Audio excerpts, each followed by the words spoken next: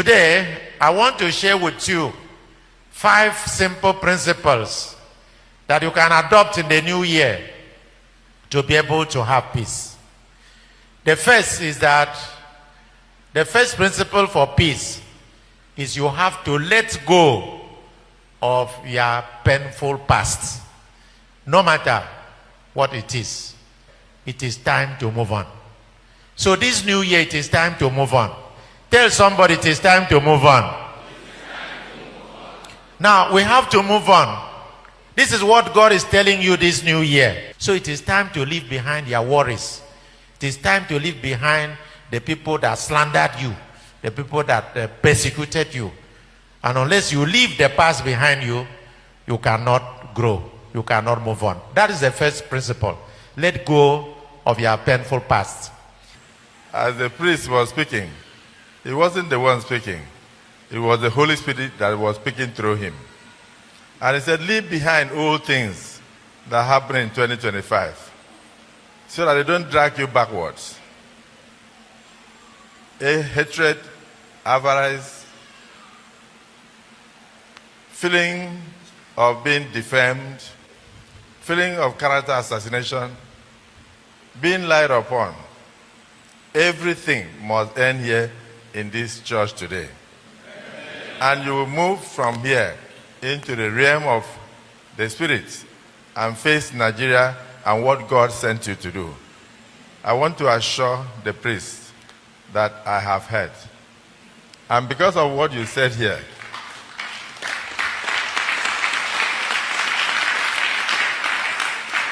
I had almost 9 cases in court against some individuals, against people who defamed me, who lied against me, who slandered my name, and all. But listening to the priest, I suddenly realized he was talking to me.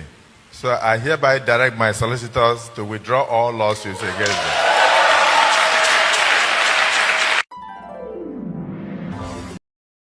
Many ways you can collect the tax. They also have a mobile phone. This thing I want to tell you, what I want to tell you now, don't let it scare you, but just to add bearers and the drivers are likely to have a mobile phone. Do you agree? If you have a mobile phone, this system will track the mobile phone and link it to you. If we ask you to pay 5,000 naira and you refuse, and we say, before the end of March, you must have paid your tax for last year, and it's 5,000, you refuse. From 1st of April, we will substitute your line. If you like, have 10 phones. Your line is substituted for how much you are owing government. The next time you load credits, until we can decide to allow you get 50% of your credit, so you are not stuck, because it means you can't call anymore, but you can receive. You load credit until you finish that 5,000, the line, you drop the line and get another one, it will be substituted automatically. If you're a bigger person with a bank account, it's even sweeter. We substitute your bank account. We're demonstrating to government that we have developed beyond the age of putting wood and nail on the road and looking like days of Mongo Park to collect tax. I can collect my tax with, you won't even know who is collecting it. Life is simple because there is technology. It doesn't matter how you describe it, nobody will debit your bank account. At the end of the year, you tell the government yourself. You know the amount that is your income, you know the one that is not your income. So you tell the government, this is my income and here is the tax. Fortunately, miraculously survived that crash, but it now appears that at the beginning of the journey he was actually sat in front where one of his friends was tragically killed.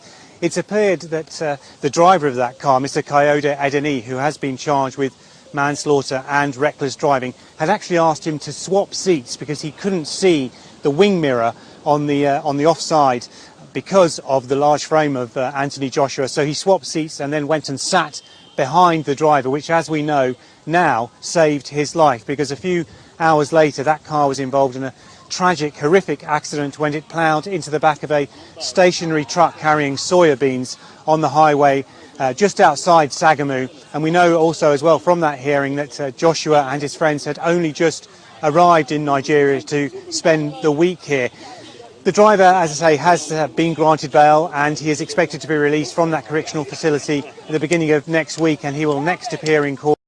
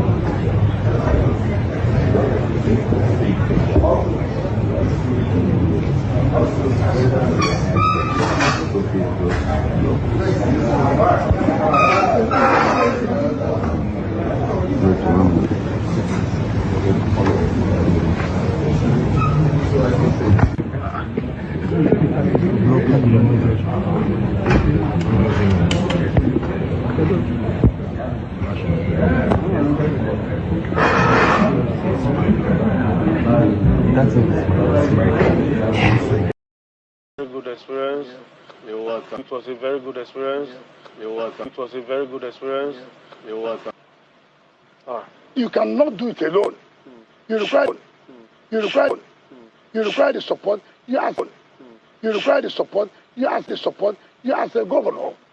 Leadership entails that.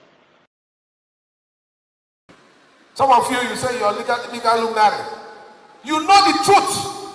You will go on air just to pacify your paymasters, to turn the law upside down.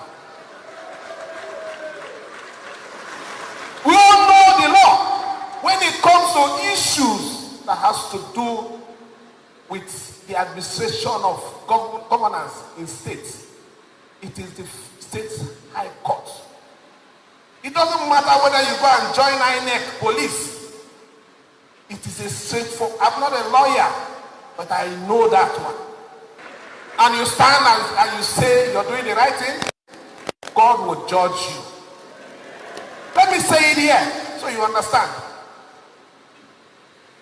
Judges, you are informed that we are saved. Your position is to stand and defend us. Your position is to look at whoever and tell the person the truth. Because if you don't do it here, you have a big question to answer. The preacher said it. Every evil done in the course of administering justice, you will pay for it dearly. Look at what today, the up and downs in this state. When everybody knows that whatever we're getting from that end, I don't want to call their name, everybody knows. But I'm not bothered about it. Like the word said here, it will come to an end. Surely.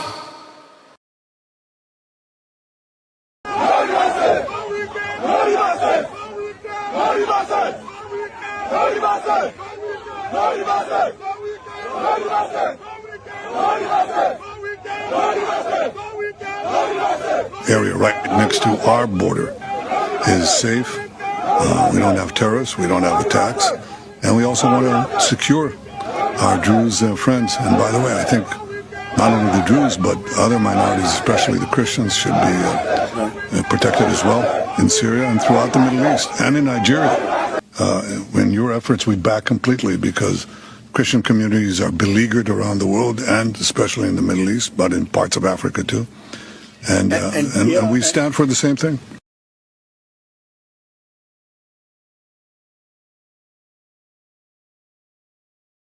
Steel doesn't produce industrial quality steel, even though there was supposedly the world's largest steel mill was constructed in Nigeria. Now, what most people don't know is that the consultants who designed that steel mill recommended that steel mill should be sited just outside Onitsha. But as a direct result of the Biafran war, as a direct result of the Biafran war, it was the stated policy of Bala Mohammed that we should not reward those Igbos. Wow. So he now moved it to a forest in Kogi State instead. In fact, the Metallurgy Institute of Nigeria, which was already constructed prior to the steel mill, till today it's in Onitsha. That's why. Because that was constructed first. The steel mill was supposed to be next to the Metallurgy Institute. That's why Metallurgy Institute is in Onitsha, steel mill is in Kogi. You know, but Nigeria ended up dribbling itself because it went and put it in Kogi where it's unviable. It has never produced anything in 40 plus years. True.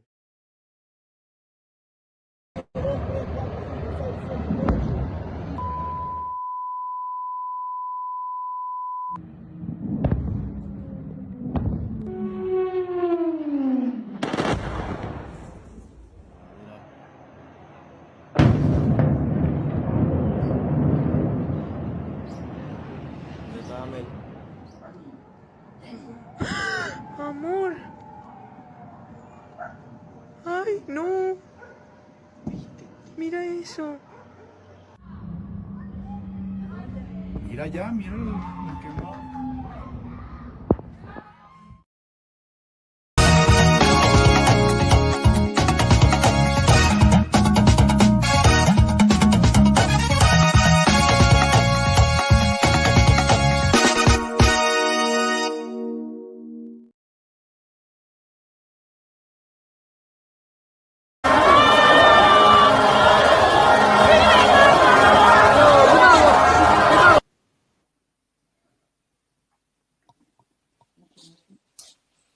Some of this rally make my blood pressure go up.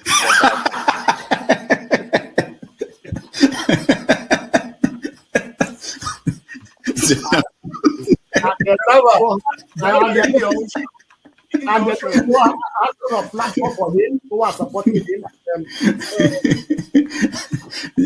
So you should get a filter sometimes, filter your thoughts before you say. I'll continue to take blood pressure medication. Why are you getting high blood pressure, Jonava? Now, I'm not taking medication for myself. I'm taking it for people like Paul and some of you guys that after the January, February something, and then people like Soludo that is a good spoiler. I thank God for his life. He's working for my. And I am ready to die defending Nigeria in whatever way. When it is God's time for us to go, it is and you no took more my time to God. You are ready to defend Nigeria. I gave you my time. No, I'm coming. Alexi, hold on. You already started. What I'm saying, defending Nigerians is this. I gave him my time and he's using it to defend Nigeria. No, sorry. I'm sorry. I hope that Nigeria wins. I'm never going to wish any president evil so that I can say I told you so. No, I won't wish them evil. I hope. You see, I'm not praying. There's no point. I can't pray for Nigeria to be fine. I only hope that Nigeria wins and Nigerians win. Because if you choose a dodgy doctor who has a dodgy record, who has, all sort of accusations leveled against him, to say this doctor, we think he's done this, or this doctor, this surgeon. Yes, he's a senior surgeon, he's the most whatever surgeon, but there are a lot of accusations leveled against him. If you choose him to operate on you, and you tell me to pray for you that it doesn't kill you surgery, what's the point? I can't pray. You might make it, you might not make it.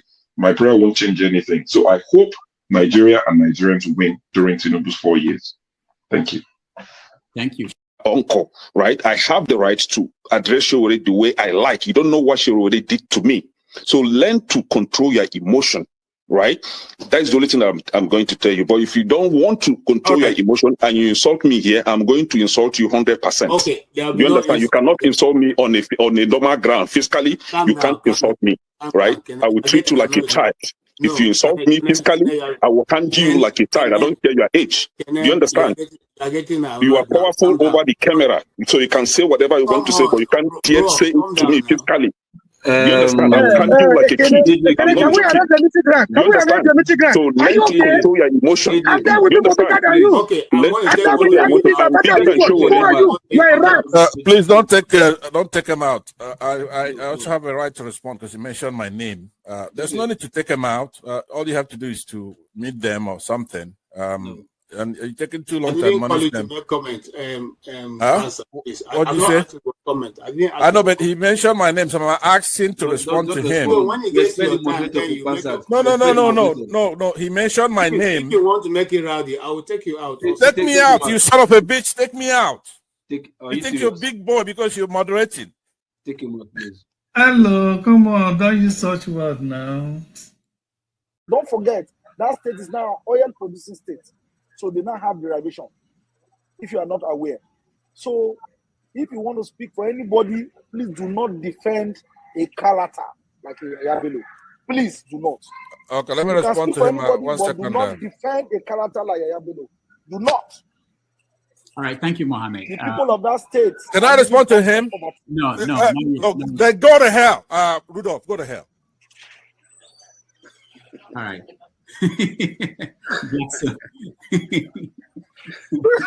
Rudolph, I've never seen this part of him before. Tinubu is a criminal, yes, of course, a categorical grade 1 criminal. The only person more criminal than Tinubu in Nigeria is probably Babangida. But he's a criminal, and is he fit for purpose? Absolutely not. Should Tinubu be the president of Nigeria? Categorical no. Is there a better option than him? That is subjective. So show me who he is.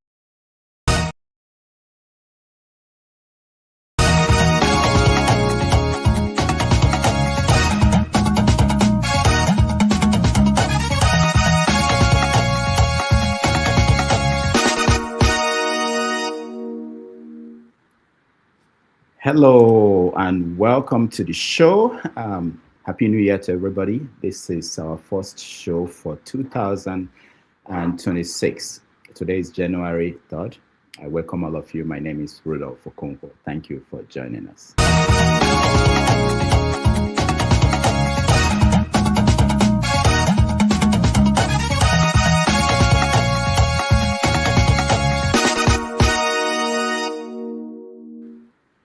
All right, so we've entered the new year with a bang. Sorry, for those watching, I am not in my best. I'm under the weather, but I will carry on until I get someone to take over from me. But we welcome the new year with a bang, and we thought that we are going to start the year talking about 2027 elections, the defection from Labour Party to ADC. Of P2B, that we were going to be talking about the new tax law, which has kicked in Nigeria, which nobody is going to escape the impact of that law. There have been so many controversies around that, what it's about, and we are beginning to see details, what is going to happen in real life. So we thought that was what we were going to talk about today. We're going to talk about Bala Mohammed, and what he said was pressure by the government to join APC. At this point, I think they have almost 30 governors in their camp. So we thought that would be our lead story. But now, Trump had a bigger idea. Oh, we thought that we'd be talking about Anthony Joshua and the accidents that happened in Nigeria, which we are still going to touch on, but there's something bigger that happened, and that was that while you were sleeping, Donald Trump, the president of the United States, gave an order that the U.S. Special Forces should go into Venezuela and do what?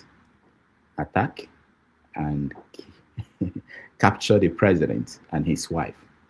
As we speak, the Maduro is on his way to New York, where he's going to be locked up and tried for several crimes. So that's the story. That's the big story today. And it's sending shockwave across the world, even for people outside of the new hemisphere. because what it tells the world is that the United States can come into virtually any country in the world, take out their president. This is not the first time, but this is important because we are seeing a new world order, a new structure, and where the big men, powerful men, are deciding what should happen in the world. I saw a statement issued by Omoyele Sowore where he was saying that basically the United Nations is useless, that they should dissolve it and find a new body. He has always been useless. It's not the first time. So, but the question is, where do we go from here? Where do we go from here? People in Iran are protesting. The government of Iran should be concerned. Even Nigeria, Tinubu is on vacation in France. We know that they are concerned, but because if this could happen to Venezuela, it could happen to most countries of the world. So we're going to talk about that and all the other stories in the news. Again, thank you so much for joining us on this first edition of Have Your Say 247. My name is Rudolph Okonkwo.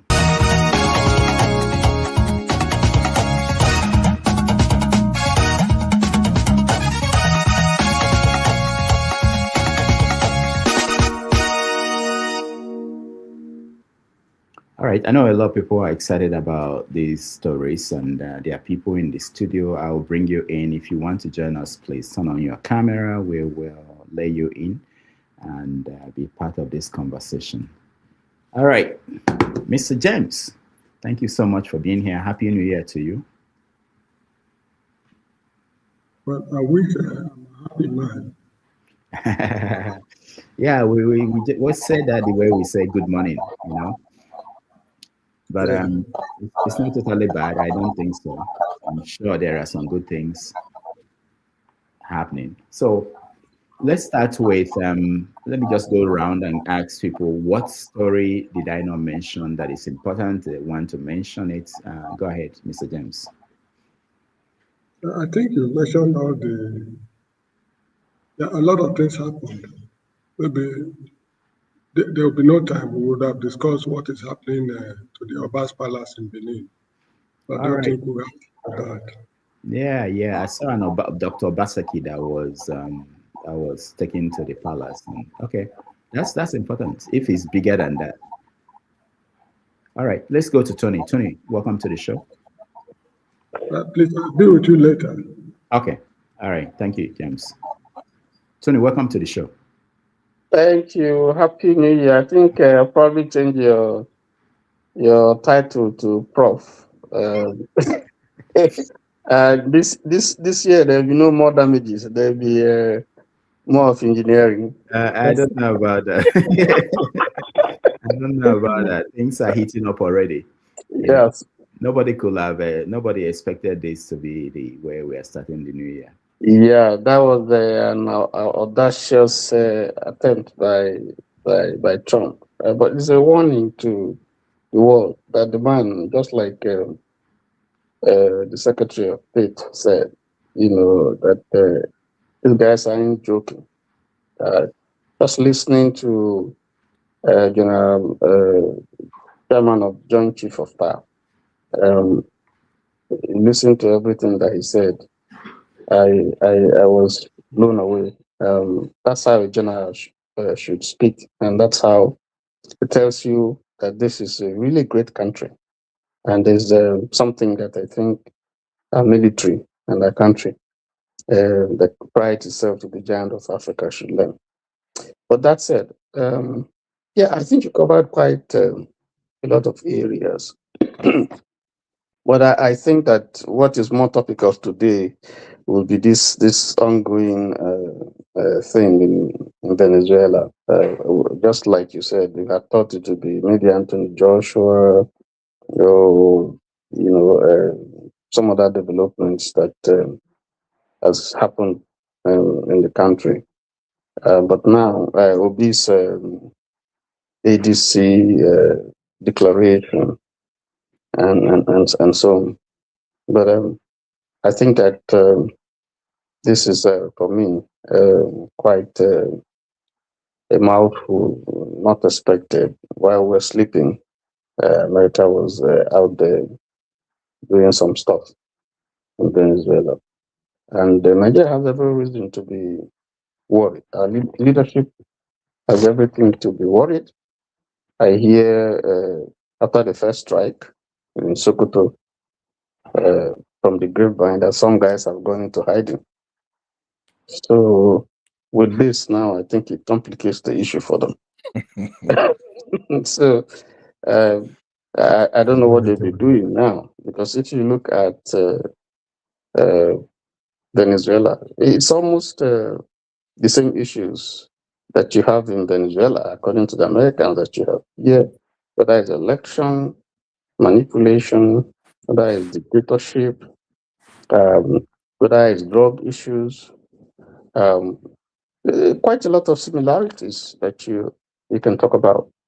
And I think that Nigeria has a lot, to learn from this and to be warned. It can be any country. Yeah, let me leave it there for now. All right, thank you so much, Tony. Recolonization, welcome. Yeah, Happy New Year, Dr. Damages. I wish everybody the same, Mr. Brother Tony, Obi, I salute you. Hello, bros. You see, Mr. Brothers, you said everything, but if the only thing you didn't say is the new name that I just tagged myself. That's only what you omitted. You have to say it, because if you see what is happening around the world, I thought you should mention it, because it's reflecting, just like a prophet, what is happening around the world. You understand? Because there are some countries now where somebody will come to power and they will just seize everything and believe that they're untouchable. Do you understand what I'm saying? And then we will be looking at it as if it's normal.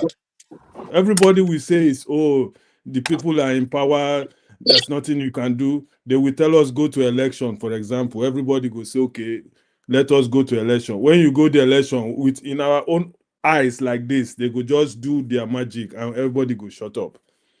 So make I never go into the matter. Just that I want to say Happy New Year to everybody, and we're there, we're watching. Thank you. All right, thank you so much, recolonization. When we come back, I want to know whether you're actually projecting or saying that we should be recolonized or something else, but that would be interesting. OBE, welcome to the show.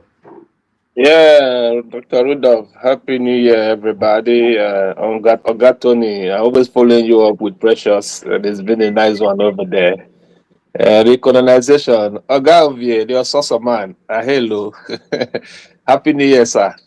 Epadomo, Happy New Year, Oga James. I think it's been a lot happening this 2026. I just stumbled into one prophetic. The prophet started prophesying again. Another point of interest is saying many things are going to happen in 2026. The guy even talked about the third quarter of January. There's going to be some issues around Nigeria. Talking about the president on the run. The Sokoto man is on the run.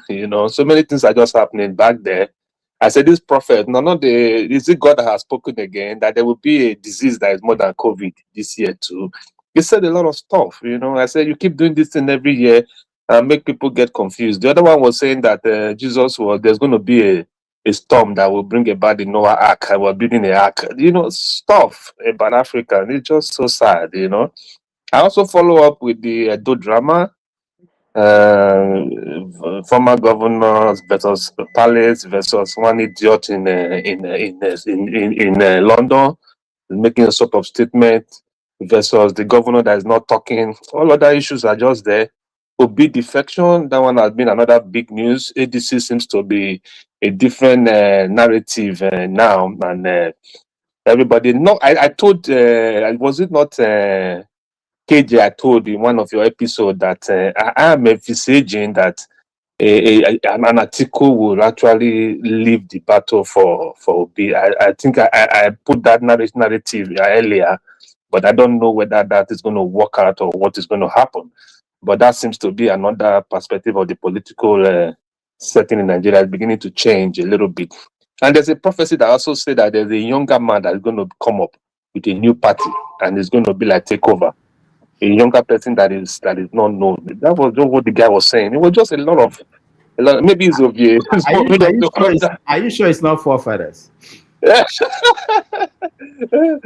plus the drama in River State, that's another big one that is happening. The dog is barking and the sheep is crawling, and the man the man is beginning to. Everybody is trying to campaign for Tinubu in his own way to show that I'm the one that owns structure. The other one, I'm the one that owns the money. The other one, I'm the one that owns the APC. The other one is causing confusion everywhere. Port Harcourt, River State is just known for the news in the negative side.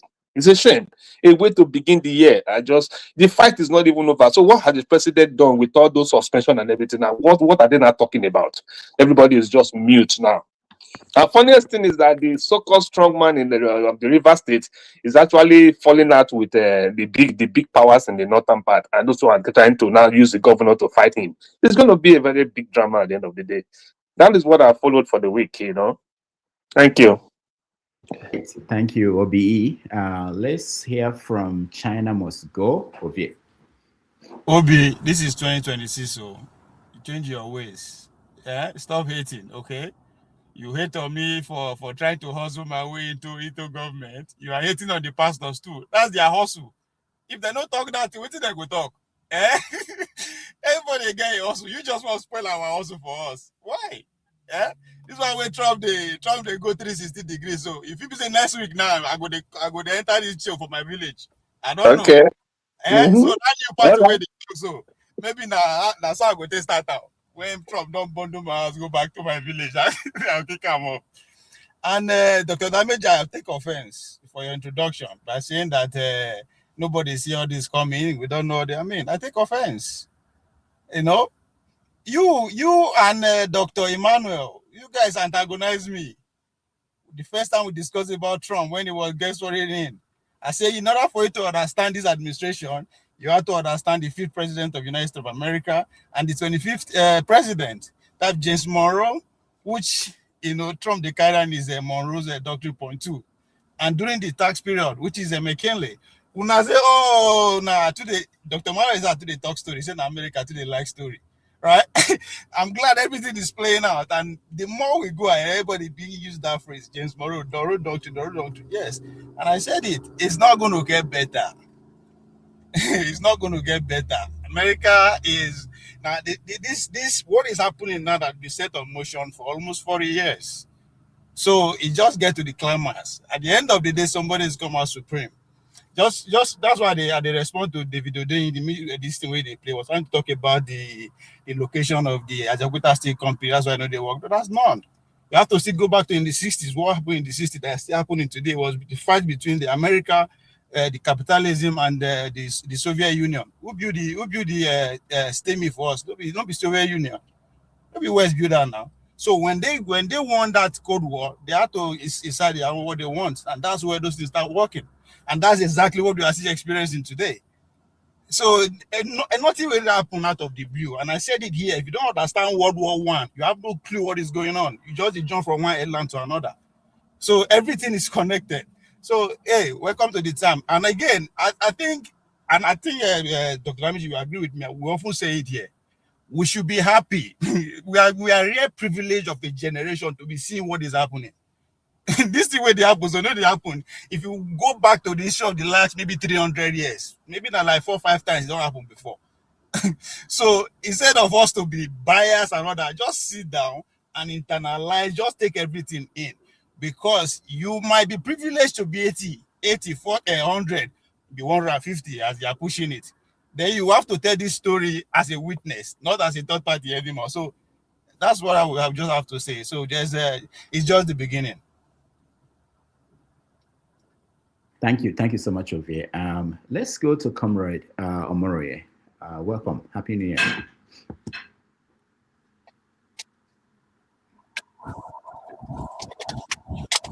We can hear you, Omoroye. I think you are muted. No, nobody's here. Yeah. Okay. Happy New Year, everybody. Yeah. Greetings to Dr. Damages. How are you? I think my network is not stable. I'm okay. Please, a lot of things happened. I don't know how much you'll be able to deal with. You know, the time will not be enough to deal with a lot of them. Somebody was talking about the OB decampment to ADC. I think there is nothing spectacular there. As at about 11 months ago, I was telling them that Obi needed a platform, and that platform should be made known.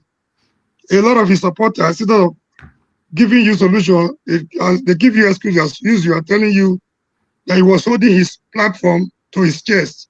And I told them that a platform on which you want to run, a political platform, is not something you hold to your chest for too long, because you need to make it popular for your people. I mean, across the length and breadth of the country.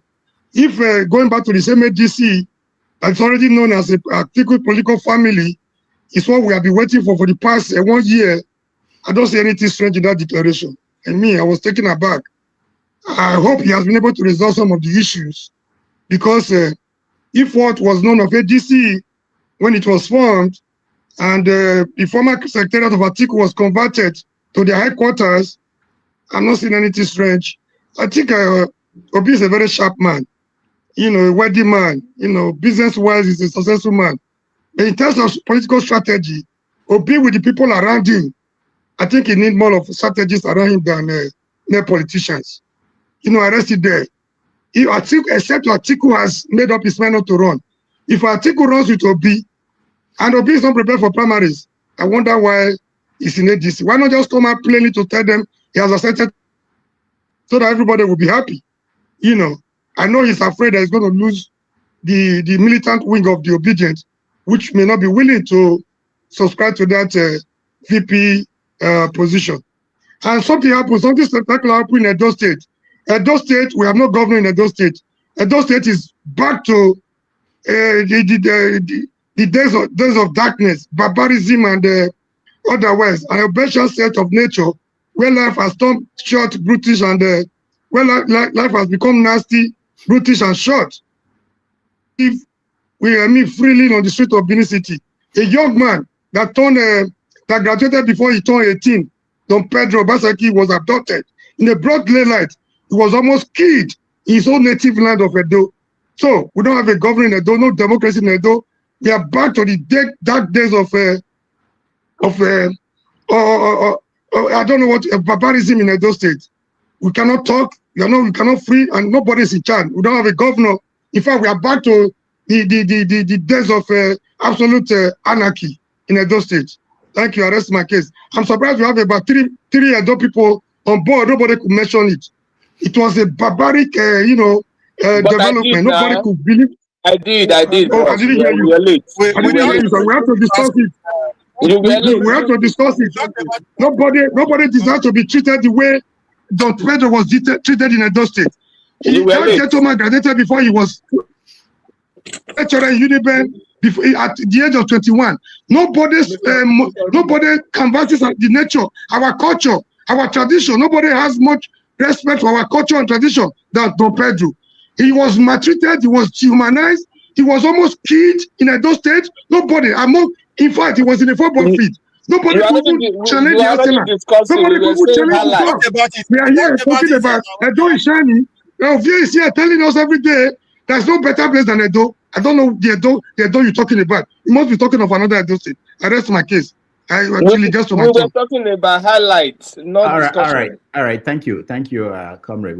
It was mentioned by James. It was mentioned by and there are many angles to that. We talked about it last week here. But there are other angles to it. I heard that there was a critic in London that they went and burnt his house in Edo. So there are so many things going on there that we need to talk about, because that's not normal. That should not be acceptable. Mr. James, go ahead. Yeah, you see, this Edo matter is not as straightforward as you see it. One thing is certain, I'm not an Edo man. I cannot even understand the nitty-gritties of the problem. But from what I can see, this problem is generational. It started in the year 1897, when the British forces invaded Benin City. Certain things happened between the Obaseki family and the palace. This animosity is what has been carried over to this very day. When Obaseki went to London, listen to his speech from the beginning till the end, and how he made a mistake. It was a mistake, probably deliberate, I don't know, when he said, Oba Ato, Edo Ato Pei. A lot of people read meanings to that slip of tongue. I'm not justifying the way he was treated.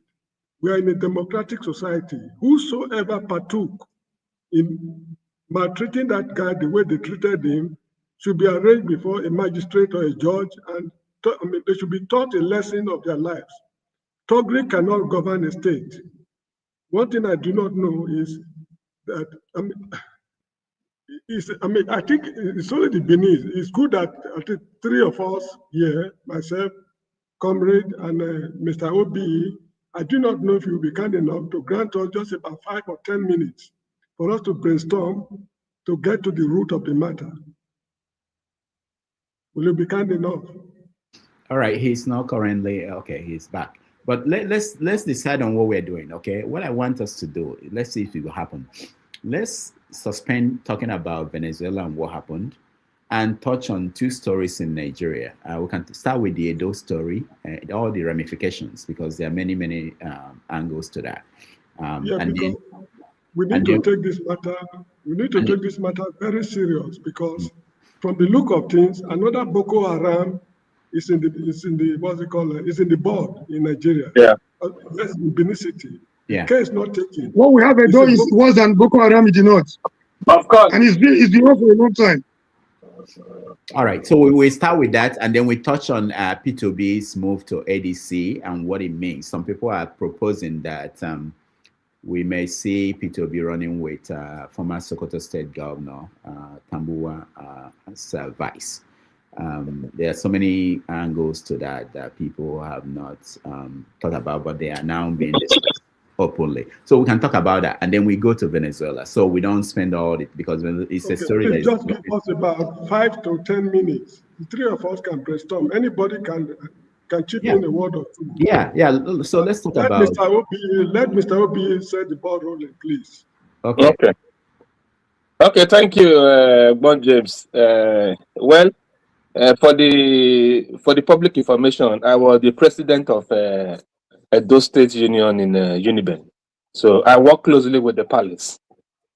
So I was always there. I had all the meetings with them, even with the administrators and everybody. That was during Rediawa's time before this new Oba. So it's a peaceful place. Oba's palace is a place of refuge. If anybody is pursuing you, you cross that gate. Everything ceases, no matter even if it is military or whatever. It's a place of refuge. So what transpired actually is like what Epa James said.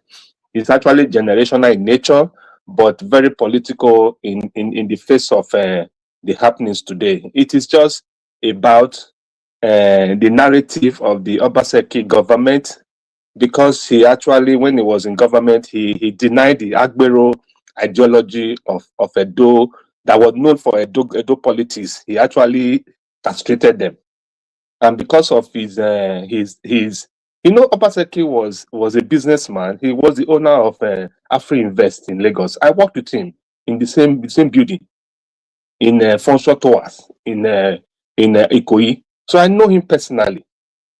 So when he came in, he brought that ideology of a business kind of to see how far he could take the state out of this parochial level of Agberoism that was there. So the grand men became very angry with him. They didn't accept the level that they couldn't collect taxes from the people. They were no Agbero on the street. They were no bus driver. He made everything online. That became a very strong critics against him, because all the people that were billionaires during the Agbero time, they couldn't make any money again, because he told them, if you don't have a job doing, you must do your thing straight. There's nothing like collecting taxes and denying government of their money. So he made collections online, make everything digital. So the people were angry. So that beefing started and everything.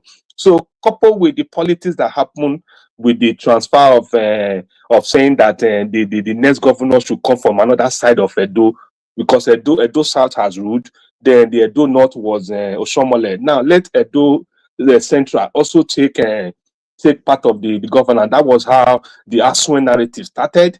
Plus the actual APC wanted the fight because Oshomole was in for a revenge. So what he did then was to bring out Idahosa. Idahosa won as the whatever primary they did, but because of the politics of Asian person must take over, they went and cut this guy to come up and now bring him up as the winner of APC, just for the fight to be, so that they could have a case in the fight. You know, with everything that happened, when Obaseki noticed that they were going to cheat in the whatever, he went to INEC. From Abuja, they walked him out of INEC. And at that point, my classmate who I know, we were together, I know him. He said it was even part of the collection that they moved him out and they started concocting figures. Obaseki, in fact, before a governor's face, you were doing that. Who was the sitting governor? He knew that they concocted him out of it, and they ringed Aswen out and they put this guy. When this guy now came, Obaseki called them. So, okay, let's do handing over. The people said they were asking for was it not sitting allowance for you to come and sit down to hand over to the governor you said you had, you still coming and whatever. Obaseki said, what's the meaning of sitting allowance? Let's come and take your handover note and let's do handing over for 1 or 2 weeks so that you guys will take over government. These people refuse that they must pay them a sitting allowance. That's why Obaseki just said that these guys are not evil, they don't even know what they're doing. And that was where the whole fight started, in the sense of the political ground. So the palace was another angle of it, that there was rumor that the palace said they don't want Aswen. That was how the whole thing involved the palace in the whole situation, you know. And there is one idiot that doesn't know when to stop, that called himself Abatobaze, that started cursing the palace and all that. What is your fight in this matter? You are not Obaseki family. You were not even in the government of Obaseki. You were just a so-called an activist online. You started cursing the Oba. He took it out of proportion. So when this meet and greet started from one Europe city to the other, so the Pedro Obaseki, who everybody know in Benin, Pedro was like, was not even a supporter of Obaseki in the beginning. It was even at the end of the tenure that he came up and joined, and they were working together and all that. He has been a prominent son. Anywhere Pedro talk, everybody knows. He has been a palace boy. He even had beats from the Oba. It's even a kind of a recognized leader in the upper palace, as it were. So at the end of the day, when he went to one of the meet and greet section of Obaseki, he now made a statement that said, Edo talk. You know, when we used to write letters those days, we would say, long live Nigeria, long live government, long live those state people, long live Nigeria, long live the upper palace. Everybody says that. But when you're making a statement, when you are in a those setting, you always use the word Obaga talk, which is like a greeting for the Oba. Where he made the mistake was that he said Obaga, he now stopped and I said Edoga talk. That means he was intentional to slight the palace. That was how that statement was interpreted. So the boys in the street now took it upon their head that anytime they come to Benin, the Obaseki family, that they were going to attack them. So when they now saw him in the football pitch playing football during Christmas time, that was how they went to organize and call boys and all that. And they came and they just started, assaulting him, and they did all that to him and dragged him down to the palace and all that. But where my heart failed was that as soon as they got to the palace should have locked the gate and called the police to arrest those boys that had beaten him up. That is only where I said, no, for you to have done this to my son, no matter what he had done, did I send you? Lock the gate, call the police, pick those boys. Then I will not say, okay, my father had done well. The chief just took the guy from him and make them look like they were in charge, that what they were doing was right, and he was even begging them. Really? Okay. May I ask a question? A question, please. Go ahead. Can you link what happened to the British punitive expedition of 1897 that caused the quarrel between the Obaseki family and the palace? That has been a long-term thing in the narrative of Obaseki Longhead with the palace. What happened was that during the reign of Obavorame, when he ran away, the Obaseki was the one that stood, and at the end of the day, and at the end of the day, Excuse me, you remember it was said that the Obasekis wanted to ascend the throne and Chief that was not true. That was not true. When the Oba ran away, when the Igbo were pursuing the Oba, Obaseki was the one that stood. If not for the Obaseki family, the throne would have been over. That would have been the end of the throne. Exactly. That James, that narrative is a lie. Obaseki was the one that stood when the Oba was on exile. So when the Oba even came, why did Oba give 3 of his wives to the Obaseki family to appreciate them? This is the narrative going. It's not true. It's not true. It's not true. He never wanted to ascend because the story was that they told them that it is a hereditary position. It cannot be taken by a different family. That was it. Chief Ero, they said, I'm not the one who said it. Chief Ero told me that Oyoba or Yoba, it's not possible for you to be the Oba of Benin. So that has caused push and pull between the Obaseki family and the palace. And when Godwin was governor, the relationship he had with the palace was not too good. He set up a museum without the approval of the Oba of Benin, and the artifacts were stolen from the... Anyway, this is the narrative going about. Please don't credit it to me. No. Nothing to gain or lose. Mr. Uncle James, I have so much respect for you. Please, you are too intelligent to fall for such a deliberate attempt to give a dog the bag in order to hang it. You are too sophisticated for that. We know the truth. We know what is going on. Mr. James, Mr. James, dancing naked in the market square. Let me round up. Narrative. Mr. James, Obaseki did not share money during his time in government. You know that? You know that? Yeah, I know. It's not correct. It's not correct. Those were the narrative to hang the Obaseki. Those narratives were to hang the Obaseki. That's not correct. It's not true. It's not true. All right. It's not. All right. Thank you. It's not a question of my intelligence. I'm not the one who said it. You clear the air. Let the listeners at home get. Yeah, that wasn't true at all. That wasn't true. Yeah. I'm not supporting them. I'm not going in this fight. Nothing to gain or nothing to lose. All right, Mr. James, thank you. Let me hear, let's quickly round up on this. Let's hear Omorie and then Ovie, and if anybody else has insight into the conversation. Omorie. My voice is not that good, but I will try. Yeah. Ordinarily, I wouldn't want to dwell on what happened in 1879. But because people are painting that narrative to perpetrate their evil, so I want to quickly throw light on that. Something barbaric, something tragic happened in that year. A white man was beheaded in Benin.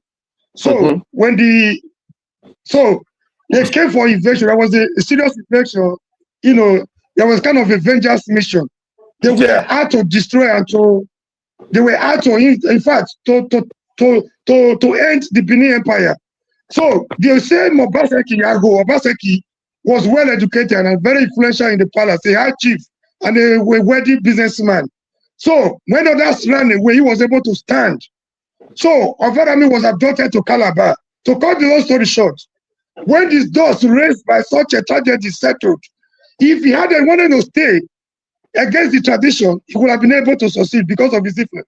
But he relinquished power to the traditional family because that was the tradition of Edo people. So he saved the throne. That we still have the throne today it could be credited to Agbo Obaseki.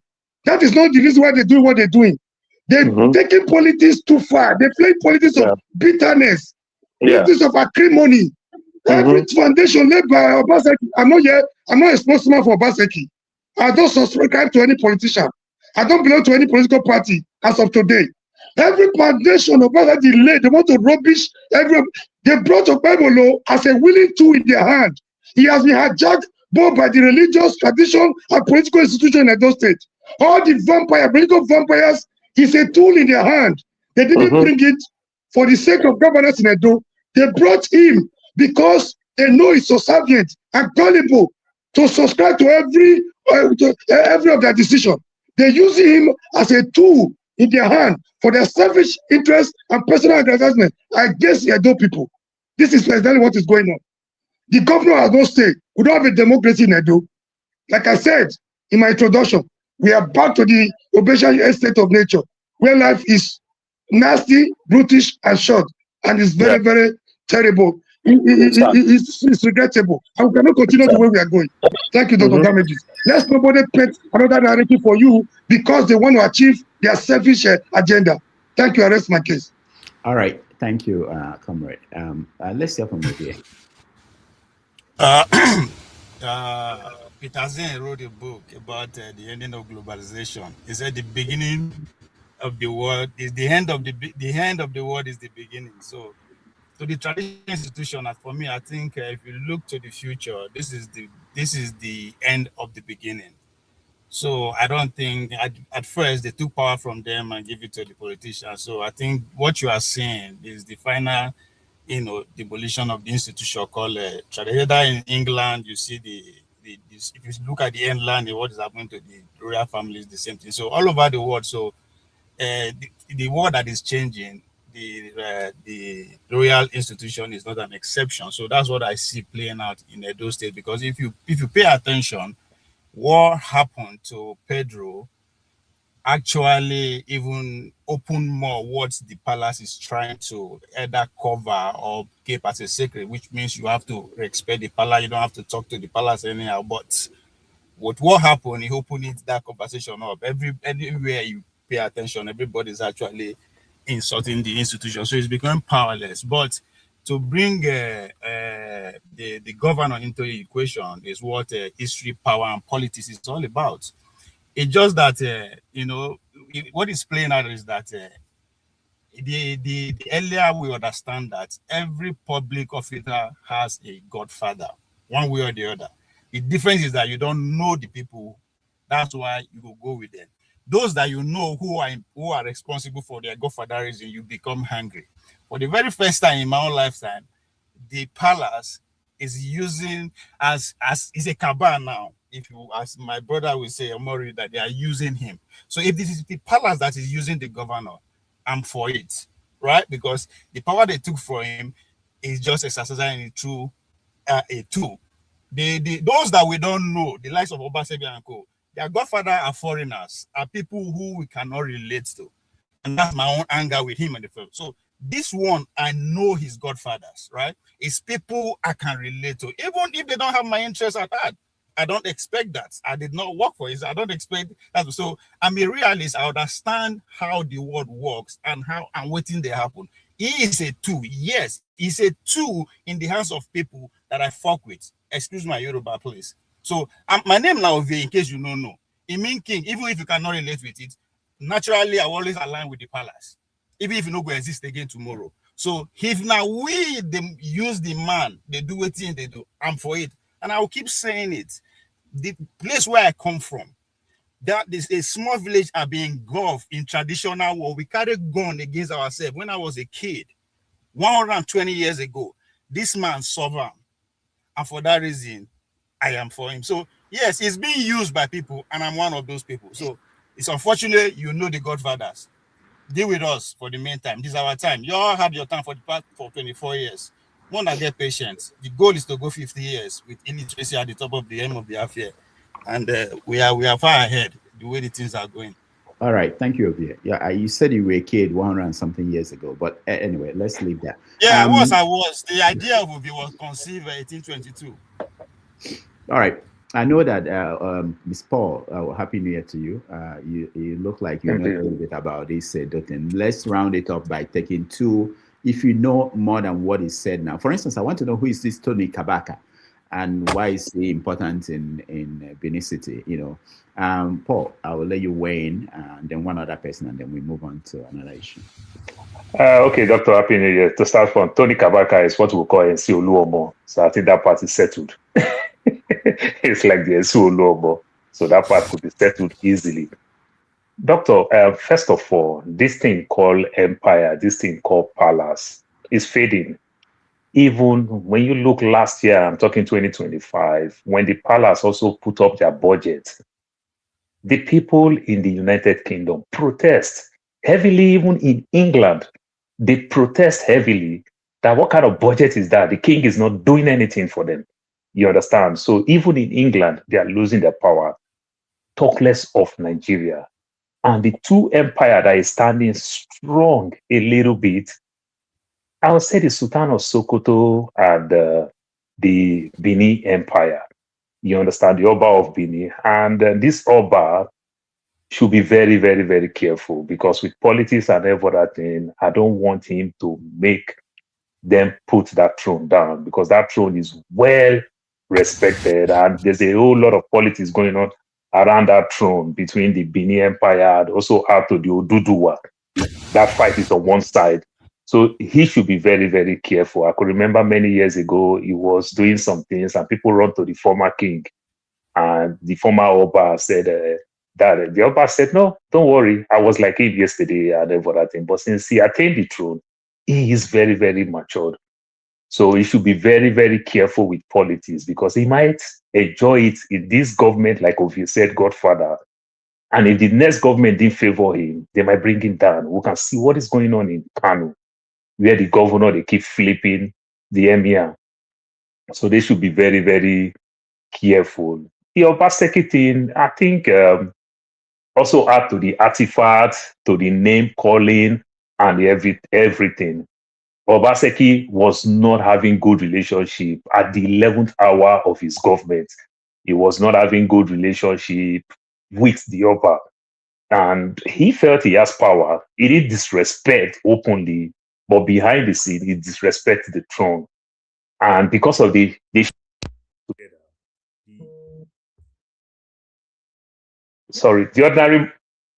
ordinary man on the street couldn't understand all these things and every other thing. So that's why the ordinary man on the street still see the Oba as the Oba is still very, very powerful. That throne is very, very, it's a sacrilege, you understand, for anybody to go contrary and every other thing. But that power has come and gone. It's not like that. You need to preserve it. This, like I always said, this is where media comes in. This is where you need to sell your throne. This is where you need to sell your throne very well. You need to preach about the throne, make people understand the importance of the throne, that the throne is way of life, is culture, is tradition, is way of life. You need to sell it. Christianity sell themselves so much, Islam sell themselves so much. To catch this up with us.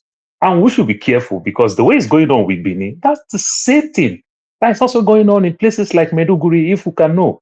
Remember when you talk about Usman Danfodo, when he was pushing the Islam thing, when he get to Meduguri, that was where they take him down. That's why when the Boko Haram is coming back again, it was heavy on Meduguri, because they still have that thing in them, that this is where they take Usman Danfodo down and everything. So we should be very, very careful. The Oba of Benin in his own time, he was strong, he was powerful, he stand on his ground. We see places like in Jaja of Opobo, the things that he went to do with the British in places like the Ashanti Kotoko, he fought all those fights, they betray him. The Oba never betray anybody. He stand tall and fight for his people. But I can say that throne is losing it. This is the time where they need to do more powerful documentaries, sell this throne, respect your space, do good things and everything. It will help. Somebody said something the other day, I'm sorry. And I really like the thing very well. The person said, to approve any church in your town, the church must teach culture and tradition. It must be their requirement.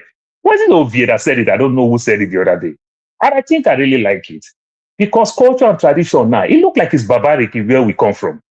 You understand? All we do is Western, and the Western reject us completely. You understand? So it's time for us to sell us. You understand? Good products, good thinking. We need to do that. So the Oba should be very careful the way they put politics around him. And this Sokoto thing that happened the other day, I will still bring it back again. Why I want to bring it back? We all know why Trump chose to visit Sokoto. Like the Liberian guy said, he said, the emir of Sokoto is like the president two countries. The other emir reports to the Sokoto. The Oba of Benin is very, very powerful. Please don't let politics come around you. And if they play politics around you, come outside and quick to condemn it openly. Don't talk with parable. Because when you talk with parable, it is only the young man that eats with old men that will understand it. The rest people will not understand it. You understand? So parable is not for everybody. It's for very minor people. Come outside, criticize this thing completely. What they did with Obaseki is completely low bar. The Oba should have criticized it, called the police that we are working with the police. This kind of thing will not happen. That's an illustrious son of the land. You understand? They can't spread that dirty linens in public that way. Thank you and good morning. All right. Thank you, Paul. I wanted one more person. If you can raise your hand if you have something unique to add to the conversation. Otherwise, we'll move on to another discussion. Anybody else who knows the Oba and the palace well? Okay. All right. I guess there's nobody. We're going to move on to talk about P2B joining ADC, what it means for 2027.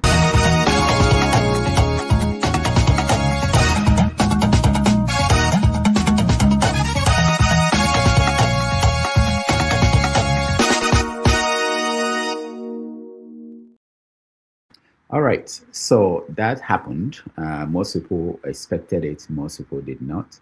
But what does that really mean? How is he going to? I'm seeing a lot of comments about whether he can win a primary in ADC, considering the fact that the Atiku is there, and Atiku is still showing the interest in running for office. So let me start with people who are here to speak. Let me start with you, recolonization. We're talking about P2B joining ADC, the reasons he gave, whether that works for you. You can take it from any angle. You have 4 minutes. Yeah, thank you, everybody. And I want to wish those who have not wished Happy New Year. Happy New Year to everybody. It's nice that we saw a new year. For P2B, first of all, I don't like that guy. I've been saying it here. They take light for where you did. You say? Take light for where you did. No lies. You know, sister, they just the cooler. I don't want to make you see my wife. She there for my side, so me, I just the point light to myself. Not every day they give us authority to talk anyhow. Make I continue before they drive me come off for house. I beg. So, like I was saying, I don't like P2B is not my type of person. He's the type of people Nigerians like. That's why we are failures. Because so many Nigerians have been saying yes, the so-called obedience. If Obi don't get that automatic whatever they say he go get, they will pull out. Another confusion, no. You understand what I'm saying? So Obi going to ADC, it's a shame to people like himself where they claim say he's pure, he's clean. You understand me? How can you be going to people who destroyed Nigeria? The people he criticized in last election, where all the Nigerians backed him up. Suddenly now, I saw that meeting, you know, it just be like a beautiful girl will be virgin, where other men they are. And I saw them take they do Obi that day. If you come, you go hang this one for shoulder, they do like this. So I let go for one corner, they ask myself, don't this guy with the support say make he change Nigeria. And it's moving with the people who destroyed Nigeria. So for me, anything Obi is doing, to be honest with you, if I tell you I get much to say about it, the only thing I have to say, Nigerians, we don't like good things. Mrs. Madam Eze Kwesili, she has a party, as far as I know. I start to be corrected. Shore has a party, as far as I know. That our bros, where they come, where miss the last appointment you had with him, Prince Adewale, they have a party. Obi no see these decent people to go ally himself with. But rather, he has gone back to his vomit. That is my own opinion. Now, because he's now desperate. People where they say they're desperate. Now we can't say he's desperate. Because he has gone back to the people who destroy Nigeria, where me and you know. My brother Tony was telling me yesterday, I think we had a little discussion about this. He said, make I mention which party where all the people where they are innocent. I said, but that is not the point of view. The point of view of discussion is Obi going back to the people like El-Rufai, like Amechi, like who again? All those type of David Mark. I don't know how young I was when David Mark was ruling or was enjoying Nigeria. So for me, Dr. Damages and friends, I don't think say going back there is a news. It's just a kind of, that is our system. Tomorrow now we go start to cry again. That's all. Thank you, sir. All right, thank you. Mazi Apara, welcome to the show. Happy New Year. Can you unmute yourself, Mazi Apara? All right, so he's having difficulties. Let's go to Tony. No, I'm fine. Okay, all right. Yeah. Happy New Year, Doctor, and others. P2OB, Nigeria and democracy. I've said it before. We are not civilized enough to practice democracy. Buhari has wasted 80 years of our life. Tinubu is going to waste another 80 years of our life. And after then, we continue from 0-1, from ground zero, until we sit down and decide the kind of governance, the kind of system that is going to suit a country like Nigeria, that has no particular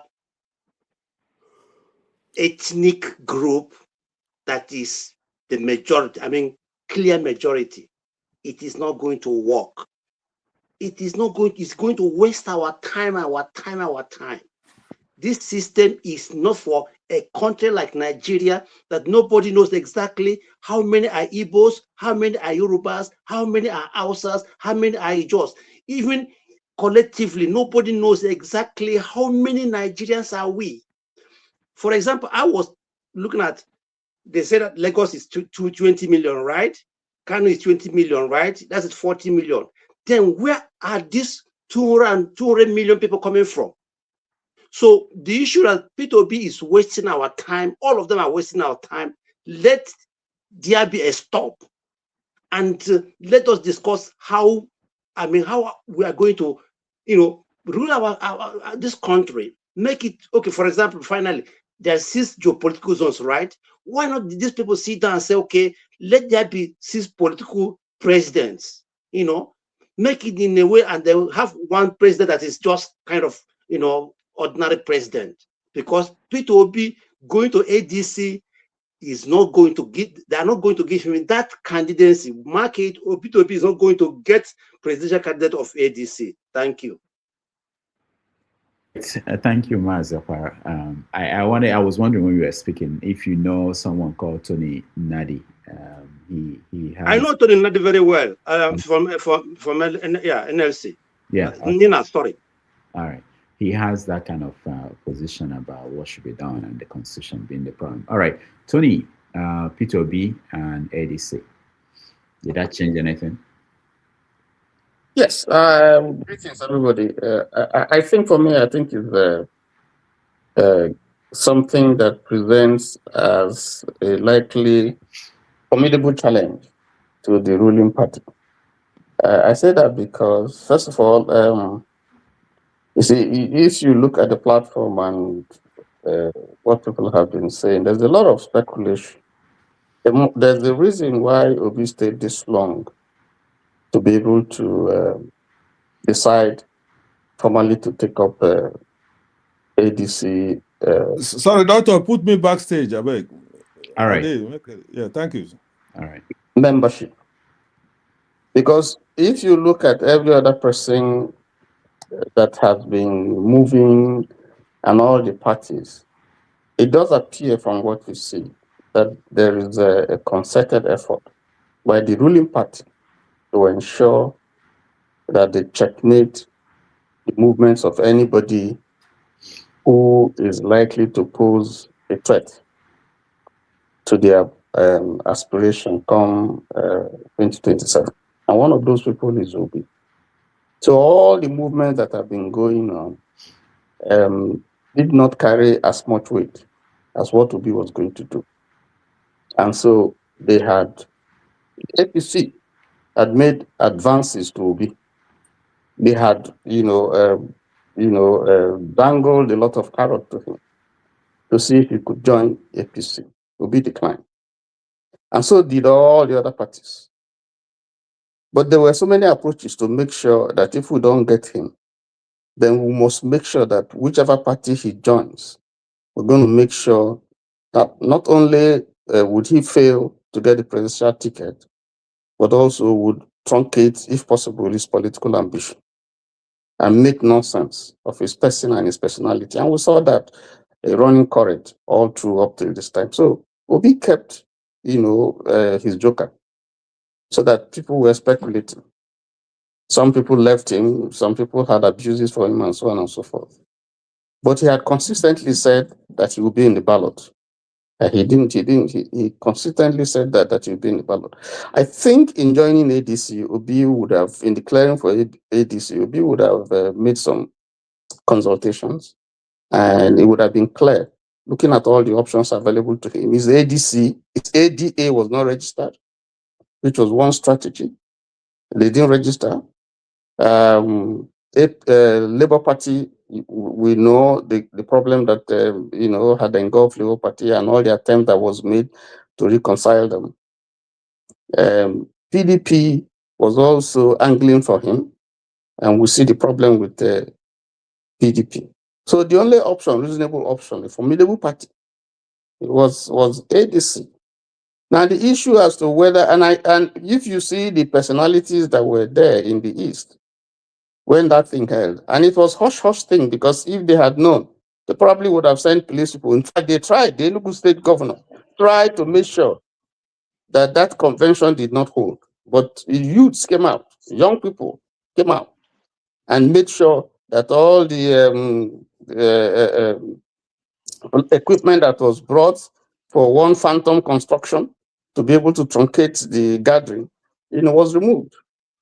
So I think it was a great move for me, for Obi.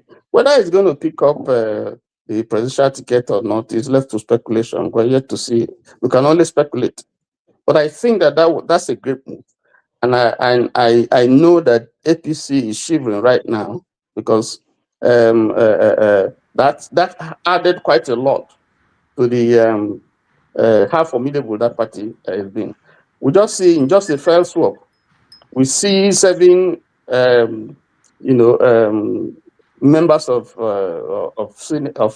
the Senate, Congress, former governors, and so on and so forth. We see all of them moving from across board, various parties, moving to ADC. Never happened. When Atiku declared, it didn't happen. When Rufai did, it didn't happen. When Amechi did, it didn't happen. So there's a movement, to ADC, that has been swelled by Obi's declaration. But beyond all that, I just want to say that, and recolonization mentioned it, there is no party. In every party, you have the good, the bad, and the ugly. And all of them working together, is what we always have. We never had a party where it's just saints all. You just have sinners and saints make up the party. That's how it should be. So for me, I think that the coming of the ADC and Obi's movement is a good thing. And then it depends on how ADC is able to leverage on Obi's movement, to achieve the goals that it has set for itself. So I'll stop there. All right, thank you, Tony. Let's welcome to the show Ernest Eze. Happy New Year, Ernest. Happy New Year, Dr. Damages. Yeah. And Happy New Year, everybody. So we're talking about P2B and his move to ADC. What do you make of that? Do you think it's a winning formula? Could he have done anything better? Yeah, I think it's a master stroke. So anybody who is saying why should Obi join ADC does not understand politics, especially Nigerian politics. So it's not all about you voting. It's not all about you being a good person, but will your vote count? Then who will make your vote count? So if what happened to P2B in 2023 is not because he lacked goodwill or people don't want him to be president, but because he needed people to stand for him. And who are those to stand for him? There are those people you think they are corrupt or they have the structures. So Obi moving to ADC is good, but I will advise him to have a kind of alternative in case they want to play him because he's not sure yet. So if they want to play him, he should have a political party he can defect to, even if he's 1 week to the election. He must contest. That's number one. Number two is that there's a way Nigerian president is a kind of it's not all about voting that matters, it's all about agreements. So if the North or the political power bloc from the North agree that power is coming to the South, they are the one that will ask Atiku or Kwankwaso to step down. Not really Atiku or Kwankwaso to step down on their own volition. For example, I'm expecting that as 2027 is approaching, people like Obasanjo, IBB, and Abdul Salam, they will have a say of who will challenge Tinubu. So it's left for them to decide whether it's time for Igbo presidency. That's another thing. It's not all about is it P2B or is it Tinubu. It's all about is it time for Igbo presidency. If it's time for Igbo presidency, who will go for the Igbo presidency? So I think 2027 is very bright for P2B, especially as he joins ADC now. So if he goes to, let me say, Labour Party or unknown party, he may have the goodwill. People may cast the vote for him, but will the vote count? So he needs to be in a place where the people that will make sure that that vote counts. So even if he contests and lose, he must contest.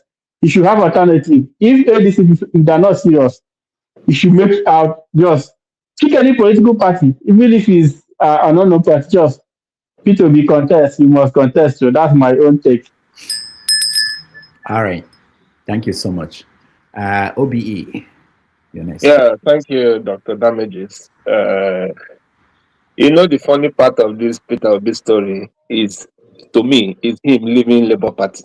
That part alone, I'm satisfied. Whether he contests, whether he wins, whether he's vice president, to me, those are now immaterial. I want to know how many people will buy from in LP now, how many votes he will get, and how many times the headlines will carry him now, the so-called Abure and all that. I want to see that tragedy in LP.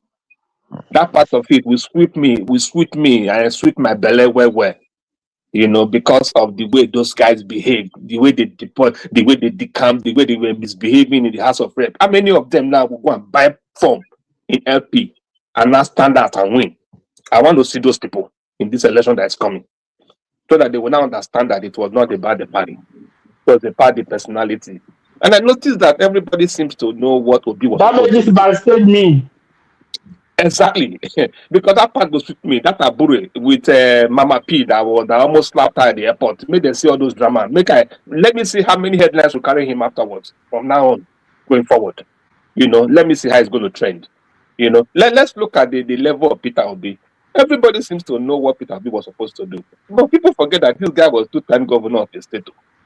People forgot that they understand the Atiku more than him, or probably they understood El-Rufai more than him, or people that are called the bad people in the country more than him. Which place is the good place in this country anyway? Which political party way good? Which one? That people are now an advisor of Obi. They know Obi was supposed to do that. A 2-time governor of a state that forced the state to a standstill. You think everybody in Anambra were sent that he worked with?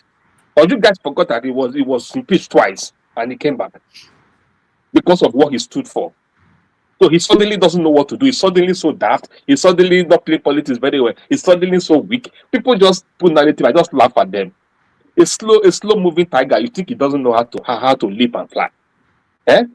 He does what he's going there for, whatever he's going. Whether they give him ticket to, they didn't give him ticket to. This move, to me, he don't pass well. It's okay. It's okay. But for him to have made this move, I'm sure he's not also very, very a small boy in the game and in the political era. So we're going to see how the things unfold. I'm happy for him. At least look at when they came into the ADC. Now the ADC names has changed in the whole narrative of the opposition. It just changed. Let them castrate PDP and put PDP in the grave with all the River State events that are going on with Wike and all that. ADC became an opposition number one as soon as he crossed over, because if Obi was not the person, before now APC would have strangled him. Look at the way they are doing to other ones now, other governors and all that.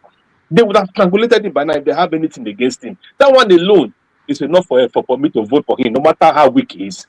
The fact that they can't have anything to hold against him in Nigerian politics, is it an Atabio that can be that? Or is it the so-called guy that was in Kogi, or the past governor that can stand and say, nobody can say anything against me? That's the man. That's the man. And I think I still stand for him for having stood that you don't have anything against me in this country, and nobody could say, let's arrest him. Yes, he open his file. And you think he's just an ordinary man, or he's just talking, or he's just blabbing. Thank you, Doctor. I think that's all I will take for now. All right. Thank you, Obi. Let's go to Project 2027-28. Over here. Nah, the hustle. No laugh me. I hustle. Dr. Naviji, I don't know. This move doesn't make sense to me. I don't know. I try to make sense out of it. It doesn't. So. All right. Ovie is having technical problems. Let's go to Paul. Paul, what do you make of P2B's move, political move? There were people like Patu Tommy said, if he should accept the VP position, he will withdraw his support for him. So a lot of people feel that way. But what is your take about that move? And is that going to see him get in there as candidate for president to begin with? So, Doctor, every one of us have anything we say, just like reading a newspaper. Sometimes some of us don't know how to read newspaper or understand how newspaper work. I always say these things all the time. In newspaper, there's something called news. That is, they report the news as it is. There's something called opinion, where an editor or correspondent writes their own. There's editorial, where the whole team of editors write, this is our editorial. You understand? That is that paper. This is their view towards this policy of the government and the like. So sometimes when you read a journalist's opinion, some people say, I read it from the newspaper. I read it in Punch. Didn't know that it's somebody's opinion. That's not news. So that's how Obi is. So every one of us is our opinion we are giving. But Obi will be the news when Obi come outside and talk. So he will be the news that will say what he wants to do. But however, I want to believe that if Obi didn't do his due diligence very well, Obi understand Atiku. You don't need to go look for TB Joshua or one Pastor Yakilome or Chris Okafor to prophesy that Atiku wants to come again. You understand? And Atiku, age is not on his side. And if Obi should also contest again, the North again will be very, very skeptical, because APC people will use it for the North to make the North understand that Obi cannot rule one term and said, I promise one term. It's going to go 2 terms. And that is the problem with Jonathan, that the North is using today, that, oh, Jonathan choose to run again. That is the problem the Northerners keep using as an excuse that makes Atiku want to contest. So the same thing now is coming back to Obi. So I want to believe that Obi must have done great negotiation, how to negotiate with Atiku. All I'm expecting, by my own calculation, now my own opinion, I was expecting when Obi was joining ADC officially, Atiku would have just raised his hand up and said, I give you. God, I am telling you, Tinubu would have come out from France by now and moved down to Lagos. I am telling you, but we didn't see that happen. Because if Atiku endorsed Obi, the same Atiku will be that strong man that will also convince his northern to say, let Obi rule. You understand? Because even Obi 8 years will be better than a Tinubu's 4 years. Because a Tinubu 4 years is a disaster that will take us time to recover. You understand? Atiku is that person that can convince the North to give Obi the vote. But if Atiku also want to run, Atiku should be rest assured that he is making Wike more powerful. I am telling you because Wike will use the Southern thing. And doctor, is simple. We are not having problem with North. We are not having problem with Hausa. We are having problem with Fulani. One Fulani just ruled. They are bombing the whole country. Another Fulani want to come back. That's a low bar for Atiku. But I don't know why Atiku is not saying it. Atiku, go and create your own Mecca. Let people come and pay homage to you. That say you want to be a president. Awolowo did not be a president. He's still enjoying what he's enjoying, even when he's gone. Atiku, go create your Mecca. I am seeing it from that angle, but I don't think Atiku is seeing it from that angle. But guess what? Everything I'm saying is still my own opinion. Atiku is the right person to convince the North to give Obi the vote. We are talking about Northwest, Northeast. We are talking that leave North Central. Obi can manage himself with North Central and every other thing. But the Northwest, Northeast, it's going to be hard for Obi. And APC will use that same campaign rhetoric to say, no, if you vote for Obi, Obi will rule 2 times. And the Northerners will feel cheated that Jonathan did it and now another Igbo man want to do it again. The APC will play that card very well. They will play that card. And if Atiku think he's going to come and Obi being a gentleman like my father, a Jehovah Witness man, then Obi will be so weak enough to also now endorse his senior brother, Atiku. Wike has become a powerful man. Wike will campaign. Wike will do anything. Well, remember, for Tinubu, he just want to rig the election. Leave all this thing that he's doing. He just want to rig the election. And if Tinubu rig the election, Wike will be more powerful. So I just strongly believe that Obi must have been doing great work to also convince Atiku, or also wait, like Obi waste all this time to come outside right now. Maybe Obi is still taking more time again to make it at the 11th hour. Then Atiku will endorse it, to endorse him. Then it will be better. But if Atiku did not endorse Obi, if they go for that primaries, whichever person that win, that is the contest, I don't think it will be good. I strongly believe that if one of each other endorsed themselves before that time, it will be a little bit better, but not so good. But it's going to be tough. It's a tough race. That's my take. All right. Thank you, Paul. Who am I missing? I'm missing the Oracle. Which is who? You? Ovie now. Sure. All right. Go ahead. Okay. Doctor, please. Ovie, sorry. Let me go back to this Oba of Benin thing. Ovie, I get confused all the time. Is Ovie your last name? Because Ovie, in my own part, is senior son that bear Ovie, and Ovie is king. Because his senior son that become king, even in Edo, kind of. But Ovie, your papa born 42 pikin that you be number 42. How it be Ovie? That's a good question. That makes it unique. So it's not they no give out. So you are the Joseph of your own family. Well, now so there be the reason, but I don't smoke it, so I don't know. Anyway, so yeah, no, it's my first name. My I call my last name now. Kulata go dey show himself. My last name na Agbaje, but I'm not a Yoruba man. So anyway, Dr. Dameji, Obi move. Wait, first of all, is Atiku sick? Does he have any existential health issue? No, I'm serious. I don't know. I'm asking because the move doesn't make sense to me. And that doesn't mean they don't know what they are doing. Maybe I mean, no, I don't. I just, it doesn't make sense to me. So I will still stand on what I believe will happen before. That Obi will not run on ADC. Obi will run on the different party. That's what I'll still stand on that until otherwise happen. I don't believe Obi will run on the ADC. I could be wrong, but that has been my stand from the beginning. So I'm still standing on that because it doesn't make sense to me. So as I said, maybe in the next 3 to 6 months, maybe I will be proven wrong. But I'm standing on my ground. That's what I have for that. All right. Thank you so much. There are So some. can I add something? If you don't? Go ahead. Yes.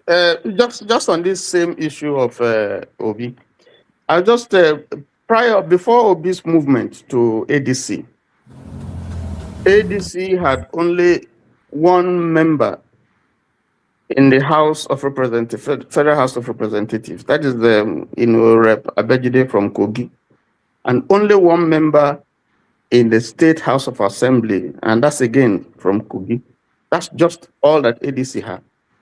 But with Obi's movement, at least at the last count, you have not less than 5 senators crossing over to ADC, over a dozen members of House of Rep, over a dozen members of State Assembly. So it makes ADC the most formidable opposition in the country. And then if you go to the permutation, assuming Atiku wins the ADC ticket, Obi had told us that he didn't travel all the way to go to all these countries because he wants to be a VP. He said that quite clearly. He said he's going to be on the ballot. But I just plotted something. We saw General Mohammed Buhari, 8 years, a Muslim. Tinubu has done his 2 years. Hopefully he will do the 4 years.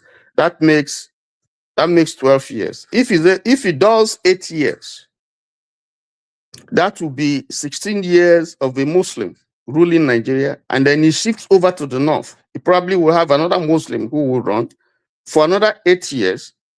So you are going to have, 16 years plus 8. That's going to be 24 years that Muslim will be ruling Nigeria. I don't think that mathematics is going to work. I think it's not going to work. So what I see, what I'm reading, but time will prove that, is that ADC, looking at the momentum that Obi has brought, and Obi was very, very sensible in not, in letting the obedient movement stay away from labor. So he's standing on his own.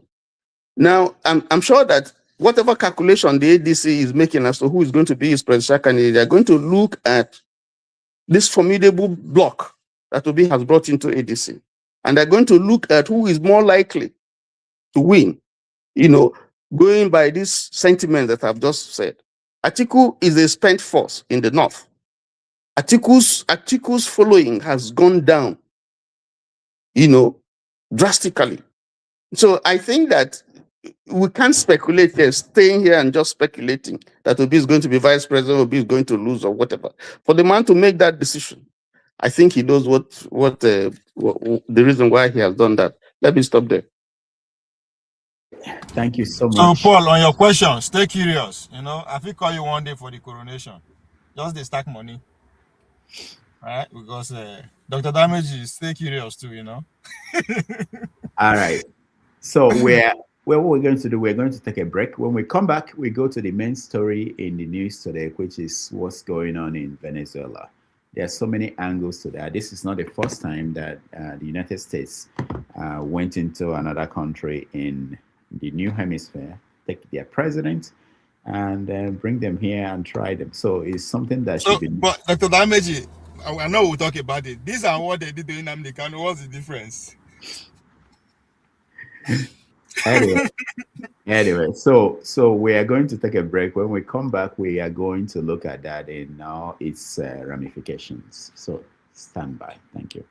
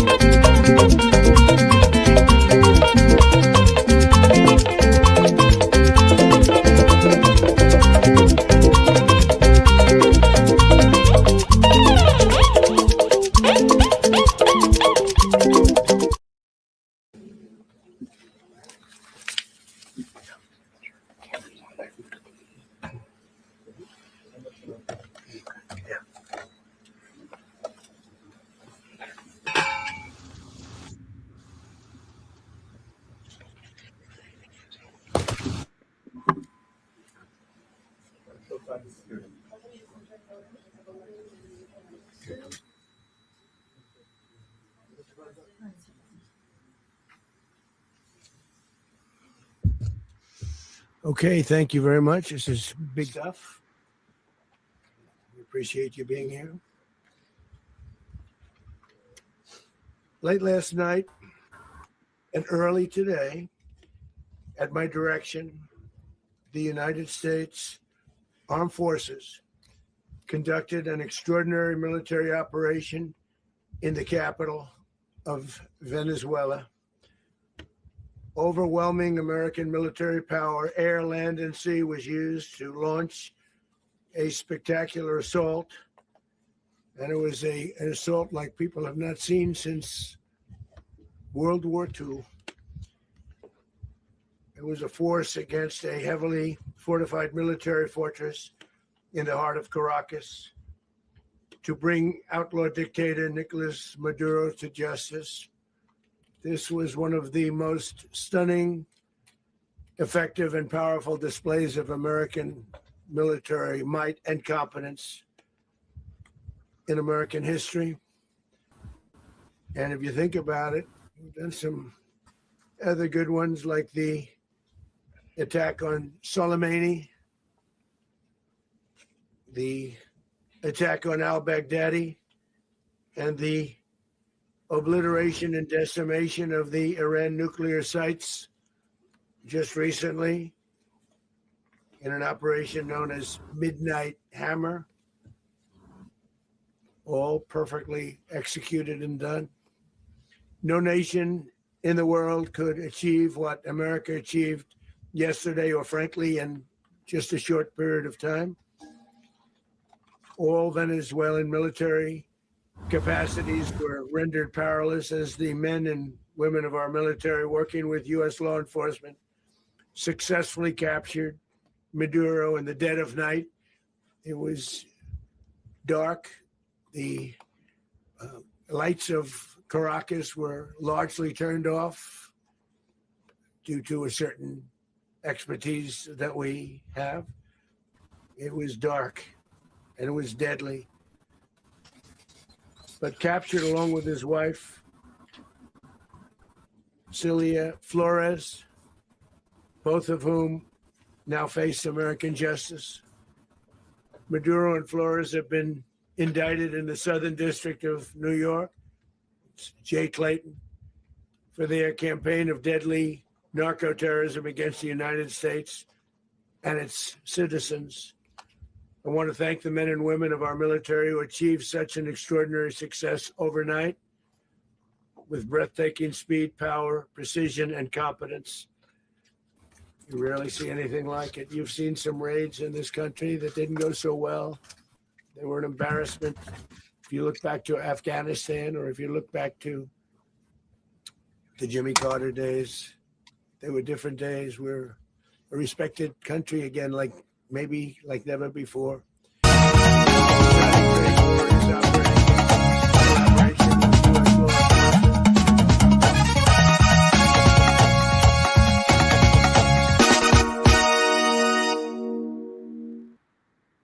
All right, that was President Donald Trump speaking a few hours ago in Washington, D.C. He was taking the victory lap for what he considered an American original, going into another country, taking out their president, and celebrating.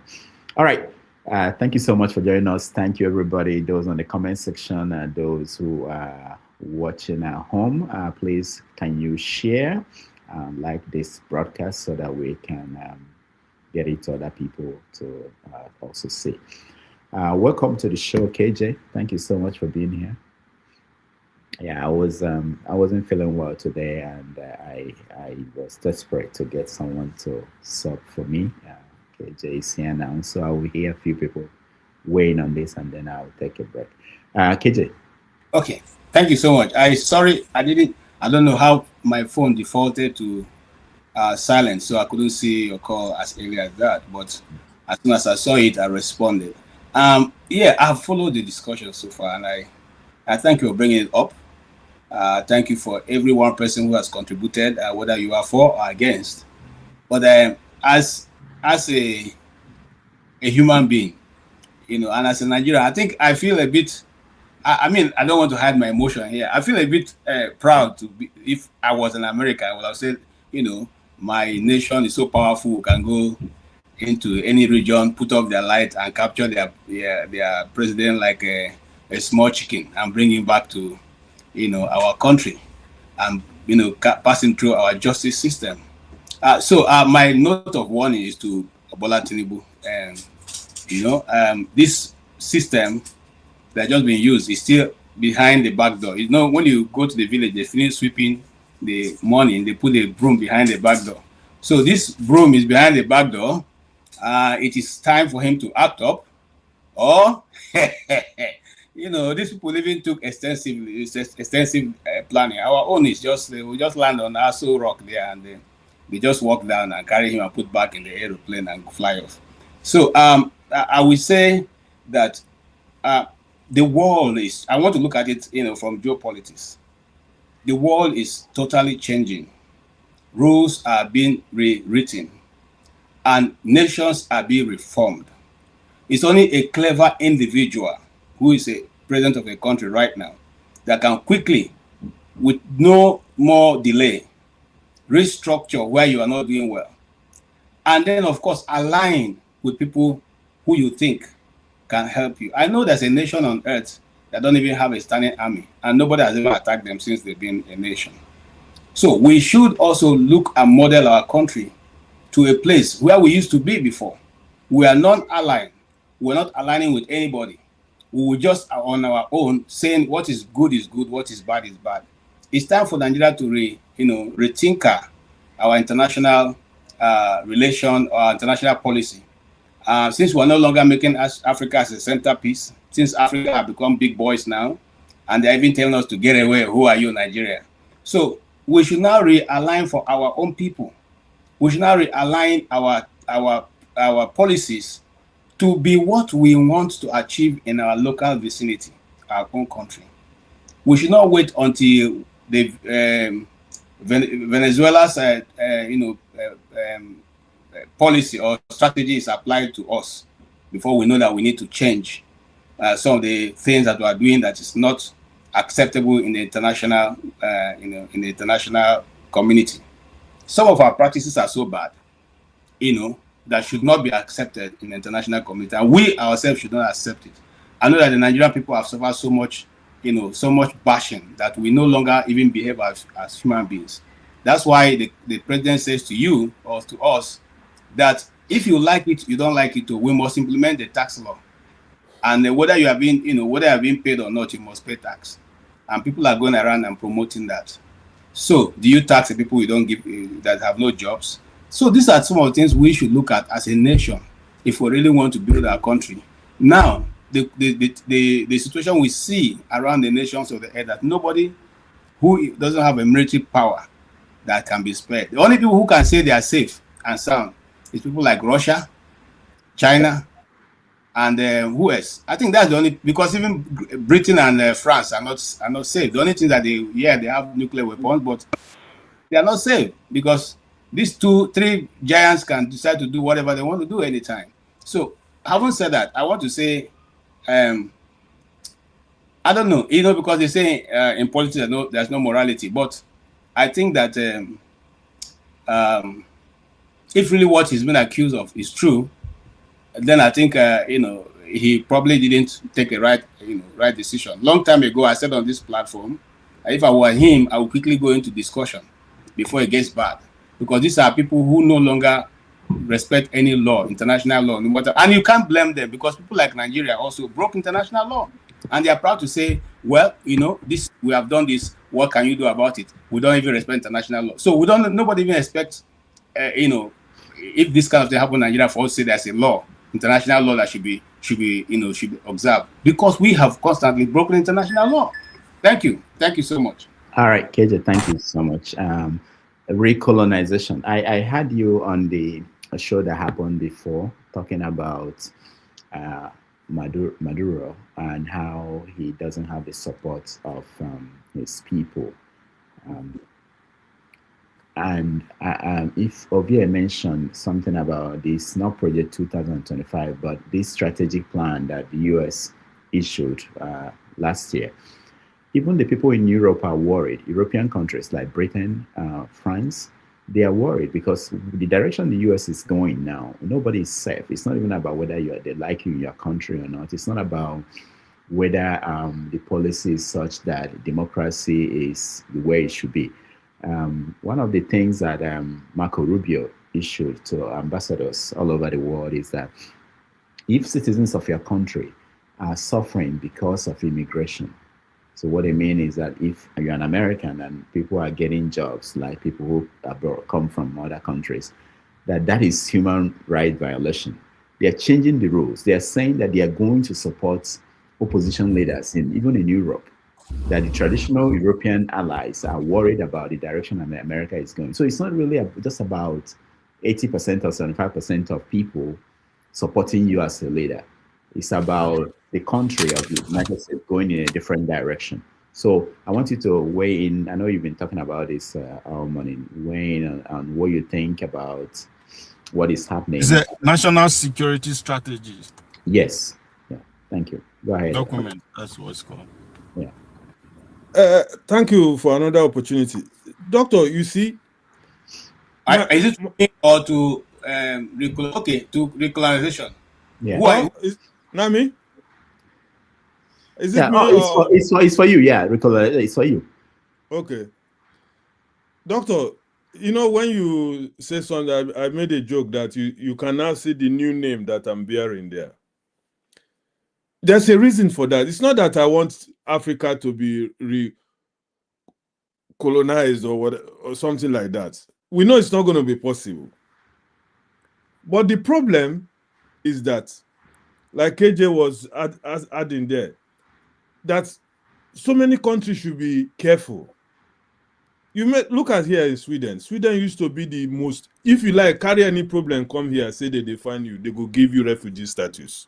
It was the best. They will even give you, say, go and carry your mama, papa, brother, make all of them come. They go take care of them. But you cannot believe what is happening now.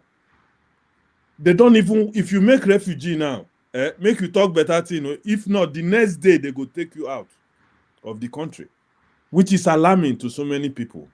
What is the reason? Why I support Trump is, I know you say something, so many European people are worried but they don't, if your hand is clean, you don't have to be worried. This is my belief. I don't know much about what is going on, but what Trump is doing now is what the world needs at this time. So many countries, so many leaders in so many countries feel untouchable. They do what they want. They steal the money. They rig election. They do anything, and nothing happens to them. You understand me? Why do they have police in countries? Why? Because when there is a police in a country, criminals will know that they can't do, and they cannot do anyhow. Somebody is there to check them.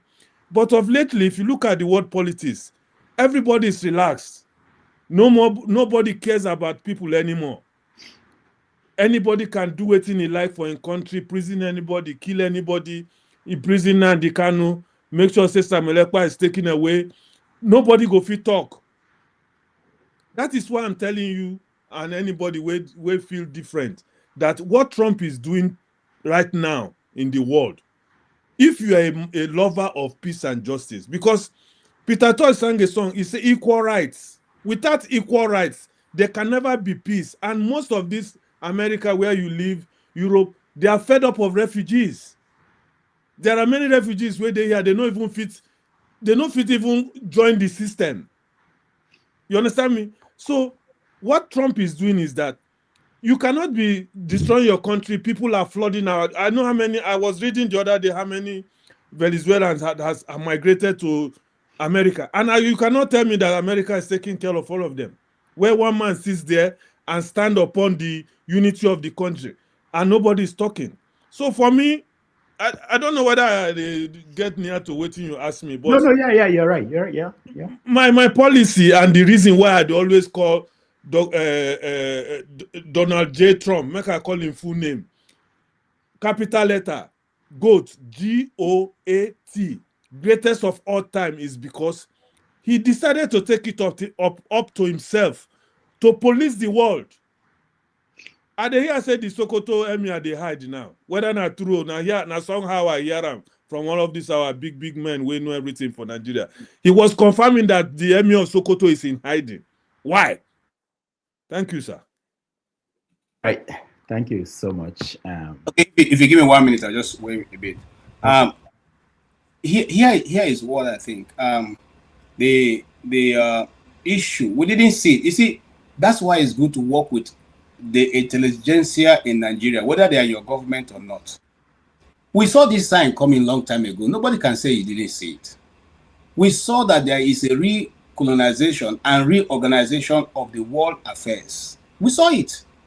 Nobody who is watching the world that will not say we saw some right from the day of Madeleine what yes it started coming from there. They started preaching the white nationalist movement and the reason for them to stop the migration, which I never agreed. I knew that this was the same system that was used to take over many nations before, and the same things were being done. I asked the pertinent question: why is it that Muslims are not, those who fear persecution, are not migrating to Muslim-dominated countries, but they are going to Christian-dominated countries and asking that the law of the nation, those nations, be changed? Now, this is where I have my challenge.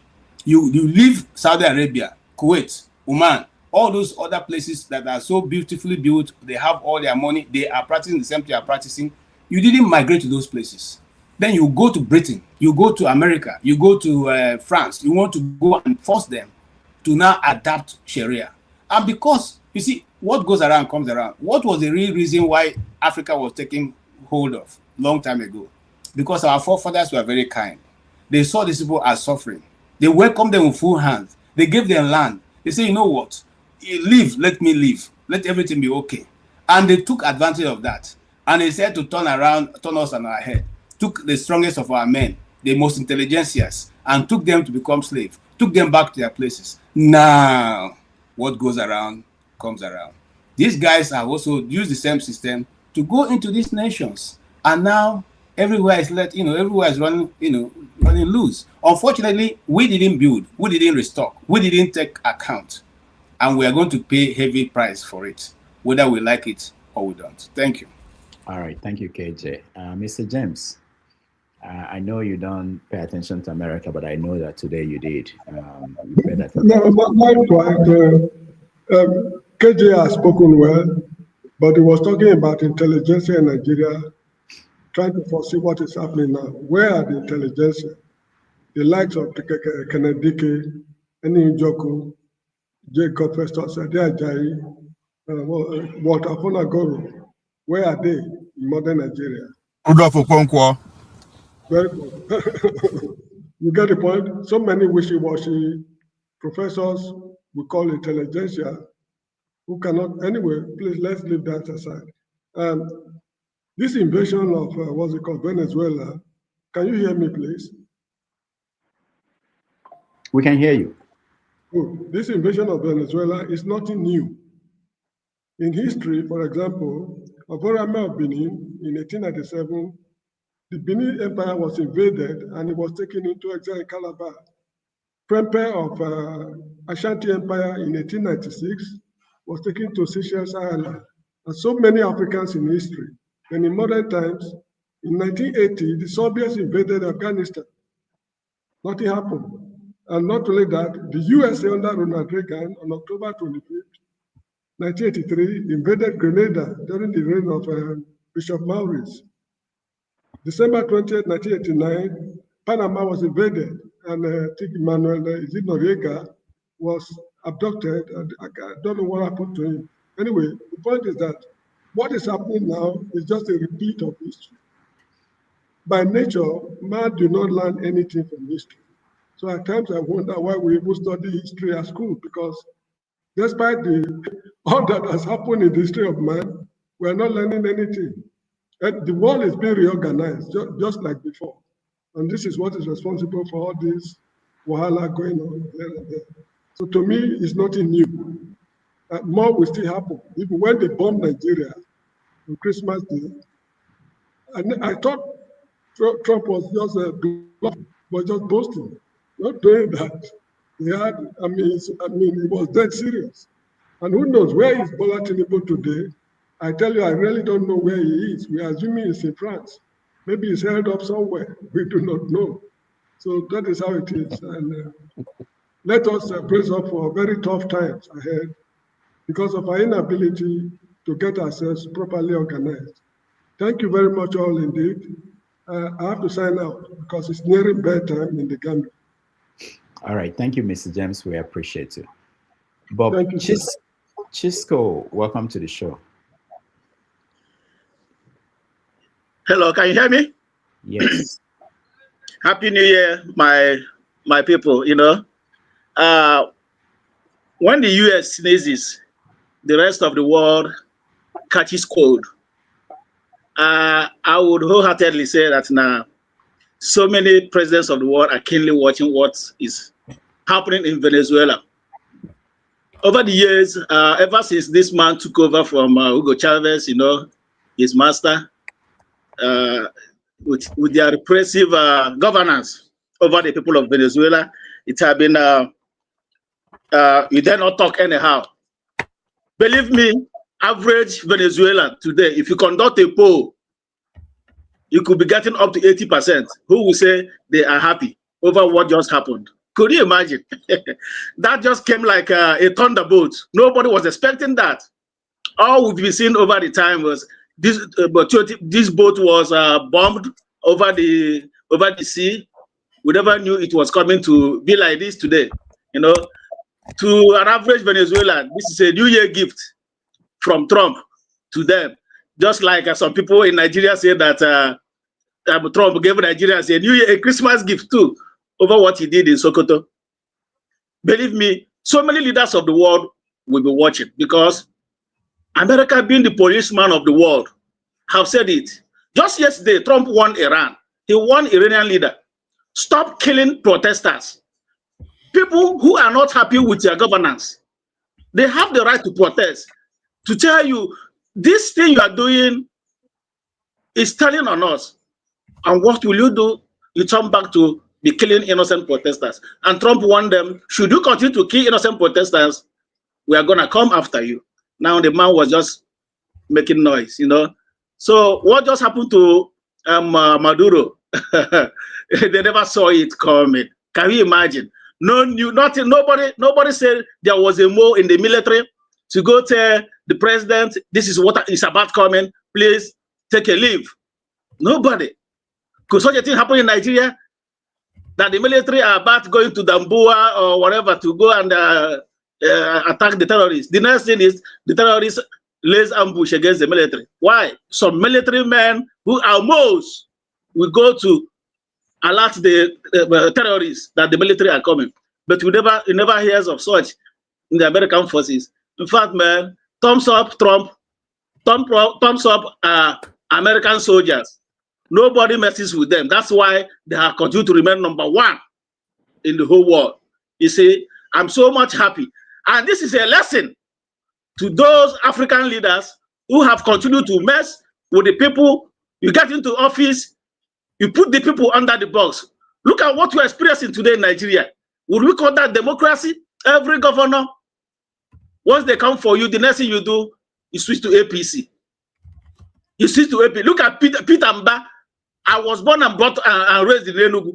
Peter Mba, who was doing so well in Enugu, who could tell me what made Peter Mba to switch from PDP to APC?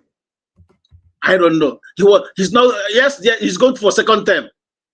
Look at what he did to Peter Obi. Now he's denying it. I heard he's denying it. Peter Obi went to declare in that hotel in Nike Road.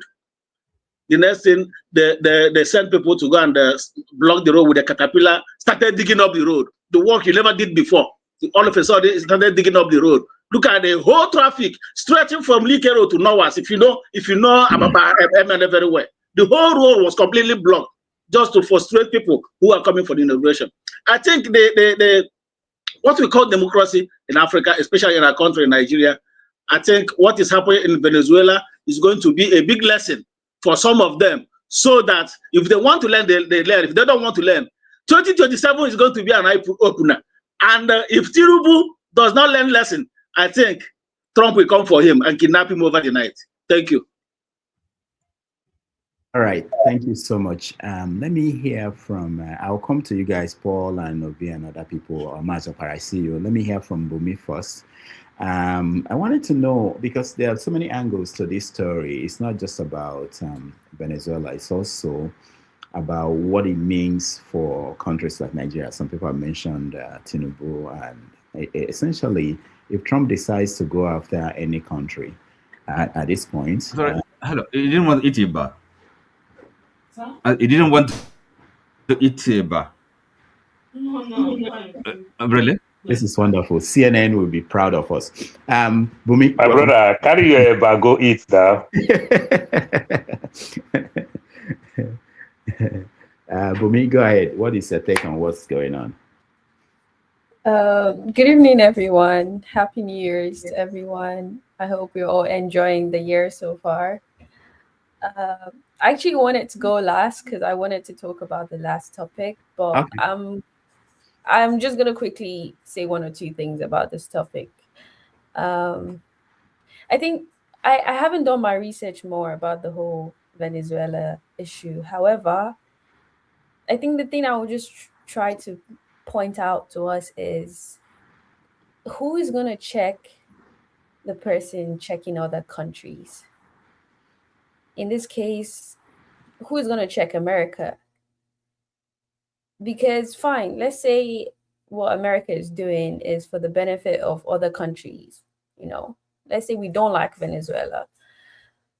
What if America starts doing, or, you know, gets a bad government, for example? Who's going to check America? Because if America is that powerful and they can do whatever they want, that means no one can ever do anything to them. I know, yes, we have the UN, but in the same UN, we have America and the veto power. So technically, no one can ever check America. So we're literally at the mercy of America going into other countries with the intention of the benefit of the people. That's it. We're literally praying to God that, God, please, if America decides to go to any of this country, they're there for the people. They're there for good intentions. Because how can we check it? Is it actually justified to go take someone's leadership? Because what's the difference between that and, let's say, the coup that happened in Burkina Faso or Niger? What's the difference between that? I think it's a question. I can't really say I'm against anything because, like I said, I still have to do my big research on that. But I think these are the things I'm seeing from outside. I'm like, okay, if they can do this, how can we also check them? And then what's the difference between that and then a coup, for example? Or, like, you know, and another question I have is, why is it that America has not gone to take out the leader in North Korea? At this point, I think Forefathers was right to an extent. He was right, because we have bad leaders everywhere, but for some reason, they're always going to the baby countries. Sorry, I think, Bumi, hold on. I think you're misunderstanding the whole thing. Sorry to cut in. I have to butt in. Listen, the American point is so clear. America says you stop bringing drugs that's killing our people. We are stopping our own side. You stop the importation. You stop the Look, let me tell you something. Whether you like it or not, the most strongest will always control what happens around the world, whether it be in Africa or not. Wasn't Nigeria doing the same thing in Africa? Didn't your president told the president of another country who took over that I'm not even going to send soldiers. I will send the mobile police to go and take people out if you don't reverse by the next day. It will always be the policy of the world. A world is not a fair place. If it were, everybody will have eyes. Not every all of us see. So what am I trying to say? I'm simply saying that whether irrespective of what you think, what America has done or not done, the question is, like I said many months before we got to this point, that if I was him, the moment that statement was made, I will go to negotiate because I don't have the firepower. I don't have the know-how to be able to tackle them. So what's left for you? Option is to settle, to go and find how you can deal with a policy that they are not agreeing. If not for anything, try and do what you can. Like the woman in Mexico, she said, look, you have seen this. Okay, we will do our part, but you do this part, then we'll do our part. And she brought to the table something for the US president to work with. What did you bring to the table instead of just simply saying this guy is just trying to bully us? We don't. There's nothing against him. No, it's not good enough. Come to the table with something. That is it. And that's what I think. That's where he missed the point. Go to the table with something. They may be accusing you wrongly, yes, but now you don't have the power to tackle. What do? You just lay over just like what happened now? So I just want you to think about that. Rudolph, is it okay if I say something? Don't make this, please, one by one, come by turn. Come by turn. All right. No, please, everybody calm down. Bumi, finish your thoughts, and then we'll get to all of you. Let me just, before you finish, let me just show this picture, and maybe you can also weigh in on this, because I'm interested in, I'm happy that Boom Boom is here and other people. So this is so-called powers behind Maduro. Where were they? What happened? How is it that they did not act to stop the Americans from doing this? And what does that say about our people like Captain Traore in Ibrahim in Burkina Faso, who is making noise based on the support of some of these people? You know, what does that say? I want to understand. Okay, when we finish your thought, and then we get to everybody. Doctor, they are on holidays, holiday season. They work all year round. Okay. when they got outside, where were they? Were they on holiday again? Go ahead, Bonnie. Okay, so like I said before, Mr. KJ, I'm not entirely disagreeing with anything you were saying. Okay, I'm just coming from it from a bigger point, not just from. I mean, I guess you're American, so your statement is valid as an American. I'm coming from someone who isn't an American, who is from other countries. Okay, if the most powerful country can go ahead and do this, whether it's justified or not justified, the fact that they have the power to do this is what I am questioning. Since they can do this, how can we ever check them as a country is my question. Okay, right now I guess maybe the conversation is very directed to, you know, Venezuela, what they have in America. I guess I'm looking at it from outside, the perspective of outsider, because America has gone to this country. No one can say anything. Let's not lie to ourselves. Whether or not Venezuela was sending drugs or not drugs, American could go to any country on this planet and no one can say anything. So who can check them? That's where my conversation is. Because guess what? What if they come to Nigeria and they're not there for the benefit of the people? What would what is the conversation you're going to have now? You know? And I'm also like, why is it that they haven't gone to country like Russia? Because based on Americans' perspective, Russia is not a good country. And they don't like Russia. So why haven't they gone to Russia? Or why have they gone to China, for example? That's my kind of area I'm looking at it. I still have to do my research more and come and maybe make a wider conclusion. But I am not seeing it from a very one-sided, or what do I have to gain? What do I have to gain? Because I'm not an American. I'm an outsider. So I'm just looking, if America comes to my part of the world, what can I do as a person is my argument. All right. Thank you, Bumi. We will go to the next person, Mazi. Land, oil rights, whatever we had, they took it away because we had a president that maybe wasn't watching, but they're not going to do that. We want it back. They took our oil rights. We had a lot of oil there. As you know, they threw our companies out. and we want it back.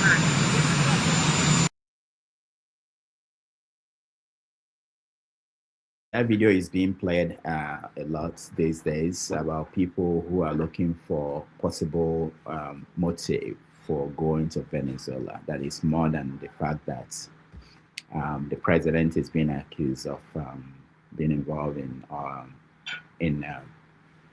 drug, bringing drugs into America. We will watch and see what happens next, especially who takes over from him. The defense minister in Venezuela is saying that they're going to fight. They are not going to hand over to anybody. Mazapara, your take. Yeah, actually, I think now the whole thing, the whole situation is now, on Venezuelans. If they love or if they like what Trump did, then we're gonna say it.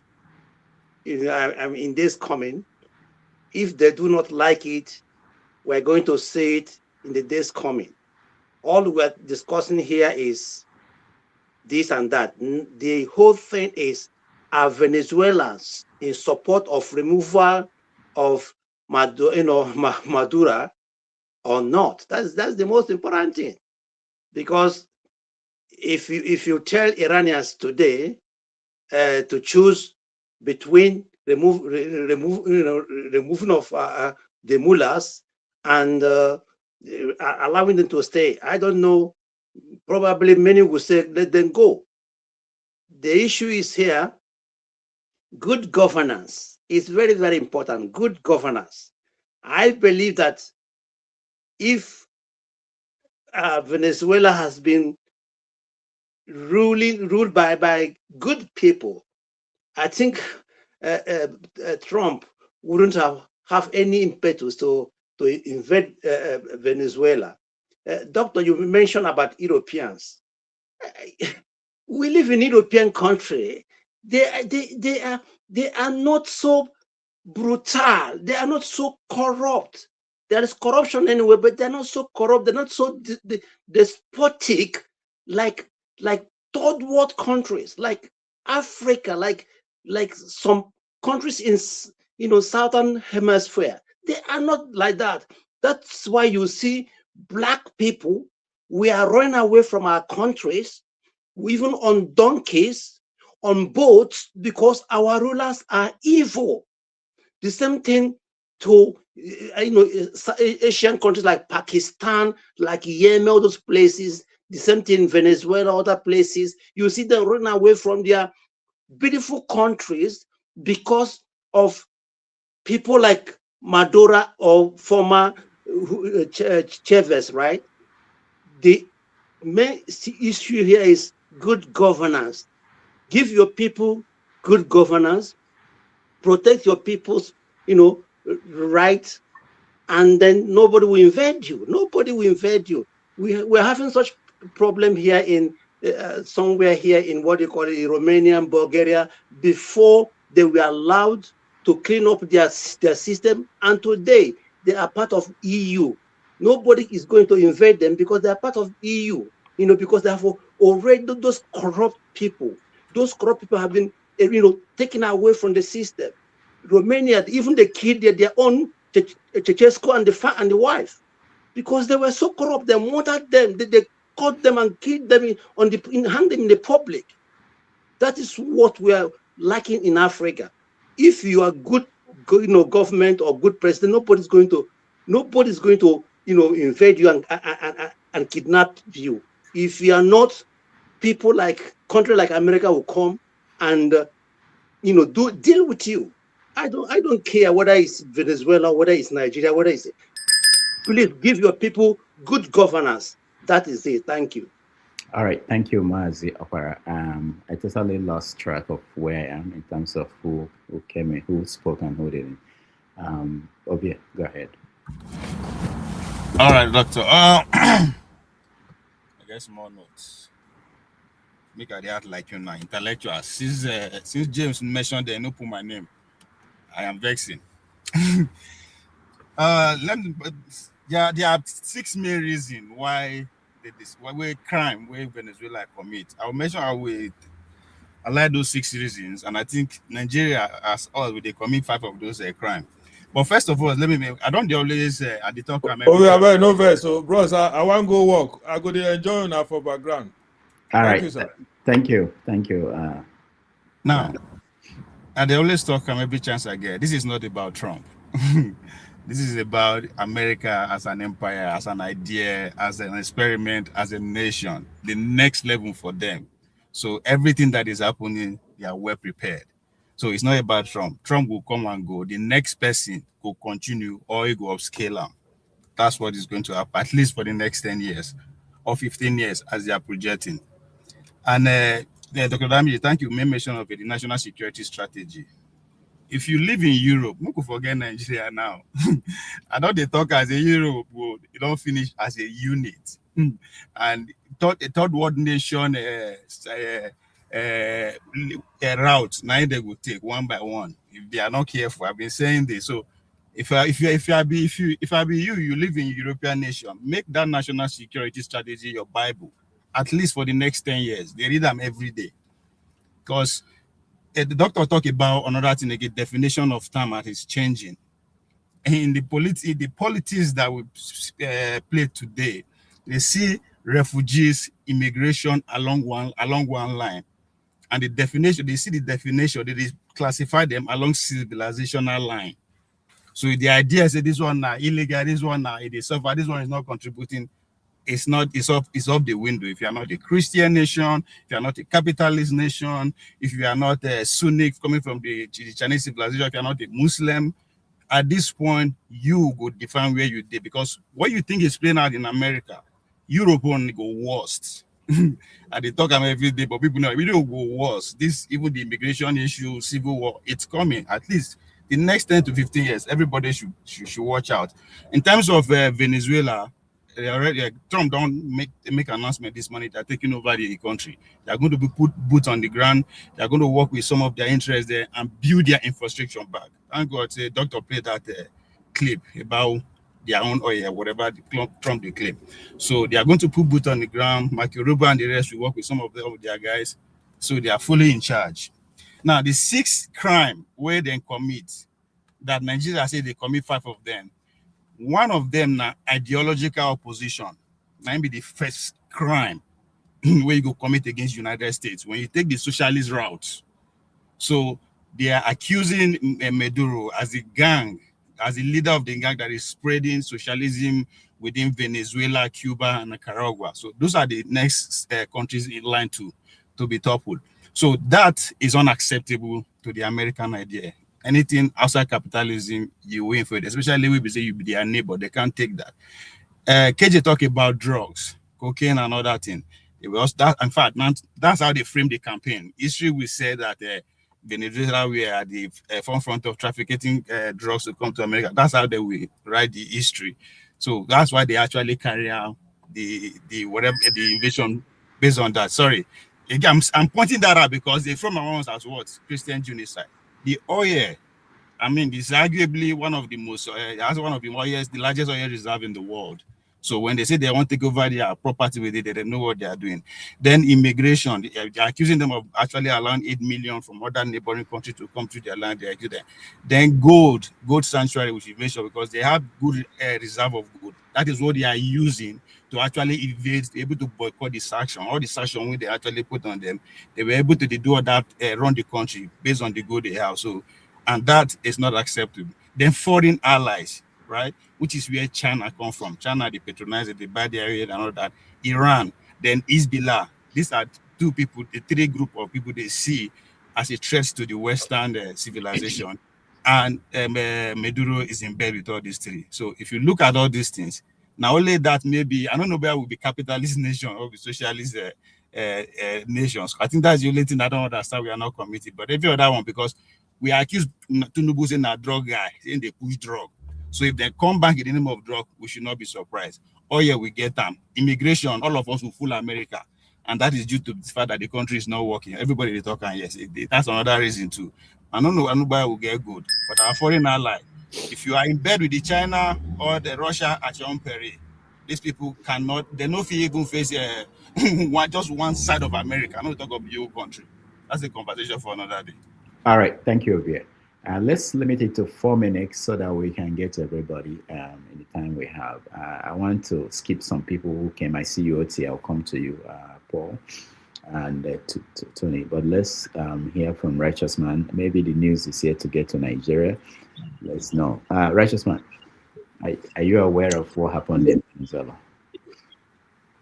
Yeah, Dr. Rudolph, good evening from here, and KJ and the rest of the panelists. My greetings from Owerri, the capital of Imo State. I am so much disappointed with Trump. If this is what being a superpower is all about, I reject and condemn it. If this is what the Republicans will give the whole world, I will pray they will never win election again in America. I thought he has a policy of making things work, not intimidation. His action, the action of Trump, is a pure intimidation. Then why are they blaming Russia for what Russia did with Ukraine? Why? Tell me the basis why they should condemn Russia. You intimidated a small country because you have the military might. A democratically elected president, whether it was disputed or not. After all, we had a disputed election in Nigeria, June 12th. Why did they not invade Nigeria? No, what Trump is doing is bad. Me personally, I dislike it. I am really bitter about the action. You shouldn't throw a country into... Why are you taking over a sovereign nation that you want to rule the country? For what? Must every country be like America? That is very, very wrong. You talk about it pushes drug. But when I went to internet to search, the result I got is that the drug they are talking about is just like 1% from Venezuela. How about Mexico, Colombia, all those countries? So what Trump is doing is not good.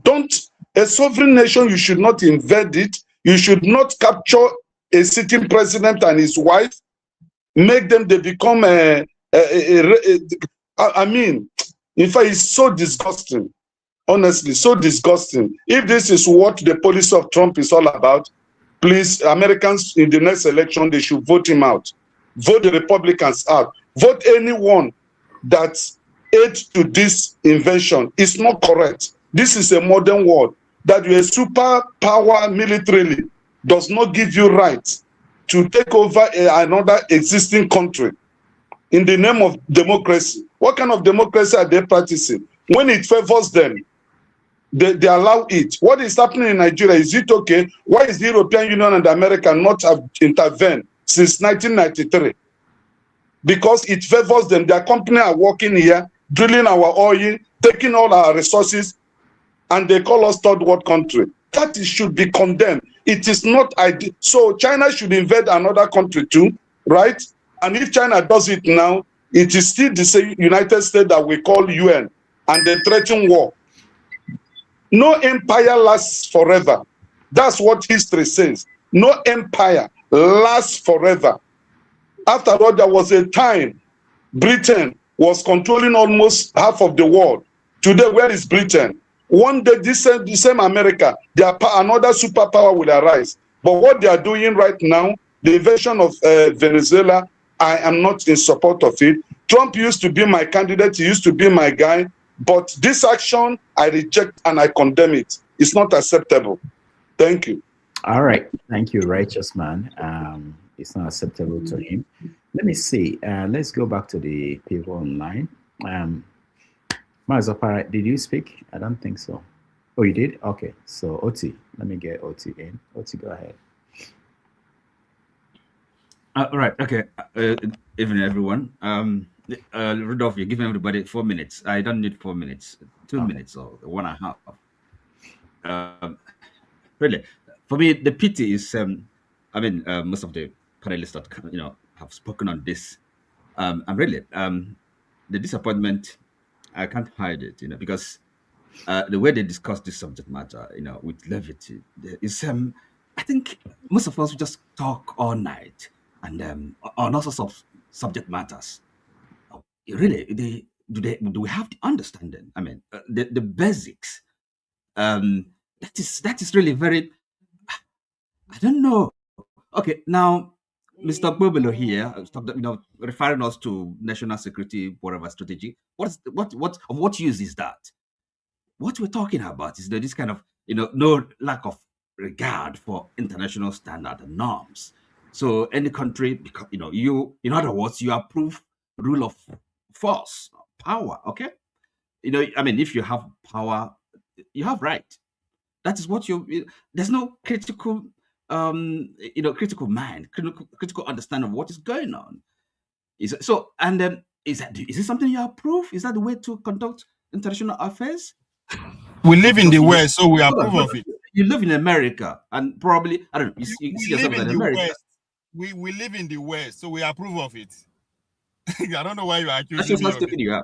Quite frankly, you live in the West, approve of it. So the West should go about all over the world. I mean, invading countries, and you think it's a good thing? You live in the West. You lost the right to tell them what to do. It's just sometimes there are things we ought to take seriously. This is a serious matter. This is something that has happened, and it affects. It's a global. I mean, we live in a dangerous time, and then you're talking about this with kind of in a cavalier manner.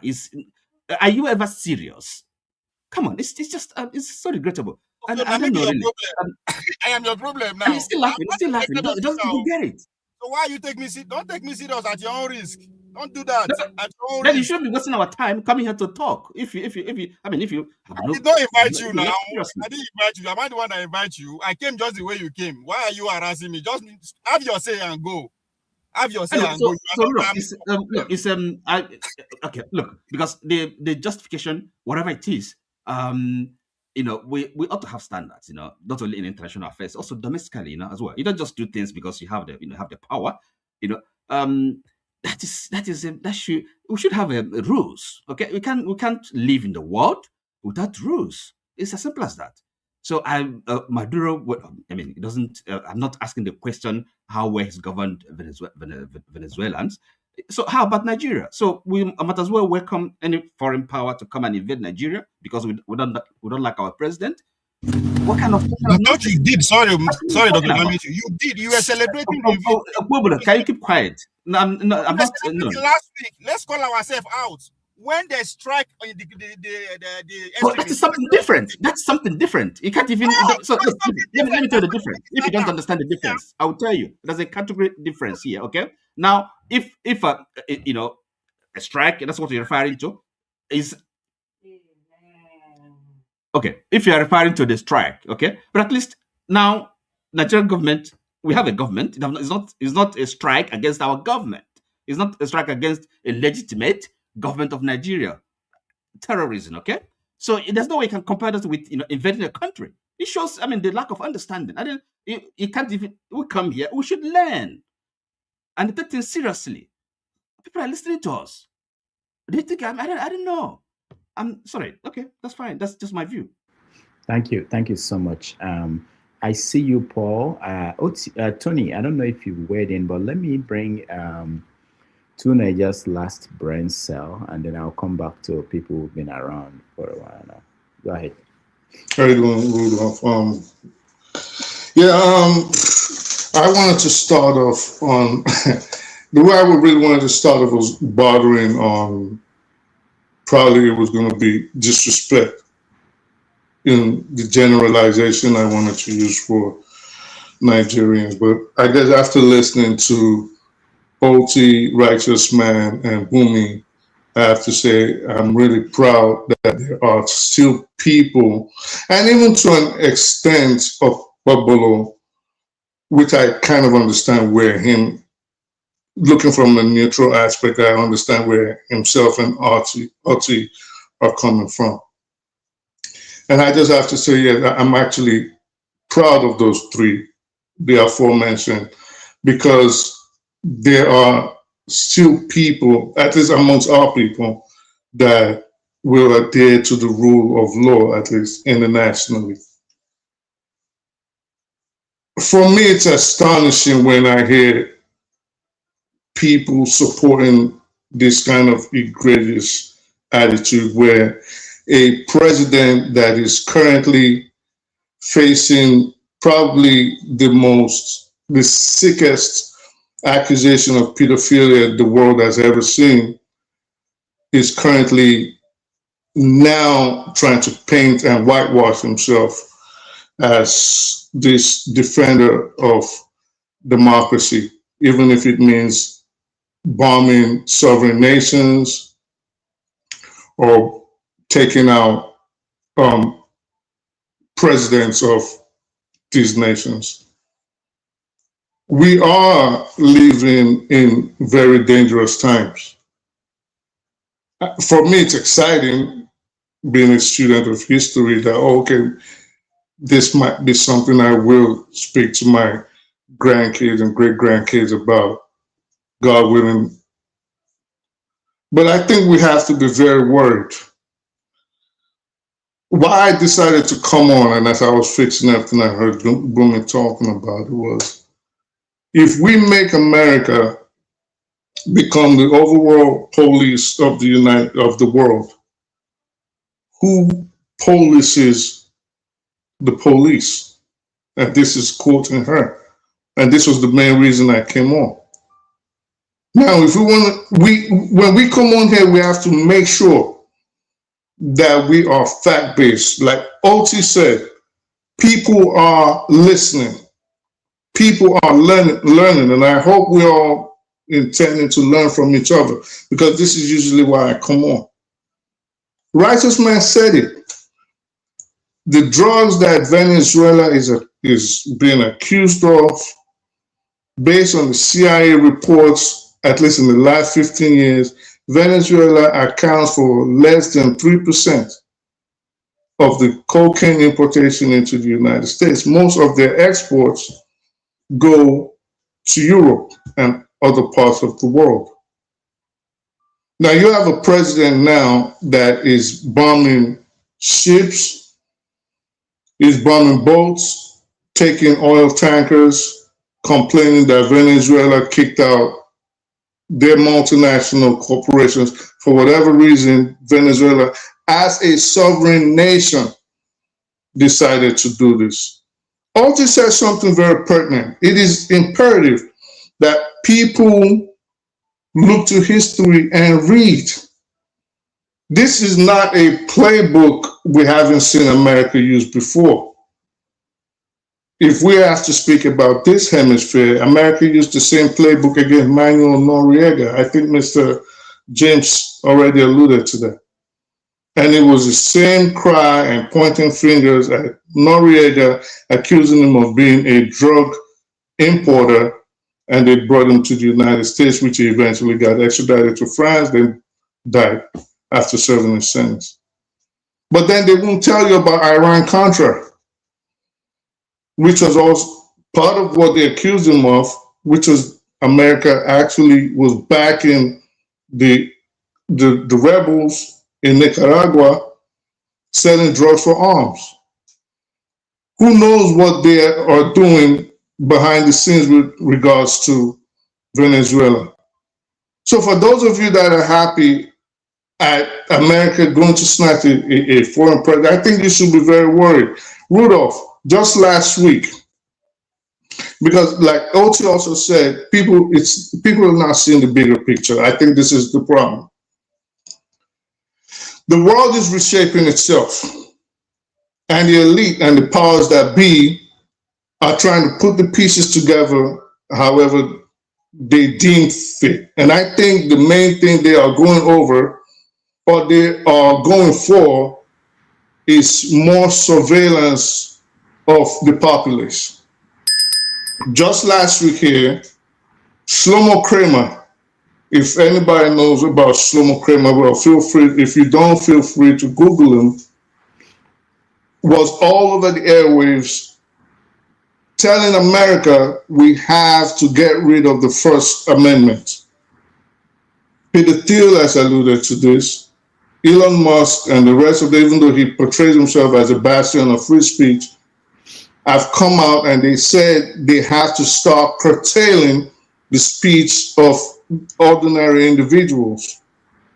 Why didn't Russia help, you say? And I'm trying to jump over things because I heard the bell ring. Why didn't Russia and China help? They can't. Any help that would be given to Venezuela would only escalate the issue. And then what do we have? A conflagration? We have World War III. So why are countries like Burkina Faso acting as if they have guarantee from Russia that Russia will help them in case they run into trouble with the West?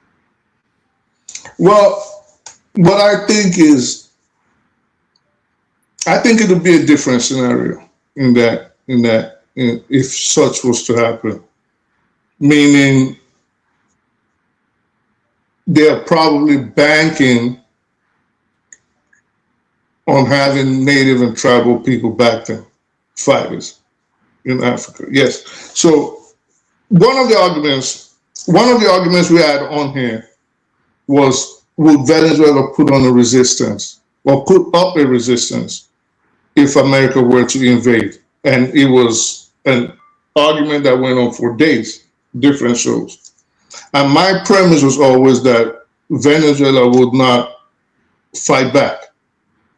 And sometimes I think you have to understand the nature of people and how they think. And I think when people talk about Venezuela fighting back against the United States, they think subconsciously of what is happening with the Arabs in the Middle East.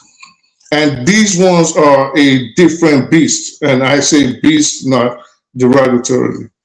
So again, different situations, different composition on the ground. I don't think America would attack Burkina Faso per se. Like, so if they have any reason to go there and pick up Ibrahim Traore, you think they have a capability to stop them? Can they stop them, the Americans? If they can't stop them, why are they? I don't think it's about they can't stop them. I think it's what would be the after effect if America was to attack Burkina Faso, for example. So if America was, this is why I brought up the tribal issue. You have to understand the composition of people. Let me just end with this. If for example, they attack Burkina Faso, the people of Burkina Faso are not just going to fall. Africans are not just going to fall. Muslims are not just going to fall. So it's a completely different animal you're going to be dealing with. You get what I'm saying? So the tribal affiliations are actually kind of different over there. And what would be the attitude of the people towards an invading force, especially the white man? I don't think America would have it easy anywhere in Africa were they to go into Burkina Faso, Niger, and was it Chad or Guinea or whatever? No. All right. Thank you. Otsi, did you weigh in? I've spoken. I mean, yes. He has no solution. He has no idea. Now complain, he can't complain. Now maybe okay. So Paul, I think Paul. Yeah, exactly. I'm not weighing. Okay. To come face me. What a waste of week. Like Paul, go ahead. Ovia, can you let them speak? I will let you maybe conclude. So, Doctor, I get confused with President Trump. And when I say I get confused, I really get confused. The former president of Honduras, former president Juan Orlando Hernandez, was arrested not so long, 45 years in prison, based on drug trafficking. Trump pardoned him last month, December. And he's arrested another president for the same offense. Is it not funny? The same offense, the same America arrested Honduras president, the former president, Hernandez. You understand? For this same drug thing. How do we want to explain it? Everybody has been talking about this drug thing with Venezuela. What is killing America? Over 70,000 Americans die. It's fentanyl that is coming from China, passed through Mexico. And Venezuela is known more on cocaine. You understand? It's not really killing people. Cocaine is more for even the elite. You understand? So it gets me confused. That is one aspect. The same Trump is having issues with Panama, is having issues with Greenland. And you can also understand that Guyana and Venezuela is also having issues in the land disputes. There's a lot of oil there. That place is known for many years that is Venezuela. But somewhere suddenly Guyana started fighting for the same oil thing and every other thing. It gets me confused. So land dispute with oil, you talk all those things. Look at state. My head is full. Doctor, help me. The state that the former Senate leader from Kentucky. Kentucky is doing very bad. Kentucky is a pure red state. The governor is a blue. It's a Democrat governor, Andy Bashir, and everything. They are going through a lot of challenge because of Trump and this thing sanctioned with Canada. Kentucky is known with their bourbon, their bourbon, and Canadians drink all these their liquors, whatever. Now Canada start taking all these things off the shelf and everything. What is Trump doing with that? Nothing. Please, we should grow up. These white people don't fight white people the way they fight other colors. So the way we are happy that he's dealing with one person, this same man that is fighting for Christian in Nigeria, the same man did not allow us a Christian to seek asylum. He put us on partial ban, not even get visa to come seek asylum. So we should be very, very careful. The way they fight white their own self is different from the way they fight brown and black. So we should understand these things very well before we'll be happy. Oh, America, come and deal with Tinubu, come and deal with this. We should be very, very careful. The Venezuela thing, people should go back and go check. As of 2009, 2010, 11, 12, Venezuela is the fastest growing economy in the world. Venezuela is doing very, very well. It is the sanction and everything that make these people even want to do all this barbaric thing. Some of us should understand the level of crime that is going on in Nigeria today. It is because of no job. The way I understand crime growing up in Nigeria is different from what we see today. I didn't see my classmates who still in primary school, secondary school, in university. How come these people now have good jobs, started stealing in their place of work? Because the money that they are getting is not enough for them to take care of their family. You understand? People still, you know that it is in their DNA. But right now, it is different. So when you see Venezuela started flying all the way to places like Nicaragua, then they will trek from Nicaragua 3 months to America because their country is sanctioned. Nothing is going on there. So you should understand the proliferation of Venezuela started coming into America. It was not like that. It was not like that. It is because of the also sanction. You understand? So when we talk all these things, if these sanctions also hit us like the way they are doing, don't you think some of us will do the things that we don't want to do? Like my namesake will say in the Bible, Paul say, I saw myself doing the things that I don't want to do. Young people are doing crime. Back in the days when we started hearing this 419 thing, the girls are scared of dating 419 boys. But today, 419 guys are the MVPs in Nigeria. Everybody wants to date a Yahoo boy because that's where you survive. You understand? So we should be very, very careful the way US is going about it. And when you look at Democrat and Republican, their policies are far apart. So one countries can also say what they are doing is not good. Then, Doctor, I like the way you put this Maduro and China and Russia. Yes, China and Russia. Yes, good. We understand these 3 great nations. These are the 3 most powerful nations in the world. They will not fight themselves. America is a little bit stronger than them because every countries of the world do business with America. Sanctions will come in and every other thing. These other countries don't really do those type of things.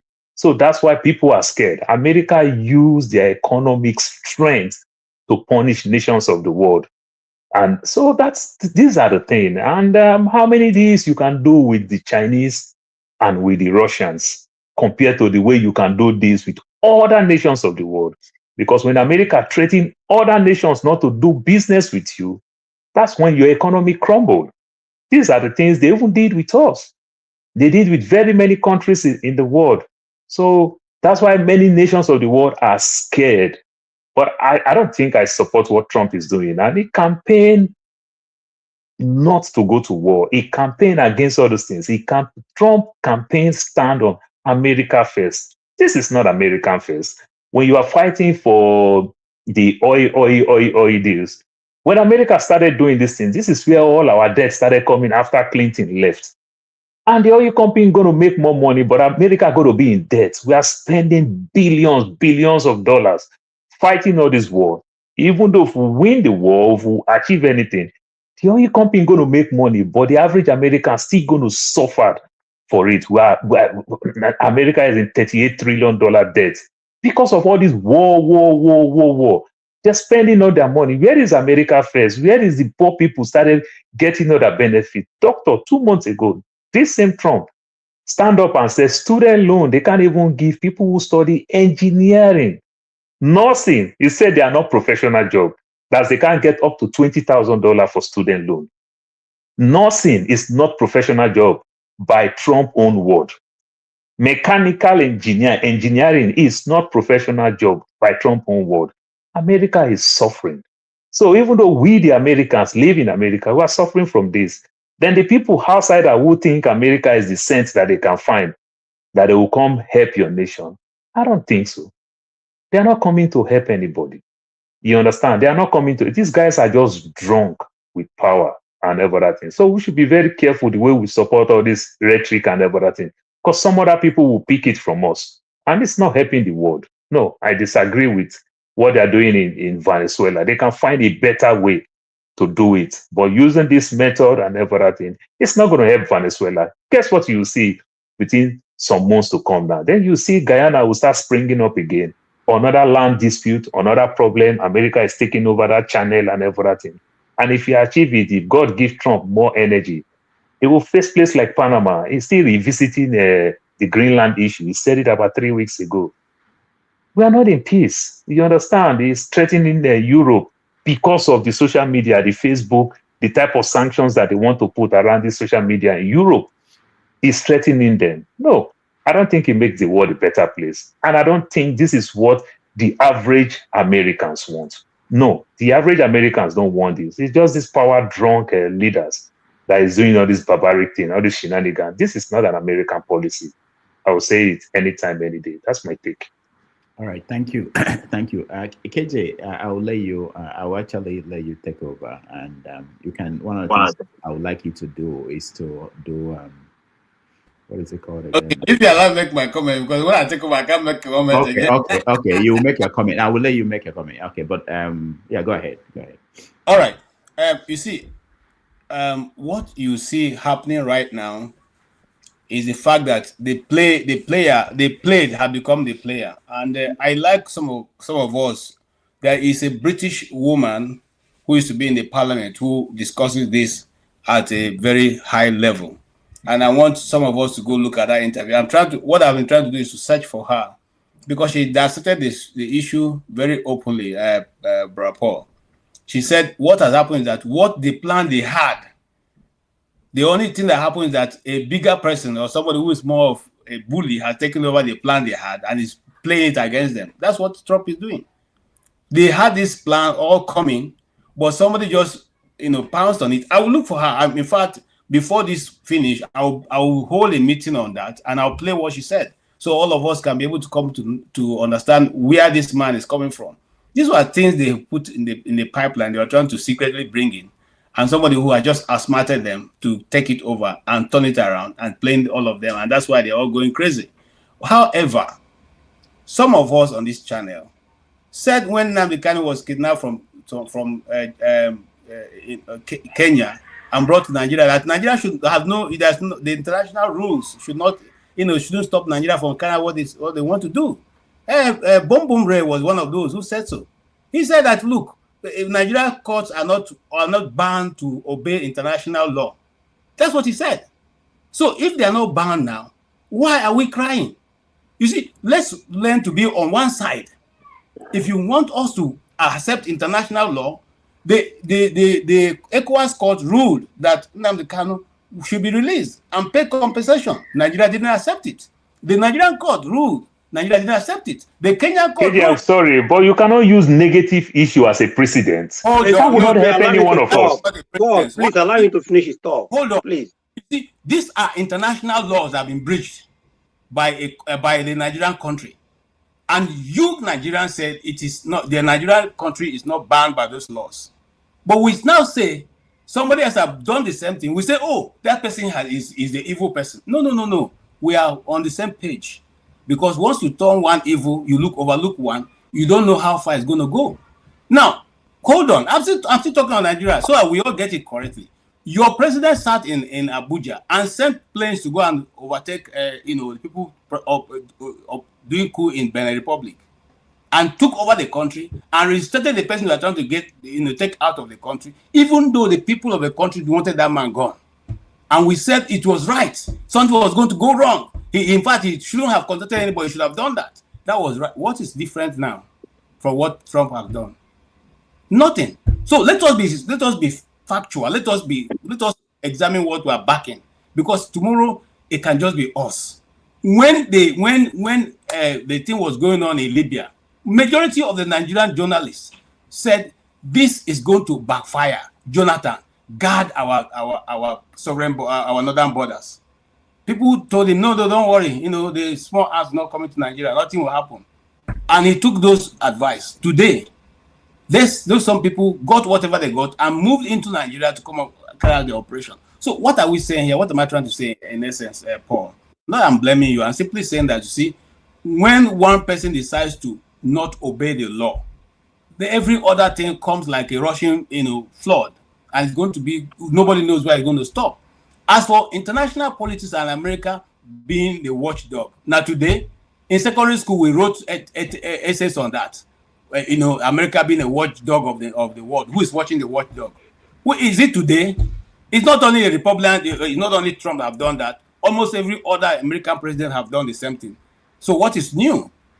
All right. Simply what we are saying is that, if you know how to play your game, when you see that you have a neighbor who you cannot overpower, you become friends with him. Igbos have a proverb that when when you fight somebody, when don't pass you with power, you go turn on to play. Say, oh boy, take it easy now. I know it's so supposed to be. You bring it to a point where you can now have a negotiation with that individual so that you can live your life and your people live in peace, because you can't take him down. That's what I expect people who are, who are coming in to say. If, just like we said, we discussed this thing on this channel before we got to this point.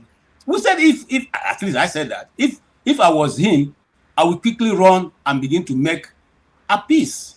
And this was just like the lady in Mexico did. She was very smart, and she laid out her cards and played it well. And today they have looked somewhere else. You could have done that too, Mr. Maduro. Even though I don't like you, I don't like him, I don't like his policy, I don't like what he's doing to Venezuela. But it's not for me to decide who should rule them. I thought he would have been more clever on how to go about things. Thank you. Thank you, KJ. Rudolph, please 1 minute if you permit me. Hold on. I want to hear stay humble. I have to really go. Well, fathers, I just want to Doctor, you have not allowed me just 1 minute if you let me. Every other person has spoken. Tony, I called you. You didn't say anything. I thought you spoke. No, you didn't call me. You called. I'm so sorry. Nah, all right. You did call. I don't know anymore. No, you mistakenly called Paul. You didn't call Tony. I'm not feeling very well, so I can't coordinate well. Okay. What we're going to do is I would just want to hear Tony's view on this. Stay humble, and that's it. Is there any forefathers? And then I'll have to go. I'll hand it over to KJ, and then I have to go. I want you guys to do the rant. It's very important. A lot of people enjoy this when they see me. They say that. Okay, Tony, go ahead. Thank you, Doctor. I think that we are not taking into consideration the fact that every nation has a right to protect its interest, particularly when such interests are threatened. I put that quote unquote. First of all, we know that Trump is a disruptor. And there are four things that I see in this issue concerning the invasion of Venezuela and the ouster of Maduro. One is political hegemony. Two is influence. Three is national security. And four is national interest. Now, if you look at Venezuela, one of the deadliest gangs that you have, Tren de Aragua, come from Venezuela, and they had invaded parts of the United States, killing, maiming, and doing all kinds of untoward things. And the American government, had, kind of proscribed that gang, and a lot of them have been arrested and deported. They are notorious in parts of the United States for, all kinds of things. Venezuela also had been sanctioned by America, and even countries who associate with Venezuela, like China, Russia, and so on, have also been sanctioned by America. And so many other things that, the American government feel about the government, So when you have a country that you see as being unfriendly to the United States, then you would expect that when you have a regime, a personality like Trump, like I said, who is a disruptor, that country is not going to go scot-free because it's perceived as an unfriendly nation to the United States. Now you have a question of the influence. There is an increasing domineering influence of China, of Russia, and then there's also the threat of Iran. All who belong to the same axis of evil, as Americans will call it. So these are threats positioned to harm America.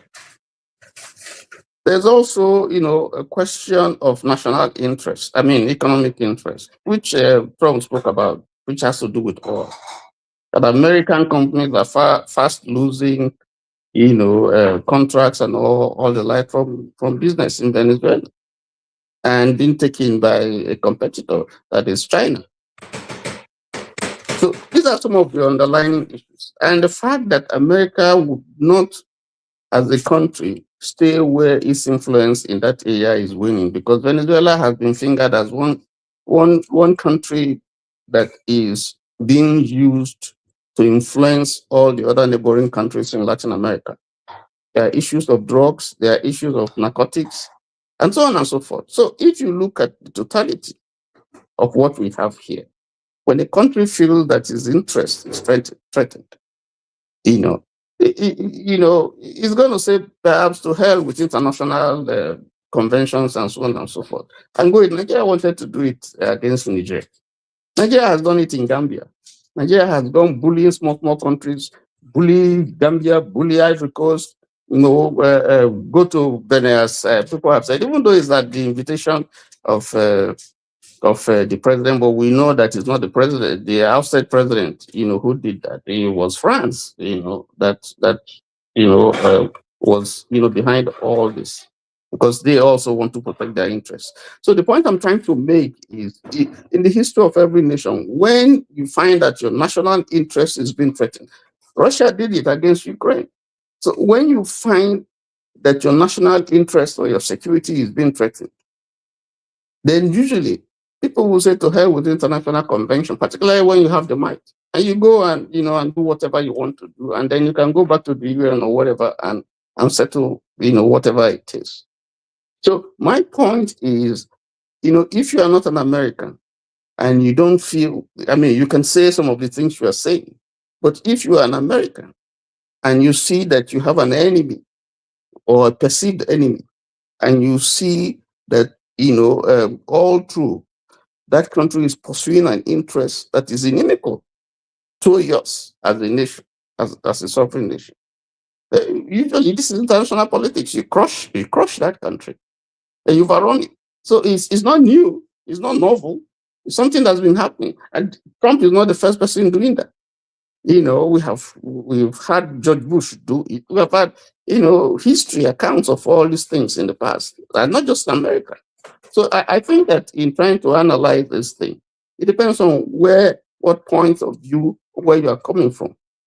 And so you can demonize America, but if it happens to you, if you have a situation where you feel threatened, even in our various normal lives as individuals, our business and so on and so forth, we see Dangote feels that Boa is threatening, his, business, or what is eBay and so on and so forth. Yeah, I think they do. This is strictly capitalist system. That's how they operate. That's how capitalism operates. It's not going to sit down there and wait for Venezuela to harm the US before. If you are ganging up against America, you are an enemy. You are in breach. You are ganging up. You are trying, pushing this dollarization thing and so on. America is going to spot you, and you're not going to be a friend. So these are some of the issues, and I think that in trying to analyze and dissect Americans' behavior, even though it may look bad, the optics. Well, I think you also have to understand that countries sometimes take decisions that may appear rash, so long as it satisfies their own interests and keeps them secure and keeps people secure. That's my position. Thank you. All right, thank you, Tony. I really have. Stay humble. Yeah. Good evening. Yeah, depending on where you are. Yeah, I think those in the US will not appreciate this salutation.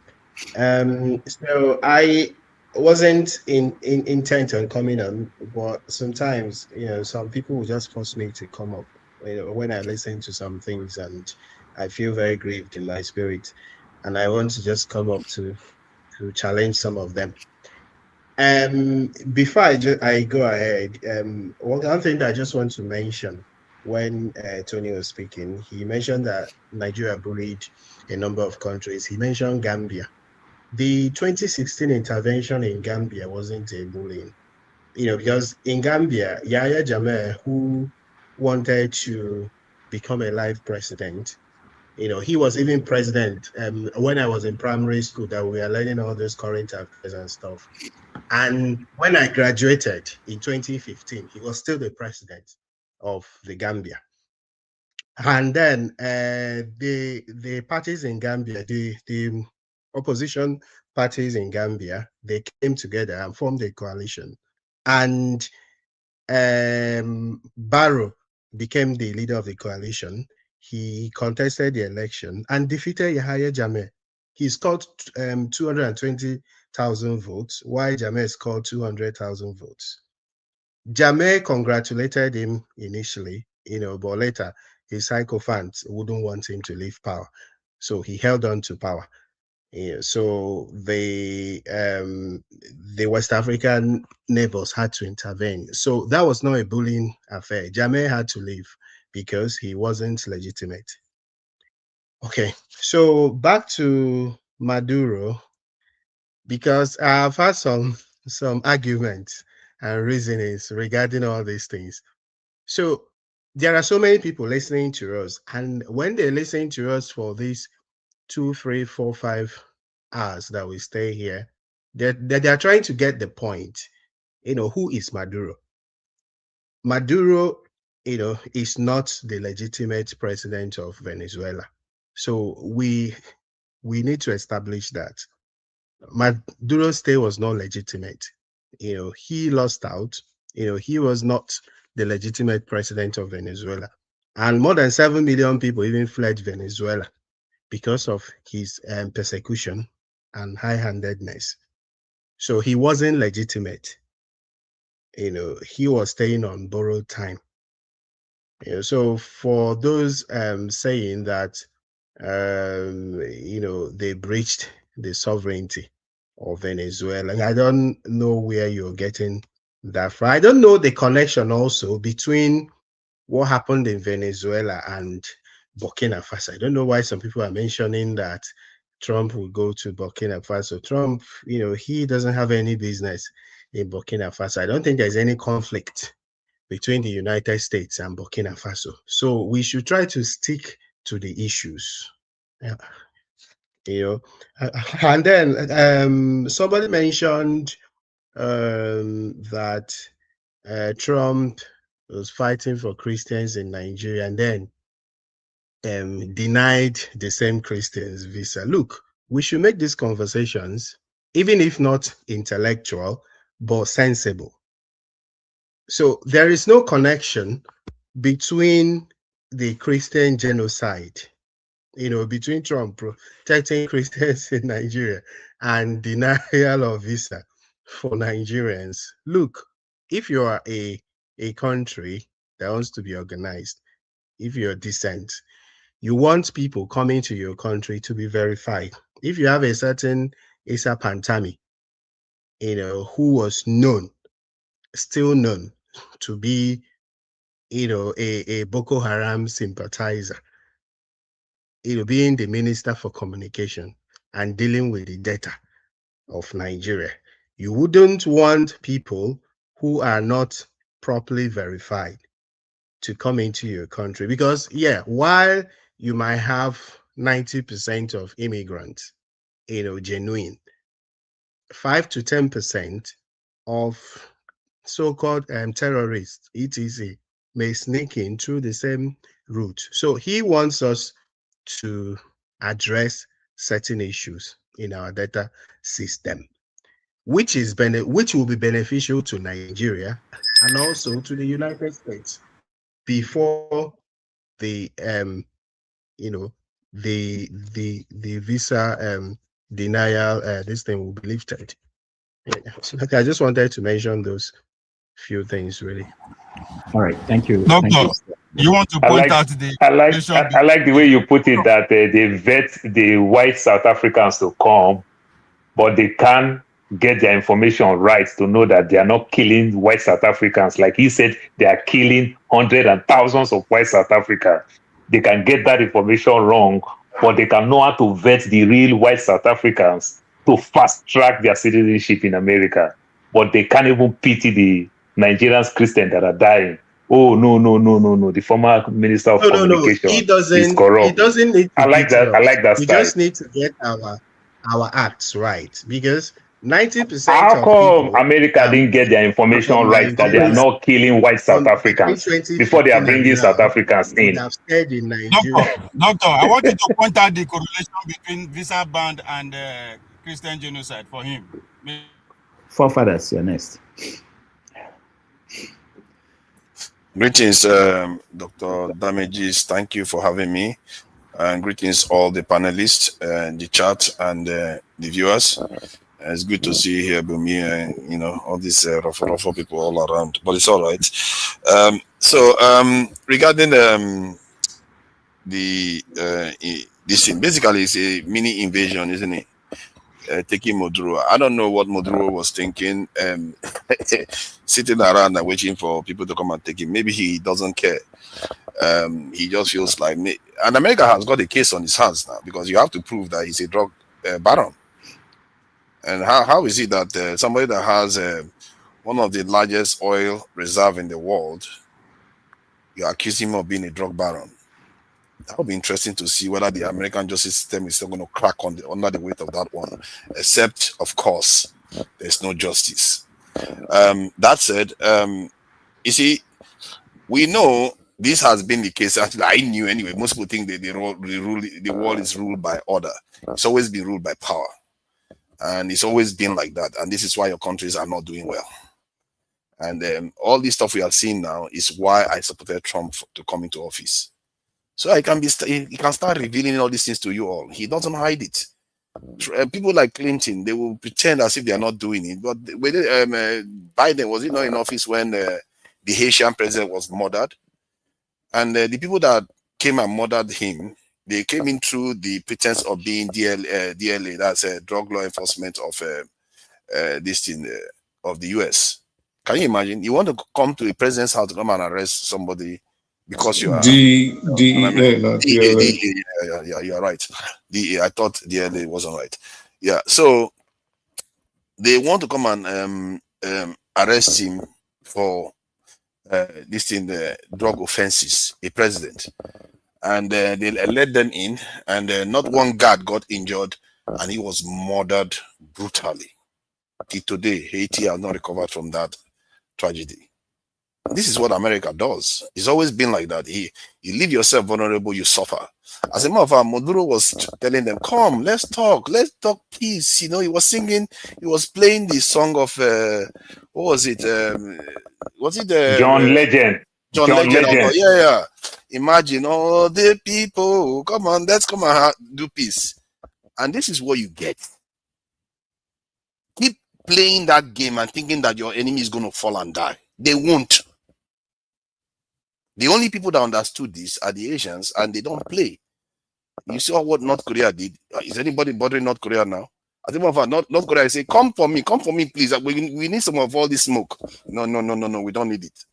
But all the ones that try to do peace with them, they punish them. And Iran may get punished severely because of that their hippie fatwa leader that they have that went apart a fatwa that they should not go nuclear. They may pay for it. Because this world punishes weakness. You like it or not. I don't know what, as some people are beginning to ask, what is wrong with that Iranian leader? Because you are endangering your country if you don't defend it. In other words, you are saying foreigners that have the power should decide your fate. That is what is going to happen since you've elected to do that. And as it applies to us, when you see some of people advocating, oh, Trump is right to attack and Trump is not right to attack. You see, what I see within our people is that they can't even do simple arithmetics of the enemy of my enemy is my friend. We can't, even within our own country, we can't realize that the foreigners are our enemy. We can't even do that. Because when they went for that Berlin conference, they declared war on all Africans. What do you think that meant? It was all our enmity with all Africans because they wanted to colonize all Africa. They declared enmity with us, but we couldn't even do that calculation then, and we can't do it now. That is us. We are experts at doing that. Maybe even South Americans are also doing the same. And that is their superpower. That is the European superpower. They know when to fight each other and they know when to come together. No matter what Trump has done now, is against international law. You see how they are all forgiving? Oh no, we always thought the Maduro president wasn't right. But he has just been removed. He won the election with 52% of the vote. Egypt wins with 90% of the vote. Kagame wins with 90% of the vote. Many American allies win with 90% of the vote. Since when do you care about democracy? Trump openly talks about how he wants to go and take their oil from them because he took some back from. They just want free oil. They don't even want to pay for anything. And they don't want you to trade the oil in another currency. In other words, they want you to be dependent while they don't enable you to develop. And this is the strange dynamics. Why do you want to be a superpower in the world when you want everybody else to be suffering? What kind of superpower is that? You just want other people to be suffering while only you enjoy. That is the key question, because if you look at the reason why the West is now working with Japan, Taiwan, and South Korea, is because they are useful. Otherwise, if you look at their relationship, if you are not useful to them, they are going to impoverish you. It's only when you are useful to them, they need to keep you afloat. That's when they keep you afloat. Otherwise, they will impoverish you. But why can't you just have allies that you all enjoy, as long as they are not a military threat to you? Why can't you just do that? But they can't do that because to them, it's a zero-sum game. If you have a life, they don't have a life. They have to eat you up. That when I speak to Americans, I say, you guys need war counseling because your head, something is wrong with the way people think. Because the way you approach the geopolitics is a zero-sum game. You have to make sure anybody that is not useful to you is poor and suffering. Just because they are not, even when they are not your enemies, you don't even want them to do. Otherwise, Africa will be doing fine. Africa is not their friend. I mean, Africa is not their enemy. Most Africans are their friends. Look at the KJ. KJ is ready to die for Trump. Many of us, some of us have children in the American military. They will die for Trump. But yet, look at your countries, how they treat them like dirt. So what I would say to our people is that do your simple maths. These people have declared war on you before. The war they declared on you is still a war today, and it doesn't change at all. If you think these guys are your friends, man, you are just going to repeat history. And I hope the ones that can see clearly don't allow that to happen. Thank you. All right, thank you. Doctor, there is no correlation between visa ban and Christian genocide. Rudolph, I asked you for a minute earlier. And then John. Thank you very much. Before I even get to where I was going to go, thank God, forefathers, finally you're seeing that America is putting Africa down so that it can enjoy its resources, because your statement of what kind of superpower impoverishes everyone else astonished me, seeing as we've argued about this before. I just want to touch on what KJ said, and because he did mention me and he did allude to me, albeit wrongfully. Now, when he said that, someone like myself has said, well, Nnamdi Kanu's extradition or extraordinary rendition was proper under international law. Actually, that wasn't what I said. What I said was, under American law, it wasn't a board.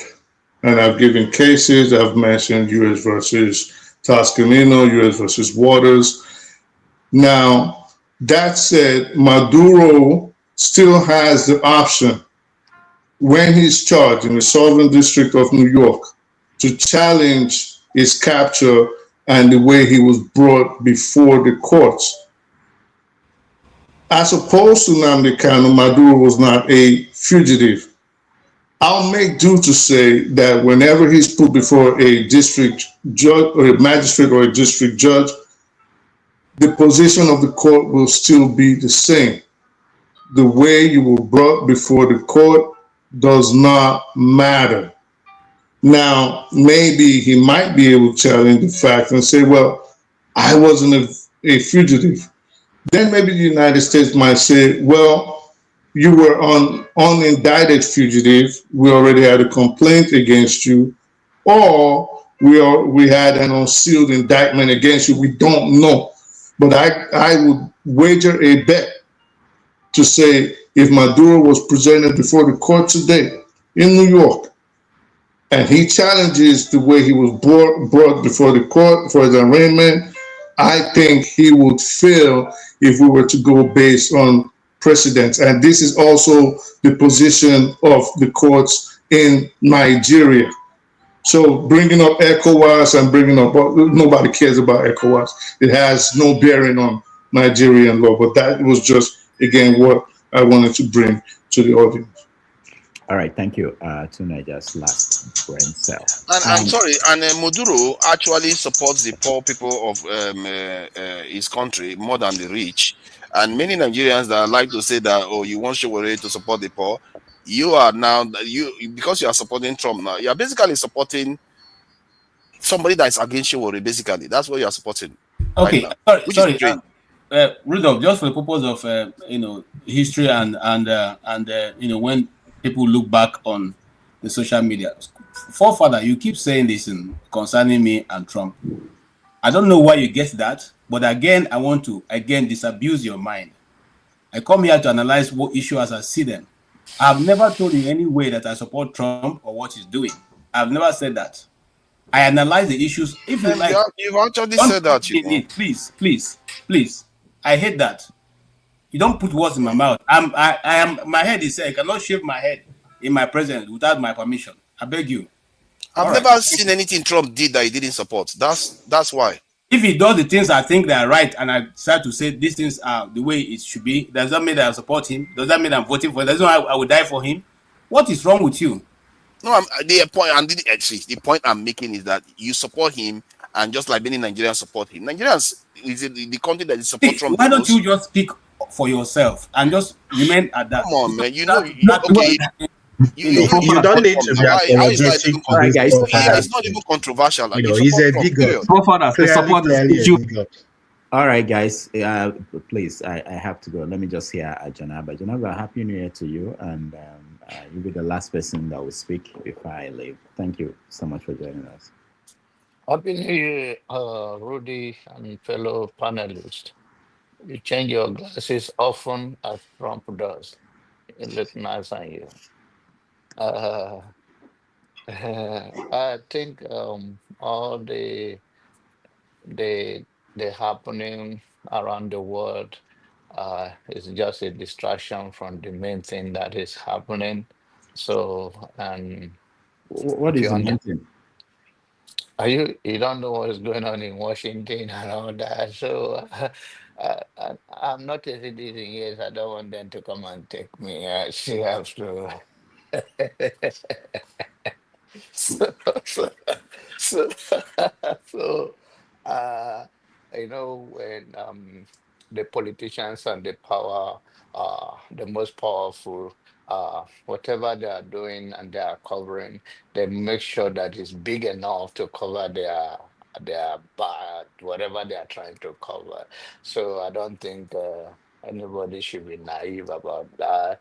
So we have more problem why we are still sitting here as a Nigerian that firefighter cannot quench fire in Balogu market. Our citizens are still dying. 3 brothers died in that fire, the same mother. And the firefighters, when they even came to the scene, they were even asking for permission from the authority. So those are the things that bothers me, that in as much as we believe that our leadership have been ineffective, but you wonder what is most important to us. People of a Nigerian cannot provide a basic need for their people. What's wrong with us? Those are the things that concerns me more, because very soon we will not even not have a country. We will not have black people on the surface of the earth again. They are not different from the one that they get born in Nachis and they sew their body. Yeah, we are not just different. If they bomb your house now, you turn to somebody like that. So we should be worried about that then. And worry about what is working, what is not working, what is this, how do we start the grassroots of governance? That Right. is more important. Venezuela, these are the fight of money and oil and to cover up. So I just saw you guys, and I don't want to say much because my village is very far from here. I don't want to live there for now until I finish my project. All right. Thank you, Thank you. Janaba. Thank you so much. I have to take my leave. Thank you, everybody who joined me. I'll hand it over to KJ so that he can run the just rant for us, maybe they go. The rant. Yeah. KJ, we do that. But I have to go. I see Vahala and Jagun back end. KJ, you can give them a chance to weigh in on the topic, and then you can do the rant. But it's up to you. Okay, those that supported us, KJ, you mentioned their names at the end. I'm sorry, guys. I have to go for now. Thank you so much, and I will see you next week. Thank you. All right. Okay. Thank you. The button has changed. Parade don't change, and no more. You understand what I'm saying? I put it to all of you that from now going forward, the parade don't change. So let's move very quick. And I'm just gonna bring in Mr. Jagun. I think he's first. Yeah, I saw Jagun first before Voila. So let's get you in and hear your opinion on what has been going on. Yes, sir, Jagun. Thank you very much, KJ. I would like to thank Dr. Damages as well for his presence, even though he's under the weather. I would also like to thank the panel. Much like has been said, as I was listening to everybody, including yourself, I was becoming a bit perplexed. because I felt, am I thinking wrongly about the whole scenario, the whole situation? Up until one or two people spoke, and I was able to come to an equilibrium on my own point of view. You know, the way the world is now, I've come into this just expecting turbulence for the whole year, big changes, things that come closer to my understanding of where it is that we're going. And the journey there is not going to be nice. It's not going to be nice at all. It formed Nigeria very strange. Look at it. This guy and his friends died coming to the end of the year. I had on bad news. And then wake up this morning to hear and see the the bombing of Venezuela and the kidnapping of the president and his wife. Wow. Wow. You know, we all better get ready. And I think we're going to get ready for things that we're not ready for. Because as much as we want to support any politician in this world, none of them deserve support. And most especially Trump. Trump is a roving, crazy man. We were warned, actually, we were warned quite seriously by people like BBR, who said that as much as this woman is not the best, Trump would be even worse. And I didn't know how to look at that from where I am. But I know Trump's a nutcase, but we wait and watch. And as we wait and watch, this is a Trump that I've known Trump for an awfully long time, since the 80s, 70s even. And I've always known a strange fellow. But now, this is the worst I've ever seen any human being behave. The level of bullying and effrontery as it is, and I don't know how you can go into another man's land and take over the presidency, and people are supporting of this kind of action. It means that you don't love yourself. The way I'm looking at it, the way I'm looking at it, is it because you guys are in America that you have to become American? Do you have to become American? Can you no longer? I don't want to pour poison and say, can you no longer think? But our man who is normally around, what's his name? Kenny. Sometimes I listen to him and I think his mind's just been taken over, or he never really had one. Because the way that guy comes Trump is a different level. It's a different level. I've never seen somebody up at the arse of a president that has nothing for him. It irritates my own intelligence, and I have to check myself. Are you thinking right yourself? Are you thinking right? I mean, maybe these people have a point, but to me, you have no point, and things are going to become progressively worse as you're putting your mouth in areas that don't even belong to you. What I'm seeing today. Ask you a question before you continue. First and foremost, you know of a president called Noriega? You know Noriega? Yes, okay. Of course. And you also know a president called the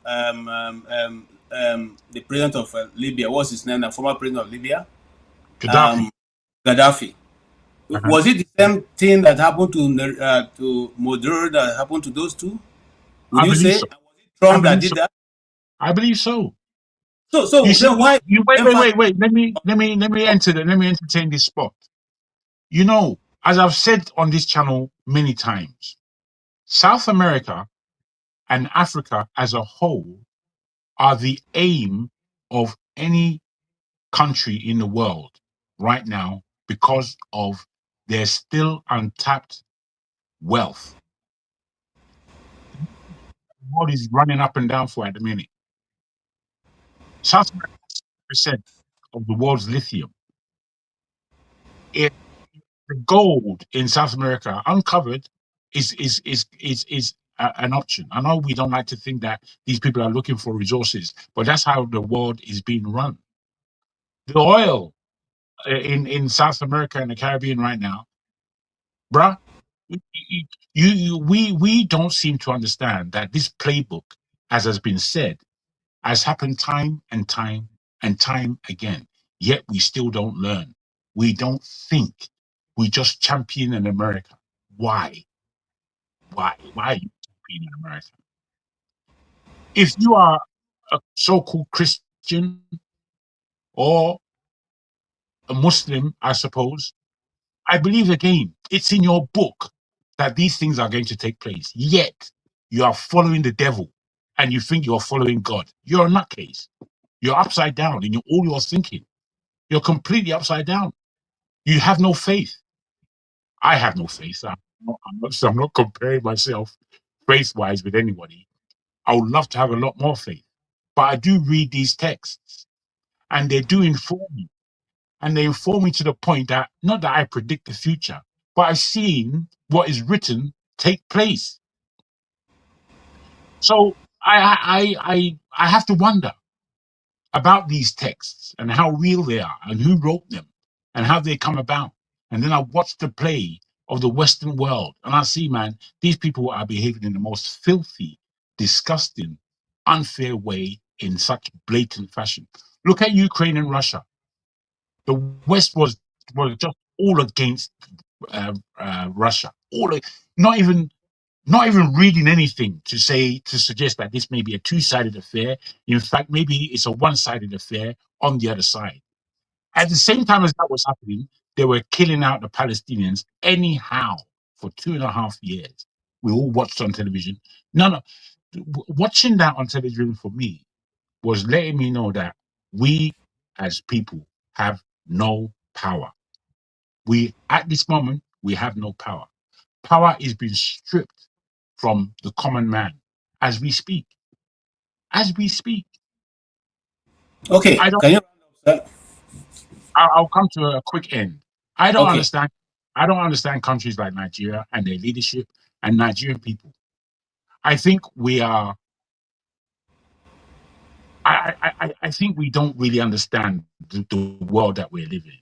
And I give a lot of kudos to Nigerian intelligence, that we are intelligent, strong, cultured people and all the rest of it. But I can see Nigeria breaking up into a million pieces because none of us are together. None of us are together. Within the same household, so don't worry about tribe. Within the same household, we're not together.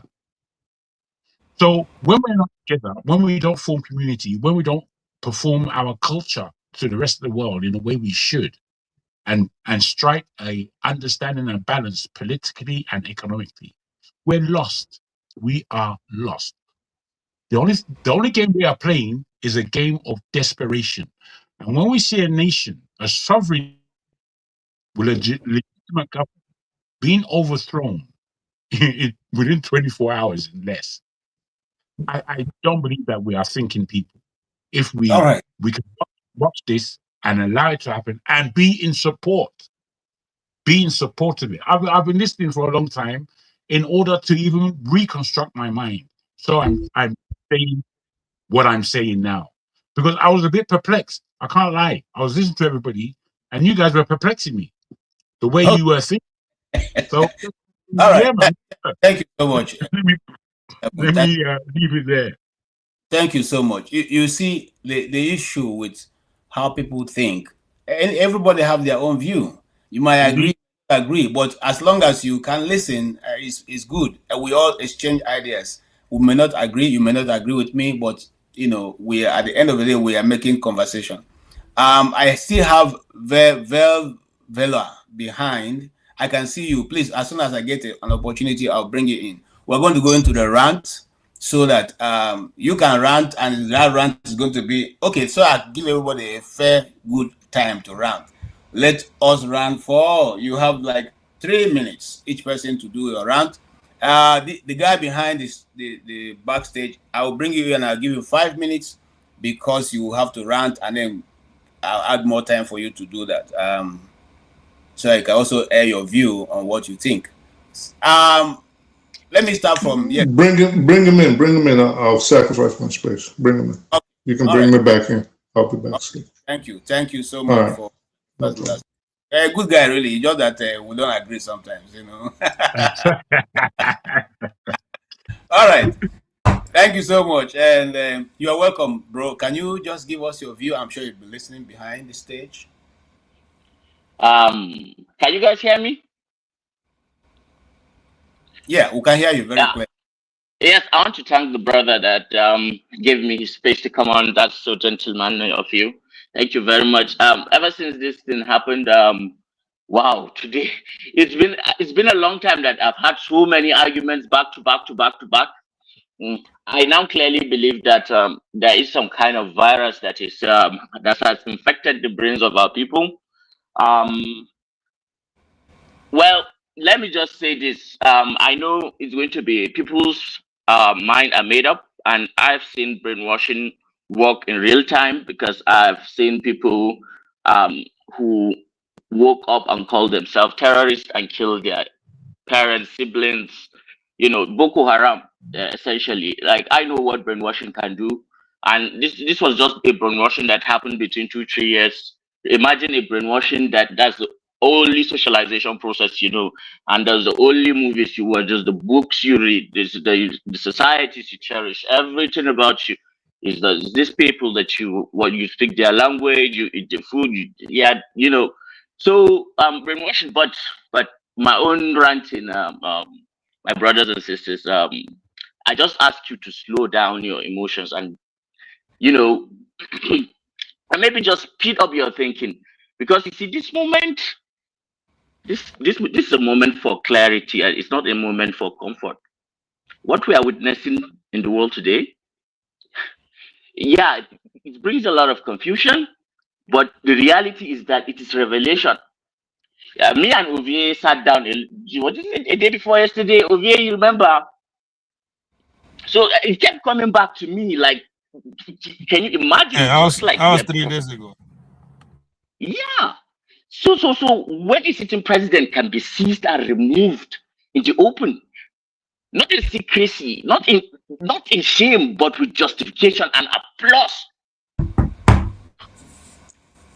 from quarters of people who are in the same predicament, whose societies, whose family members could suffer. You look at what happened to Gaza, and when Arabs, close ranks as a race and try to defend their people. Imagine if we're black children. Is this what you guys are telling me you're going to do? You're just going to allow them to genocide black kids? Oh, well, you never stood up for black people before, maybe in your lives. Maybe you've never stood up for something, but you'll stand up for Christianity, but you'll not stand up for a fellow black man. Oh my God. So we get justification and applause from you guys. Then I wonder. Oh, no wonder the world is the way it is. No wonder what you were telling me the day before yesterday. No wonder it is true. I now believe some of the things that you said, because power has now pretended to be stop pretending to be polite. It's just like the jungle. The strong always dominates the weak. So at least before we can think, we can, even though some of us knew that there is a veil, this gangster that is in the White House right now has now made it so easy. This is a message she is sending to you, and he's telling you you are fair game. He can kill you. He can eliminate your family, finish your race, your history, and you are happy, clapping. Is this how you want to go down? No, me, I want to go down fighting. So the cowards die many times before their death. The valiant man dies but once. I'm rephrasing what Shakespeare wrote. From all the wonders he yet have heard, it seems to him most strange that men will still fear that death, a great and necessary end, will come when it will. Why are you afraid of death while you will die? What is the what is the joy to seeing say You or Sultan of Sokoto will burn down. If after the thing will chop Sultan of Sokoto will come chop you to, then what is just that momentary pleasure that you have? Is that good enough for you? Is that what you are telling me? Is the African mind really that's how big you can think? That's how deep you can think? The danger before us is not like tanks will roll over inside Nigeria, and take our leaders like they did with this guy. No.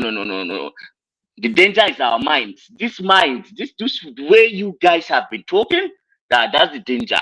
It's a real danger because and the Nigerians must be careful because they will not overthrow Tinubu. They will just overstimulate all of us with our biases.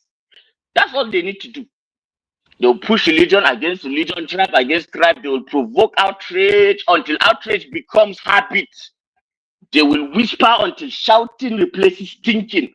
And when the nation is exhausted, at that time, when all of us have finished and are exhausted, now that time they go strike. Now that time they go enter.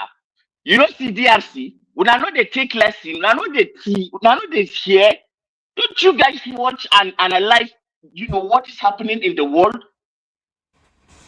Okay, can I ask you a question, my brother?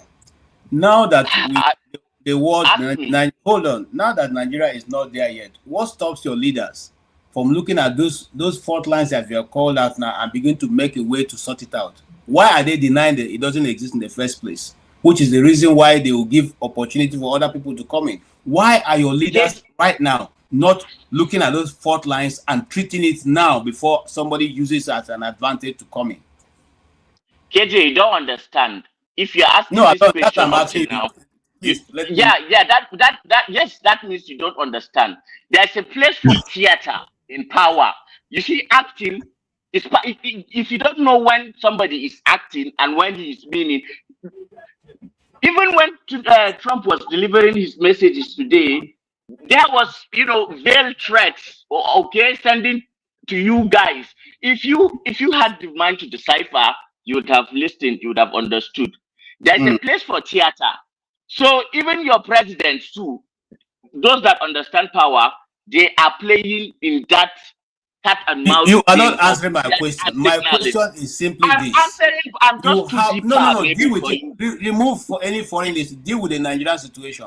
Right now, there is fault line that every one of us here knows is existing. Why are your leaders seeing what is going on around the nations of the earth now, not working on those fault lines to deal with it before somebody comes outside and use it? Sorry, excuse me, KJ, permit me. Sorry, KJ, permit me. Sorry.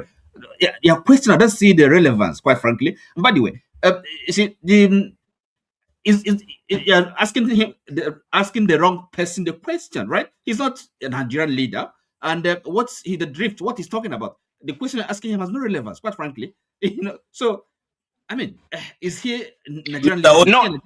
Thank you very much. What I was even going to ask and say was that the past is irrelevant. Now we are present now. It is the future that we need to look at.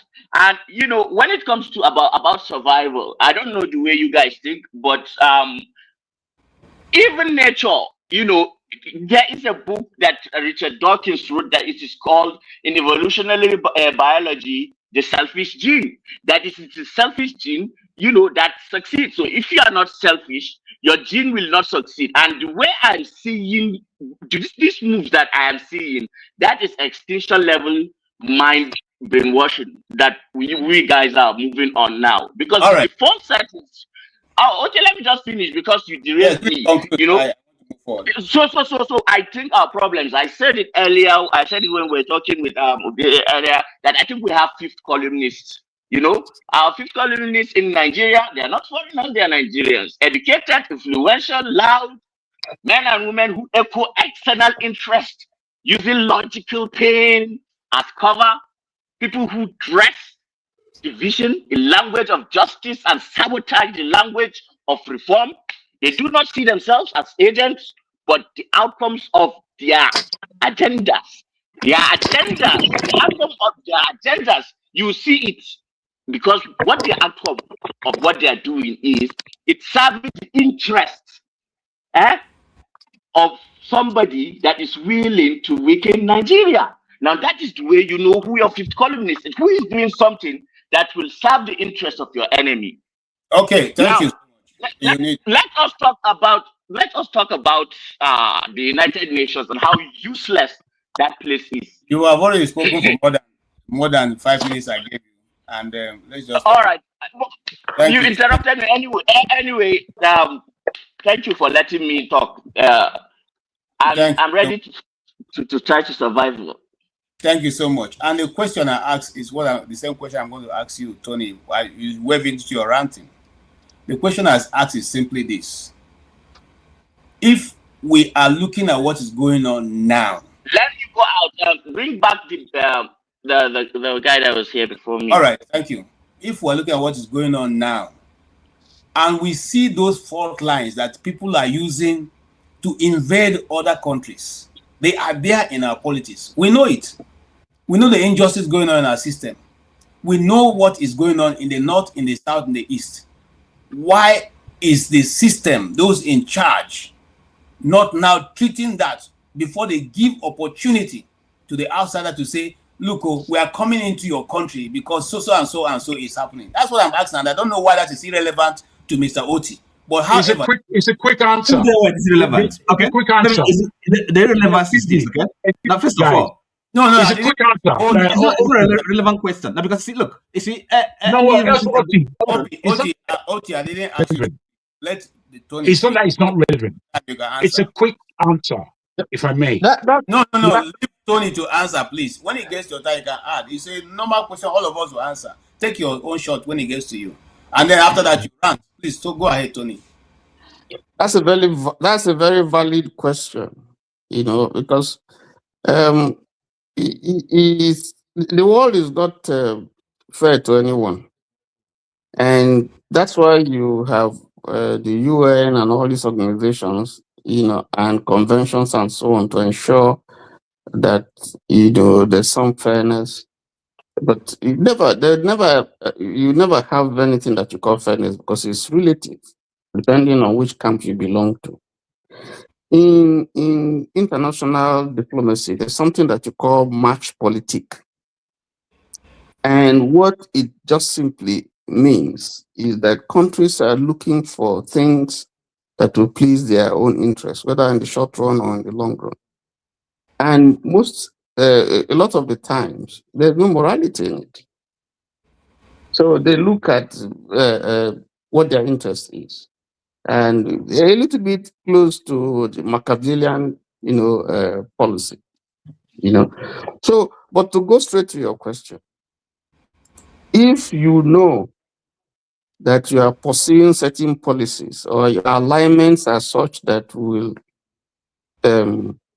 cause enmity, to you, and you know that you don't have such associations that should, if something is happening to you, you don't have countries that will rally around to protect you or to support you, then you're making a big mistake. So I think that Maduro saw this coming. Maduro knew that he had issues with America. And if you listen to Rubio, he was saying that, the opportunities for Maduro to step aside and go somewhere and go and enjoy his loot and so on and so forth. There's no way that he was going to fight America and win. There's no way that Russia or China or Iran is going to come to his aid. And this is not about whether rightness or wrongness or whatever. The world is not fair to anybody. It isn't fair. So if you have a big enemy that is right behind you with a knife,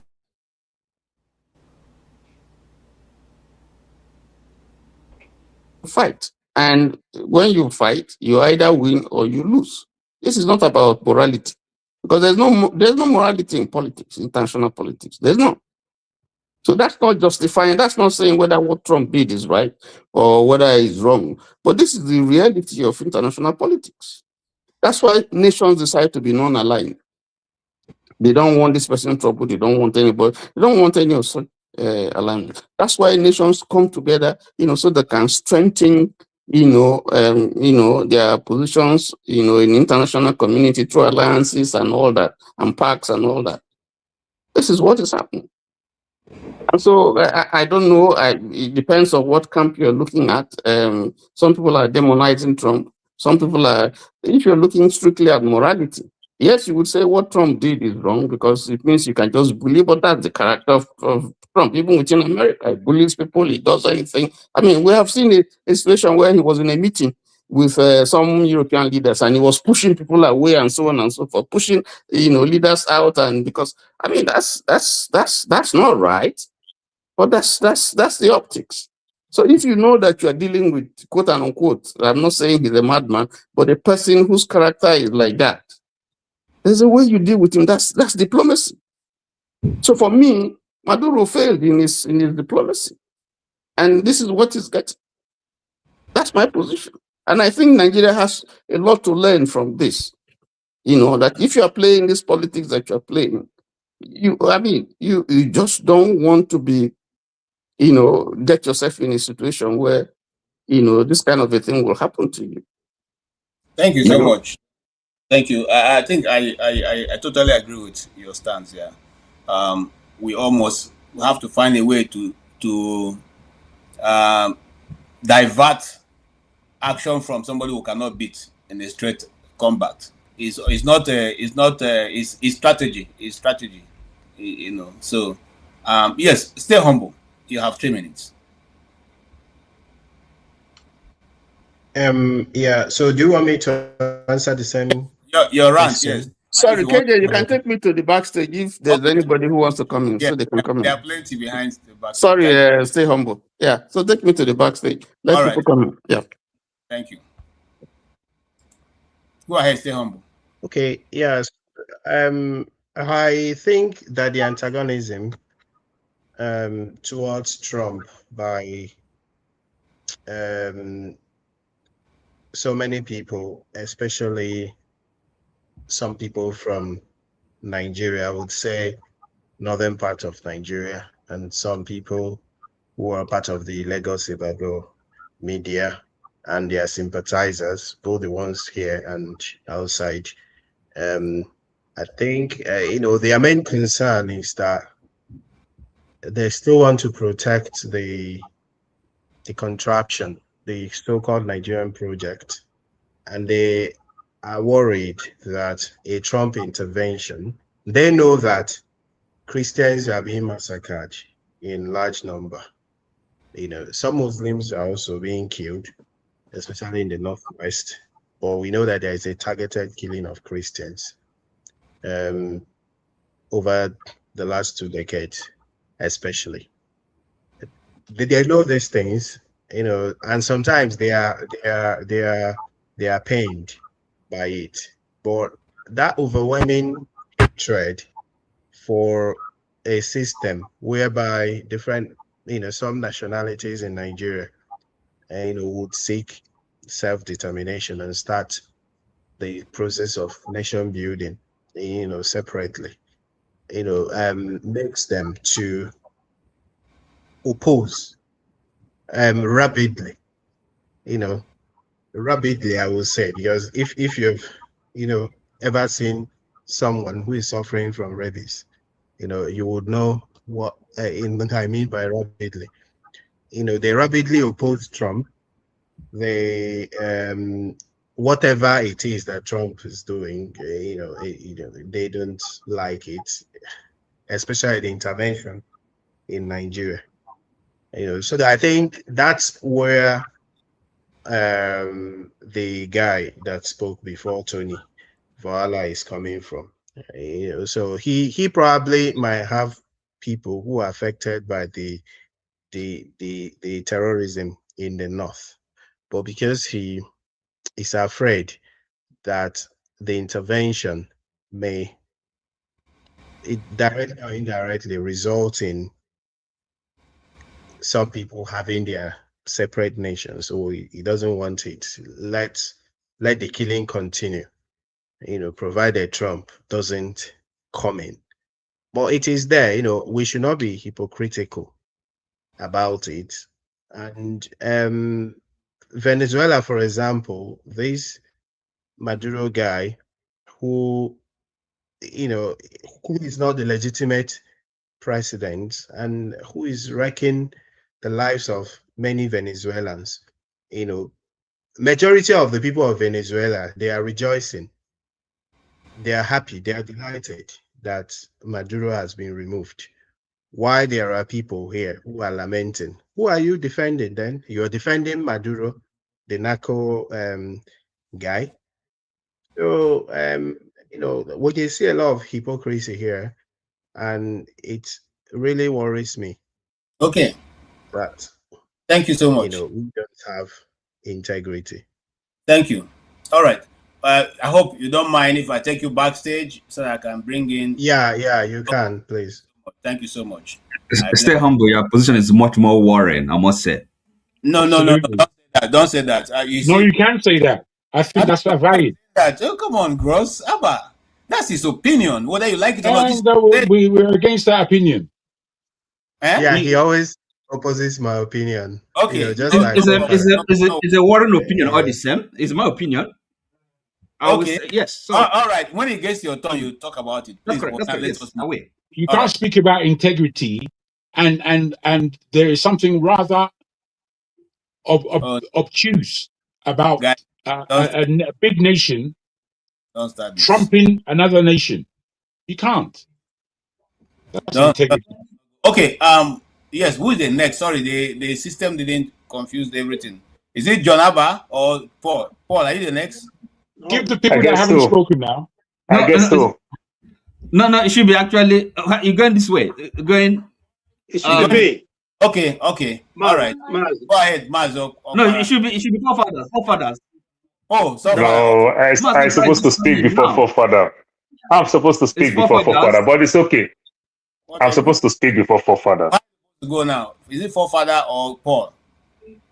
It's Paul that I thought the sister was telling me, but I don't know. Yeah, it's Paul. It's Paul. Has it just come in, isn't it? No. I've been here from the beginning. But it's okay. Master can give Master. Give Master. Master is a newcomer. Master in Nigeria anyway. Give Master. Okay. You can let Master speak. You can let Master speak. But if you don't want to speak, I can speak.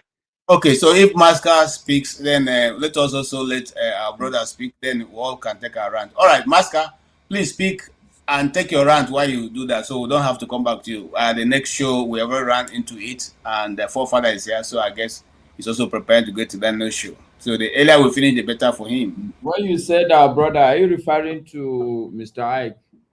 Yes, I'm referring to Ike.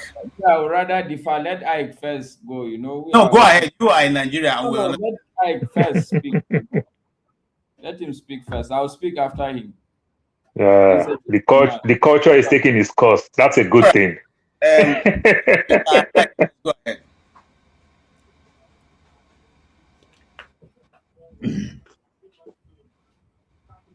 Go ahead, Mr. Ike.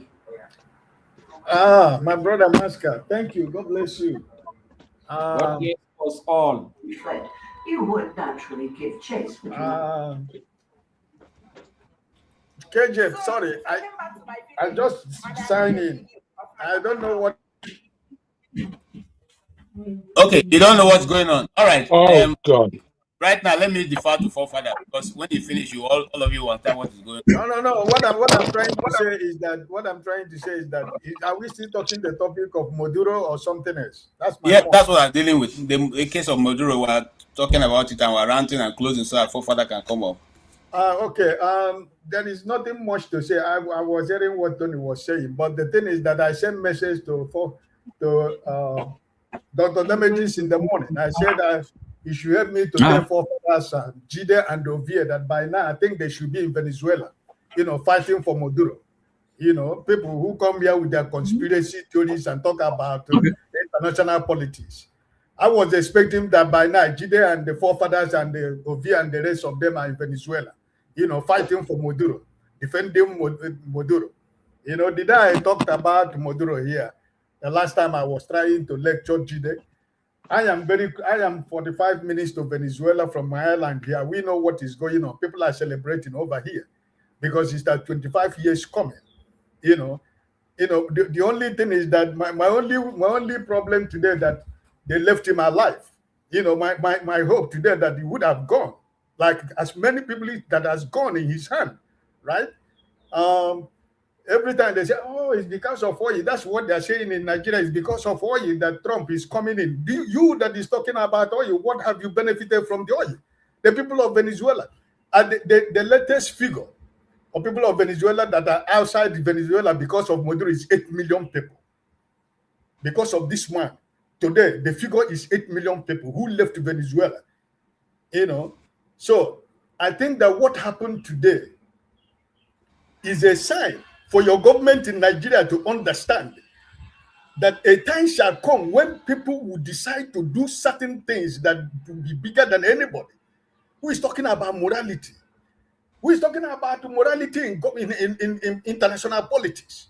This is the right thing for the people of Venezuela. My hope is that the woman who won the last election, that the American government will try to bring her back and put her in the government house, because for 2 elections in Venezuela, Maduro never win election. The same thing the INEC chairman did in Nigeria in 2023 is the same thing the Electoral Commission did for Maduro for two consecutive. The last one that brought this crisis in Venezuela, this woman won up to 65 to 70% of the vote.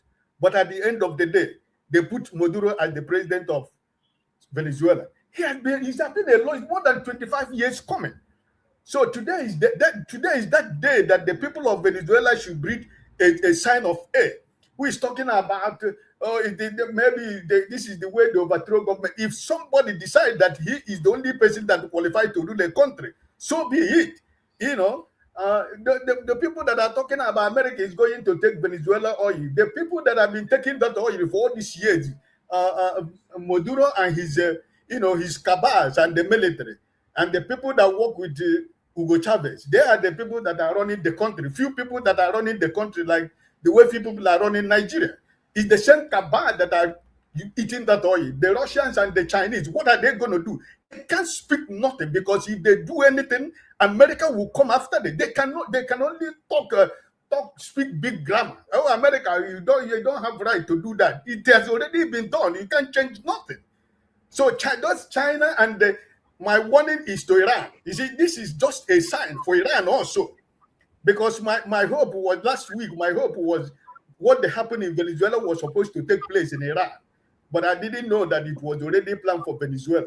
So I am telling those people who believe that they know more than other people, the people in countries that are suffering, like the way we are suffering in Nigeria, those who carry nationality on their back, on their chest, but at the back, they eat from the same crumb of the criminals and the cabals that are holding Nigeria in captive.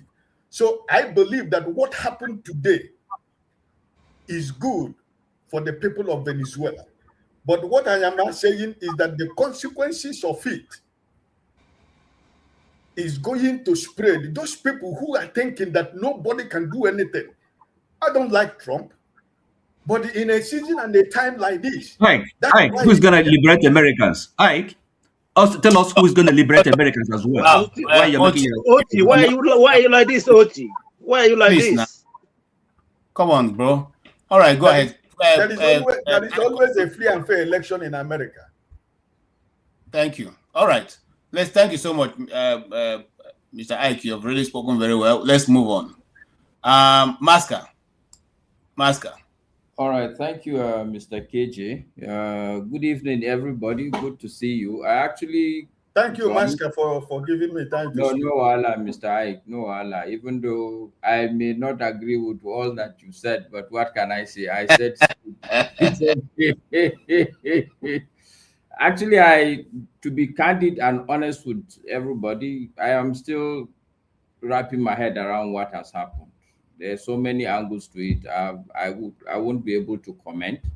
I joined simply because I want to talk to you guys in 2026 at least, and say that it's good that all of us have made it through. And nice to see all of you. But what has happened, I'm still trying to wrap my head around the fact that, look, this has happened.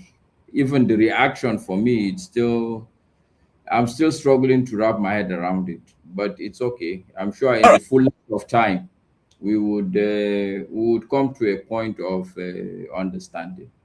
Thank you for everybody, and thank you, KJ, for allowing me to speak. Thank you. Thank you so much, Masker. And those of, since we are on this panel, I'm sure that it's not too strange because we talked about this some months ago, and I remember making the statement then that if I wear him, I will find a way to sort myself quickly because anything can happen in these days and time, and irrespective of which world power you have beside you, they are not going to take on each other. That we have seen that many years gone by, and they're not going to do that for you. So you sort yourself out. Thank you, Mr. Forefathers. Forefather, you've been one of those who broke the news, and I'm sure you have a lot to say. So I'm going to. KJ, it's now my turn, or you want to let me speak? No, I don't be hungry. I won't go chop a bar like OT. If Forefather allow you, then we can equally let you speak. But Forefather, you can check me. But it's my turn now. It's his turn even. Let him have it. Let him have it. Since he wants to go and eat. So it's only fair. Yeah, okay. I don't want to disrespect this thing. I don't want to eat. My food is getting cold. I'm hungry. Okay, go ahead. You see, my take is just funny. I kind of lost my train of thought with what I want to say. It's just that some people will not grow more than doing arithmetic. You understand? Some people the world call further mass or hard mass, whichever way we call it. They will never think that. That's why we just make mention of all this Maduro thing. Yeah, this same Venezuela some 10 years ago. This is the fastest growing economy in the world. Their oil is one of the sweetest oil in the world. Where did things go wrong? Is it a crime for a country to nationalize their own God-given oil? They own this thing. You understand? The multinationals come there and be taking all this thing. If they say, okay, we want to nationalize what we have. Some of you people shame people like me. I'm from Delta State. I hope you understand that good percentage of the oil coming from Nigeria was taken from Delta State. We are talking about one of the biggest, like Shell and the likes. How many people from the South region own oil well in Niger Delta? If not only Cuckoo Bricks and the likes, nobody. Nearly all the oil wells are owned by the Northern. People from my place complain by the day and every other thing that this is not fair the way the government is doing. If some multinationals come there, they control, they live well and every other thing. Some of you should go to places like Warri and go see Shell Quarter.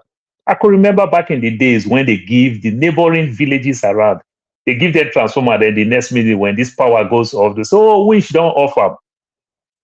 And Shell Quarter, all our daughters and some of our young wives, you understand, are technically like prostitutes because if they go there and come back, they're going to feed siblings and family and the likes, and they're taking that oil from that region and everything. Then at the time, people protest.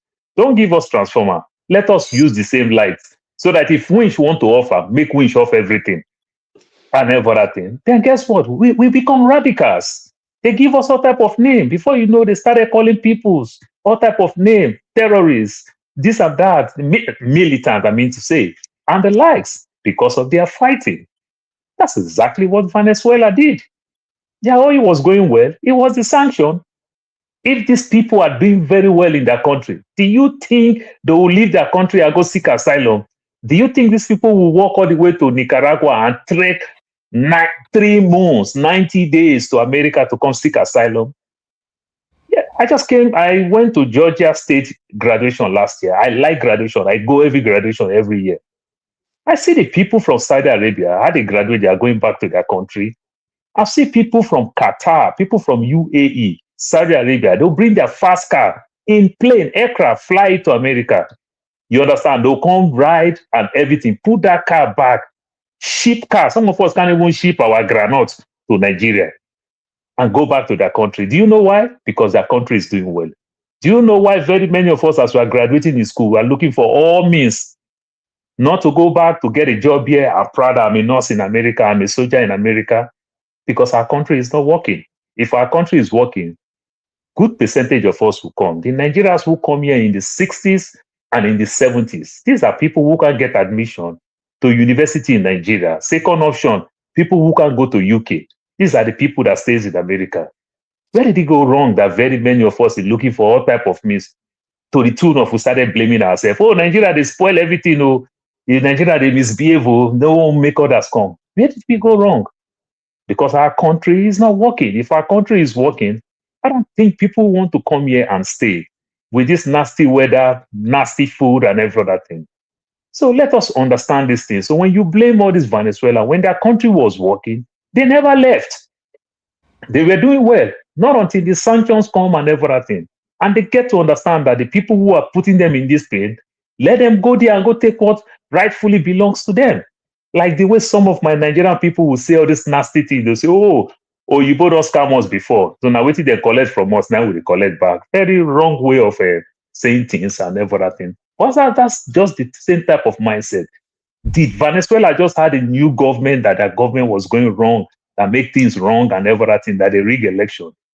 But they equally understand that if somebody is bringing some tyranny that they can control, force them, you understand? Just like some 10 years ago, the way they give us Buhari, how they kick Jonathan out, how they give us Buhari, see where Buhari put us today. That's just the same thing. That's why that guy stand there and everything. He may not be the best of person, because if I'm fighting sometimes, I fight too hard. That would be wrong on me. He may not be the best of person, but there's a reason why he does that. The biggest Muslim country in the world, hold on, please. The biggest Muslim country in the world is Indonesia. Peter Obi just go study politics there some months back and everything. They're living in peace. Malaysia, they're living in peace. Guess what? Do you know why? Because these people have not visited them. But when you visit them, that's when they start hearing, they do this, they do that, they do this, they do that. Look at Libya. Look at Syria. Look at Iran. Iran did the same thing, nationalized their oil. UK was mad. Iran today, they are going through their pain and everything. But anybody that they didn't visit, and sometimes you say, strategize to find way to work with these people. You don't work with people who shift the goalposts by the day now. You understand? If you work with people, they shift the goalposts by the day, you can never achieve anything. There's a pastor going on in Nigeria called Chris Okafo. My New Year resolution, I pray for my wife not to see those people. I pray for my daughter not to see him. You understand? Because no matter how smart they can be, this guy can outsmart them. You understand? So that's just the same thing. So when you talk all these things, you should go back and look the history of these people. If they don't visit you, you are in peace. And if they visit you, they will see fault. Because as human beings, we must have our flaws. You understand? So why you say you do like this? Why you say you don't do like this? We see professors in our Nigerian university who proud that 30 years nobody has nobody is a first class student in their department, and this professor is bragging about it. That's the same thing. They shift the goalposts. Thank you. You have spoken for 6 minutes, which is beyond 2 times beyond the number. Thank you. Thank you. For that, please indulge me. Let me give Mr. Igbo Basic, because he's driving. I don't want him to not drive. So, Mr. Igbo Basic, if you can park, we'll give you the opportunity to speak, so you can also go off after you've spoken. Can you hear me? Because right now I see you are driving. If you park now, pull aside, I can give you opportunity to speak. I can hear you. I'll pull over in 1 minute. If anybody is ahead of me, I'll pull over in 1 minute, and I'll just say my... Okay, if Fofana starts talking, he's not going to talk for 1 minute. So I'll take Otis' comment for that 1 minute while you pull off. Please pull over. That'll be great. Thank you so much for giving me the opportunity. Okay. So yeah, so I'm a 1 minute man. That's what you. No, not a 1 minute man, but you normally you are very concise. Is that what your wife said? No, you didn't say that. Okay, I didn't say that either. Now I know why I want to be a man. Okay, gentlemen, is well, the two gentlemen. I mentioned names, because I listen to people. Tony is one of my favorite, speakers, because he knows what he's talking about. It's almost in most cases right on point, and occasionally is it gentle something? Be gentle or something again. I'm quite disappointed, by the the view they've advanced tonight. Now, first of all, be gentle. It's talking about Maduro being illegitimate. I don't know who who determines legitimacy? Is it the American administration, Trump, who So that's one thing. This kind of making an argument on the basis of that is illegitimate. It's baseless. Now, Tony, was giving us all sorts of reasons, justifications. Look, those justifications, maybe national interest, security interest, could apply to any to the relationship between any two countries. Okay, any country can just feel that is in our national interest, is in our security interest to invade another country. Is that what we are advocating? Look, what is happening here is we are unwittingly or unwittingly justifying the principle of might is right. I mean, that can be it can be justified. It can be a standard, a norm that any reasonable person is going to advocate. As a way of conducting, be it international politics or even domestic politics. Okay, there are rules of the game, and this is not one of it. This invasion, and then some people blaming Maduro. He should have done this, done that. It's all nonsense. Okay, he blaming the victim. So it's not in the America's place to do that. It's just they did it simply because they have the power, and we cannot by whatever guise be seen to be supporting this kind of practice. It's not. I mean, it's not helpful for us. We have to think about our own situation. We haven't got the power. There's so many countries in the world that don't have the power. They are defenseless. So, and that's the whole purpose of law, the rule of law. Okay. So I don't know why we can't understand this simple principle, really. I mean, we've gone to school, we read all sorts of books, and then people, but simple basic things, we lose sight of it, and then talk all night. Very disappointing. And now, okay, the Venezuelans are jubilating. Okay, so do we mean all Venezuelans?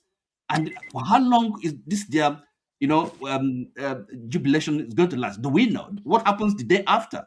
We don't know that. Okay, now it's as I said, it's just now a recolonization of Venezuela because the government is is not performing well. Is not that's something. How many so many countries in Africa? So, in other words, we should welcome a recolonization. Is that where is the consistency? If we are talking, we should really know what we're talking about. We should be consistent in our principles, in our understanding, and not all this, kind of here or there. It doesn't make sense, So now we have bad government in Nigeria. Are we saying that we should open our arms and welcome a foreign country to invade Nigeria and take over, and then recolonized? Is that what we're advocating? It doesn't make sense. I think your point is made. Because you said I'm going to speak for 1 minute. You have spoken for 4 minutes now. Go ahead. All right, thank you. Let's look at these issues. Okay, it's not about emotion. It's not about liking somebody or not. But look, principles, issues. That's the only thing that can save us. Really, we have to be consistent, morally consistent. I agree with you. But what we are arguing that principle that you have asked us to apply now should apply across board, not pick and choose which one you want to apply the principle or not. Principle should be applied across board. Everywhere that comes up, the same thing should be applied. Not that. By the way, this question about asking the question, our leaders should do this. Look, yes, if a country, that's why you're sovereign. Sovereignty belongs to the people. If a country is not doing well, the government is abusing, maltreating. It's up to the people. It's their responsibility to overthrow the government. So I mean, it's not a foreign country unless of course there's a limit. Okay, there's a scale of abuse or that a government can be perpetrating against its people, and then it becomes a matter of an international it's called responsibility to protect. But I don't know what's happening in Venezuela. I mean, I don't know the details. Let's say that he didn't win. He won by 20%. Hold on, Oti. I don't want to interrogate what you're saying. Make it simple now. Make it. If I need to interrogate it, when they introduced the COVID-19 vaccine, you didn't come to debate that your country was a sovereign country and you're going to decide whether you take it or not. You all accepted it, even though you didn't even ask your people. So let us know. Hold on. No. See, listen, the mistake is sovereignty. You have to when you are comparing two situations. There has to be the basis for comparison. They're not too So you see, it's a choice. Okay, we're talking about sovereignty. Sovereignty then doesn't have to. It wasn't forced on Nigeria, was it? It wasn't. It wasn't. Was it forced on Nigeria to buy whatever vaccine or whatever? Okay, that debate for another day. Let's move on. Okay. Thank you so much. Thank yeah. All right, Mr. Igbo Basics, you are here now. We need to hear you so that you can continue your, your this thing. You are going somewhere before. Go ahead, sir. What's your opinion? You've heard us and you had what will be your rant, because you're going to speak for just once.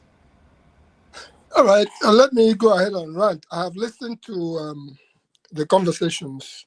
Venezuela or no Venezuela, me, I come from Niger. That's number one. Number two, I'm going to piggyback on Paul's commentaries. As far as if to say country good, a lot of us will not be here. And Paul made reference to some of us who came here in the 70s and some who came in the 60s. I came in the 70s. There was a time that if you come to New York, you would proudly take your Naira to any exchange place right at the airport, and they would gladly accept that Naira from you. That was the same time, because I bought dollar for 42 cents to a Naira, 42 kobo to a Naira. That's what I used in buying. It's still stamped on my passport of Malamilia, the big, thick passport. If you put your house in order, somebody else will put it in order for you. Really simple. One way or the other. Yeah. Forget about, we went through the war. Forget about everything else that happened. Nigeria was a shining example when Americans lined up on the streets of America to welcome Abubakar Tafawa.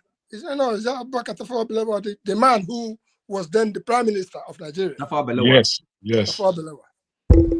Americans lined up just to go and see that man speak. That was the Nigerian. We stood tall. And the war ended. The war came. And we had so much money. We invited the world to come and do First Black African World Festival of Arts and Culture. And we built stadiums and we built everything. Nigeria has so much money that it could buy half of Manhattan. Why did we not buy Manhattan?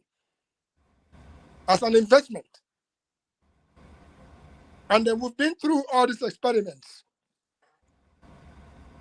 of the republic we have. And then we saw it sliding. And for the leaders, they kept on tiffing, and putting it all abroad. And then Jonathan came. The subsequent administration, they've done their own part. One word, gender, corrupt or not corrupt, they were doing their part. But let me put it this way.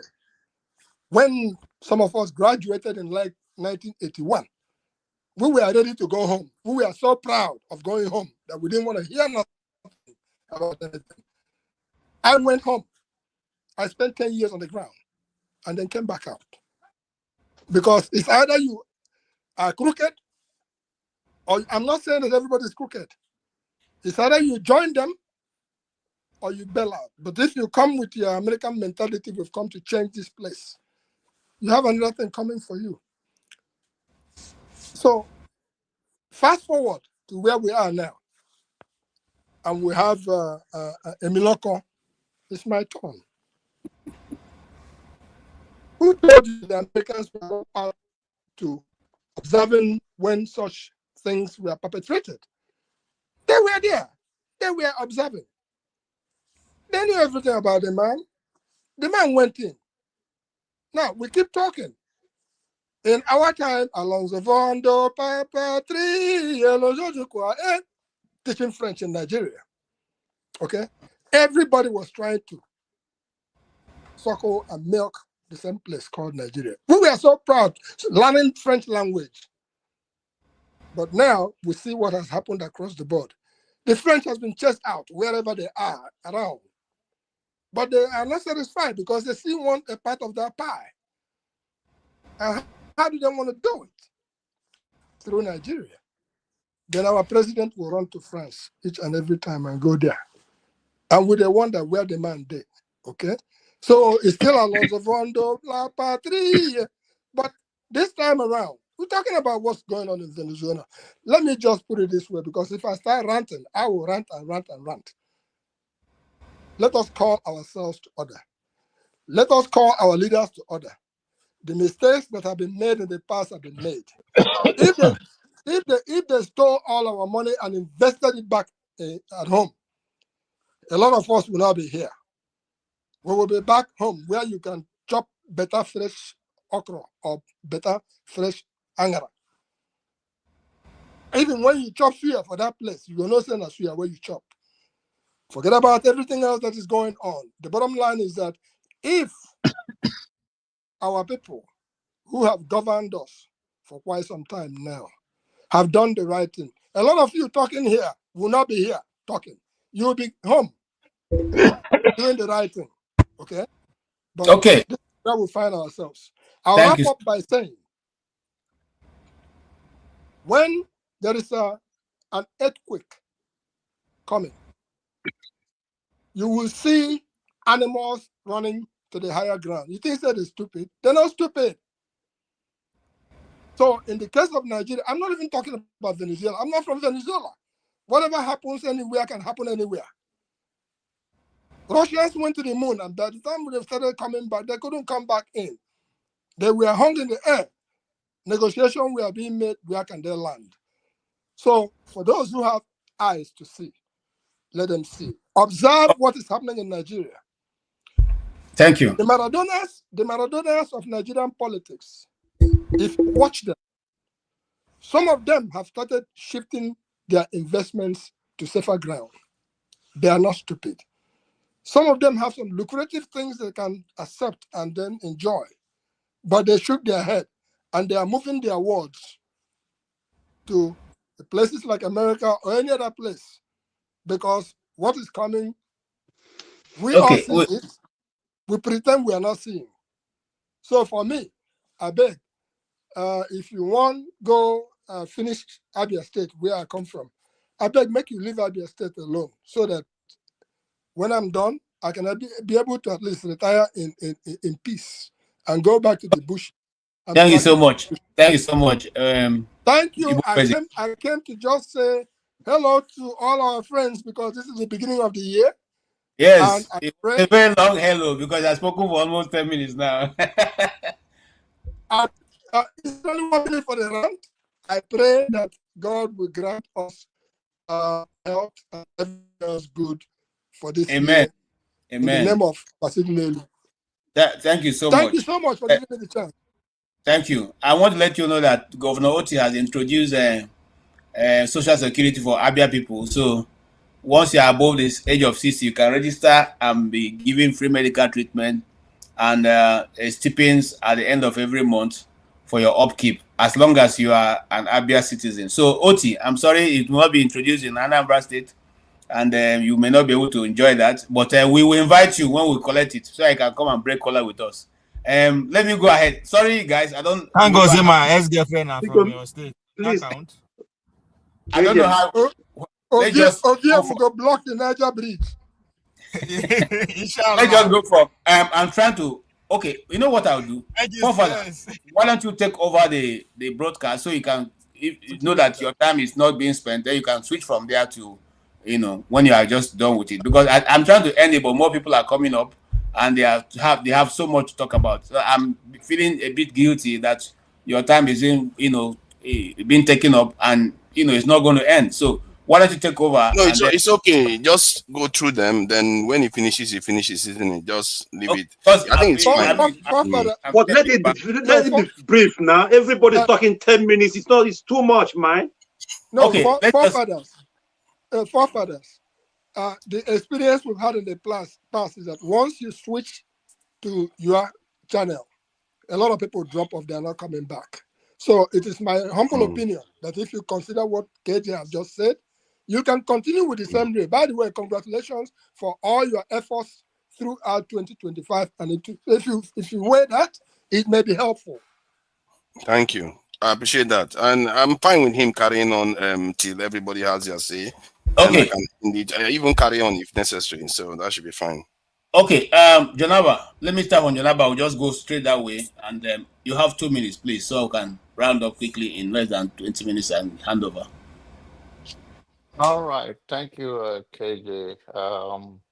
Rant, voice ranting. I think it's a long walk to freedom for our black mind.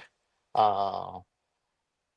are now saying it's okay that anyone can just bully you because you are not doing what they want you to do, and if you don't put your house in order, there's no other way to rectify it amicably rather than to burn everything. If we say that, and one day we should be careful what we wish others. This is pure power grabbing, and it's going around the world. And I'm very scared the way we speak to issues like this. I don't think there's more evil people around the world that are not in any other part of the world that are trying to dictate how the others will live. This is people who campaign that I even want to have the win the Nobel Peace Prize for Peace, and this is what to become. So the whole thing is hypocrite. It's about power and principalities. So we will see how the world we the history will judge us, and I think simple thing is that I don't think this is the best. Is the world we live now is changing fast, and our country, we need to look back home and speak to issue that is happening in our home and see how we can influence it and bring change to our people. Thank you. Thank you so much, John Abba. In fact, you left some minutes behind. Thank you so much. All right, Mr. Ike, can we have your take? John Abba, I hope you don't mind. You're skipping me, KJ. Good evening. Go ahead. Oh, sorry, Tony. Go ahead.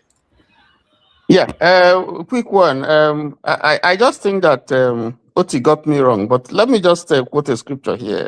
Ephesians 6, verse, I think is 10. So tells us that we wrestle not against flesh and blood, but against principalities, against powers, against the rulers of the darkness of this world, and against spiritual wickedness in high places. That's the scripture. And that's how the world has been structured. So it is not new. From slave trade, people were in their homes, they were taken away in slavery, whether trans-Saharan or transatlantic trade, slave trade. You know, we saw colonization. Africa was colonized by people who were bigger than them. And we see new colonialism even here now and then, and we see bigger nations bullying smaller nations. That's the way the world is not fair to anybody. If you're expecting a fair world, then you don't understand. You don't understand. Sorry. What do we want? Hold on, Oti, hold on. Hold on, let me finish. Don't eat my time. Oti, you finish, please. I talk, please. Don't take my time. And I saw what Oti said when I was in the background. Oti, when Nnamdi Kanu was the extraordinary rendition from Kenya, you were rejoicing. You didn't say anything wrong with it. Now you are saying a different thing. Now, yes. Hold on, yes. Now you say a different thing. I respect you. I thank you for the compliment that you made. Oti was against it. Oti was vehemently against it. Excuse me, please. Let me finish. So now you're saying a different thing. The point that I'm making is that the world is never fair to anybody. That's it. You know, that's what they call match politics. It's not fair. It can never be fair to anybody. That's why you have rules. That's why you have conventions to regulate. Excuse me, please. Let me talk. Let us be decent here. You know, that's why you have conventions. That's why you have all these parks and all these things to regulate, you know, this practice and make sure that there's a semblance of fairness. But it's never fair. The world can never be fair. That is the point I'm making. I'm not trying to tell you that it's good or it's bad. You know, it's going to happen. It's not the first time it's happening. You know, the people will know Norega this was done to Norega. It's been happening. So when you come here and say no, if Nigeria doesn't keep his house in order and it does things that will make people, you know, poke this thing into they will do that. So I mean, you just have to be realistic. Don't expect a perfect world. That's my point. Thank you. Thank you so much. And Tony, if you don't mind again, I may also take you out so that I can. KJ, can I have all right. at least No, hold on. Now you go reach your turn. Now turn by turn. Okay. My brother, Ike, you have spoken before, right? I want to have no further rounding up, you know, at the end, so I will just go from there. Yes. Okay. You have spoken. KJ, sir, please. Go ahead, Oti. Sorry, Mazi Okpara. Yeah, I will be very brief. In 1963, Morocco invaded Algeria. Iraq invaded Iran and Kuwait. Syria invaded Lebanon. So all these things it's everywhere. It's not only America or or Trump. Countries invade countries, and this guy got it very wrong. Paul, he was talking about GDP of Venezuela growing 10% last 10 years. If you go to Google, you see that almost dropped 80%. Immediately, Hugo Chavez died in 2013. It dropped, and people were running away from Venezuela. My rant is, they are in Yobe, the state we share together with Nigeria, with them. There is now an Islamic law, Hizbah, separating women and men in a public. That means women will have their own bosses, men will have their own bosses. In the same country we share with these people. You see, that's the problem. When we talk about, we have to sit down and discuss our unity. Some people think that we are, separatists or secessionists or rebels or troublemakers. No. If we want to live in one country, everybody should abide with the constitution of the country. There is no way somebody who is from Imo State or Anambra State living in Yobe as a woman will not enter bus that man or men are inside the bus in one country. That is why this unity, this fake unity must be renegotiated. We have to renegotiate Nigeria. Somebody was talking about, excuse me, finally, this young man from Borno State was talking about children of Gaza. As we speak, children of Borno, children in Northeast Nigeria are more, they have no food, they have no shelter, they have nothing. But they always talk about Gaza. Yemen, do you know how many children are dying in Yemen? Yemen, do you know, today, Saudi Arabia bombed, UAE or what do you call it, in Yemen. Do you know the kind of atrocity that is happening in Yemen between the Houthis or what they call them and Saudi Arabia and Iran and everybody? But they will come here, they'll talk about Gaza. Let us talk about what is happening in Nigeria. Children are dying, people are hungry, there are starvation, there are famine in northern Nigeria as in Gaza. Good night from here. Thank you so much for your contribution. I'll go to Oti, and then after that, I'll go to John. Whoa, everybody has spoken twice already. Hold on. Sorry. And I didn't have a turn. Where's my turn? Everybody has spoken twice. I haven't given up my space. I haven't spoken. I'm sorry, guys. I've spoken. I think okay. Yeah, I was supposed to pick up our Paul, remember? Okay. No, you guys have all spoken. I waited. I left. I came back. You guys spoke again. I'm still here. Like, you've spoken. All right. So Sorry, I've been too kind. Okay. Ranting, I'm not ranted. To Nigeria, go ahead. You have been thank too you. kind. So let me first go. I wish he was still on. And, you know, what I wanted to actually speak about was Venezuela. But being that he brought up a situation he claims is happening in Yobe, and his complaint is that the women have separate buses. Now, let me put out a disclaimer. I am, like I've always said, I am not in favor of the enforcement of Sharia law as it pertains to criminal cases. However, civil laws, yes, I do agree with, because I think there are advantages to everyday people in Islam, especially women, the feeble, minorities, and those that cannot defend themselves, basically children and the infirm. Okay. And why do I bring that up based on what he said? I think if you ask the average woman today if she would like to have separate facilities and separate access to things that men would also have access to, the woman of today, 2026, all over the world, I'd say they will vote yes. And how do I know this? I would say based on conversations with my spouse, family, friends that are of the female designation or origin. This is why, for example, you would have women that want separate gyms for themselves. And why do they want this? Well, for one, they're not strong enough. For two, men are very violent. Men can tend to be sexist, and men can tend to be perverse. So I don't see why he thinks it'll be against, it would be not in favor of women to have their own buses.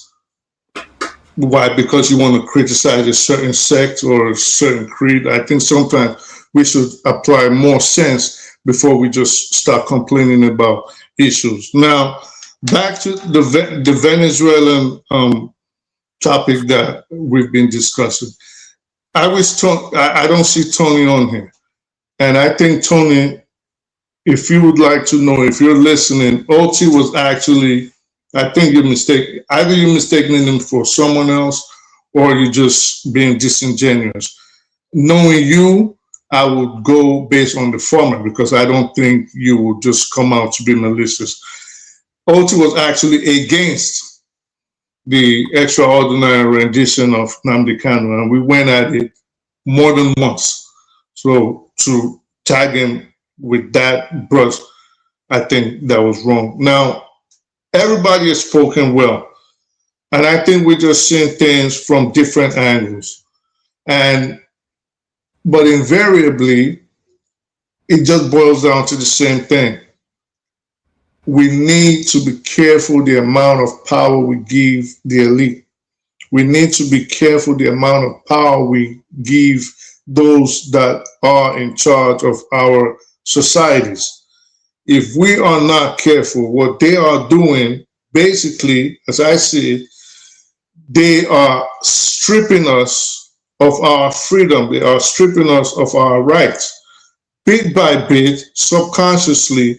And when we keep conforming and say, well, you know, they did it in Libya, and Iran attacked Iraq, and, you know, they did it in XYZ, it's fine.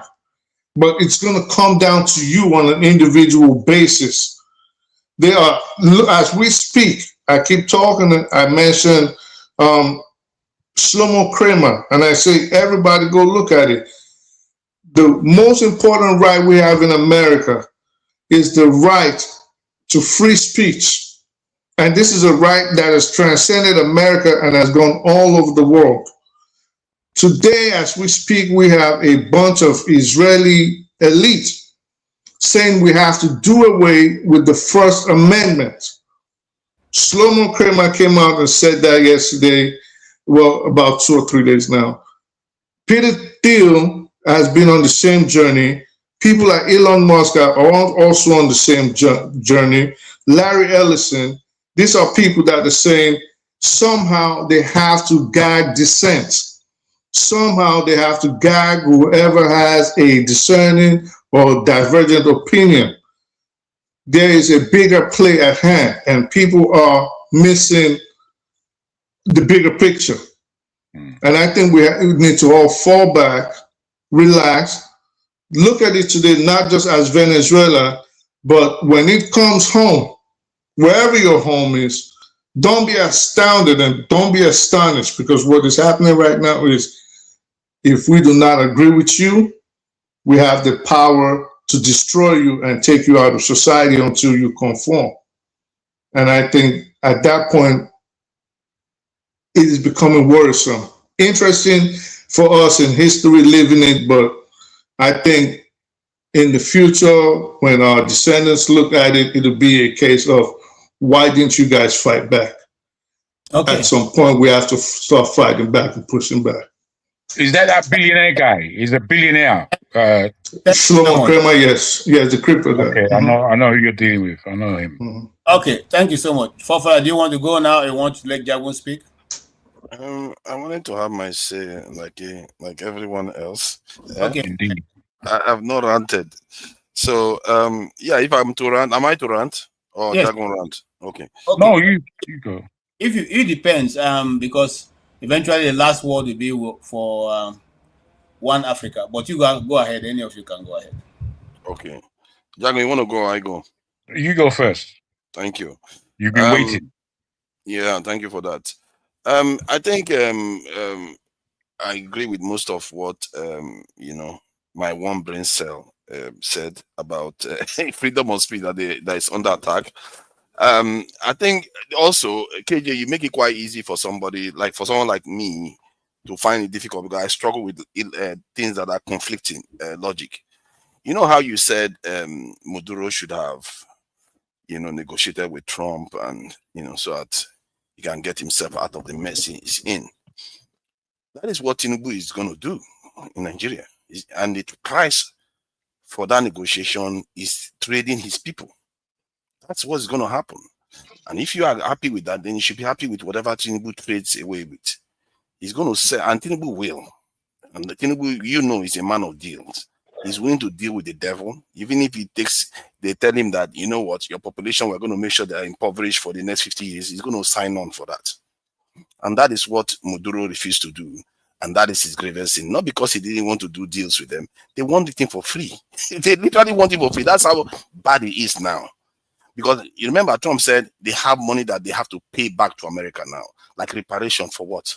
What did Venezuela do to America? That they have to pay America back. This is the situation. It's like what they did to Haiti. Before, when Haiti was progressing, they came punish Haiti and said, you have to pay us money back. This is what is going on. This is gangsterism, international gangsterism, which is, to be fair, that's the law of nature.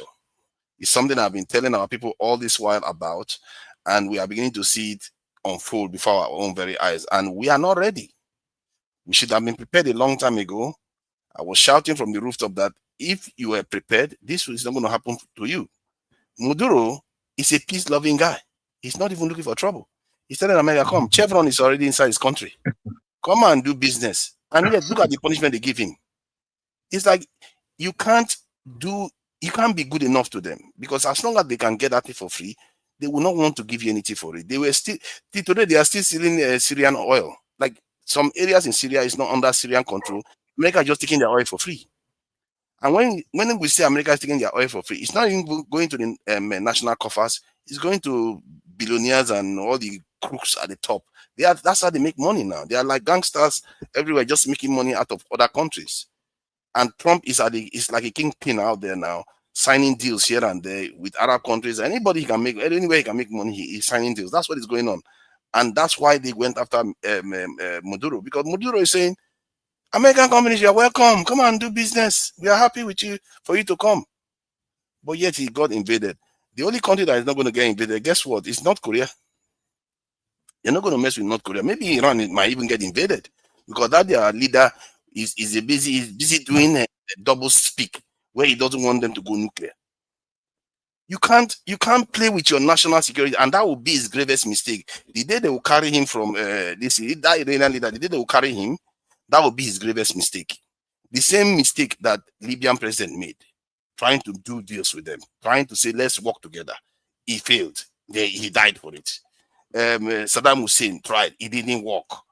The only people that it works for are the ones that are obstinate to the end and commit to the path.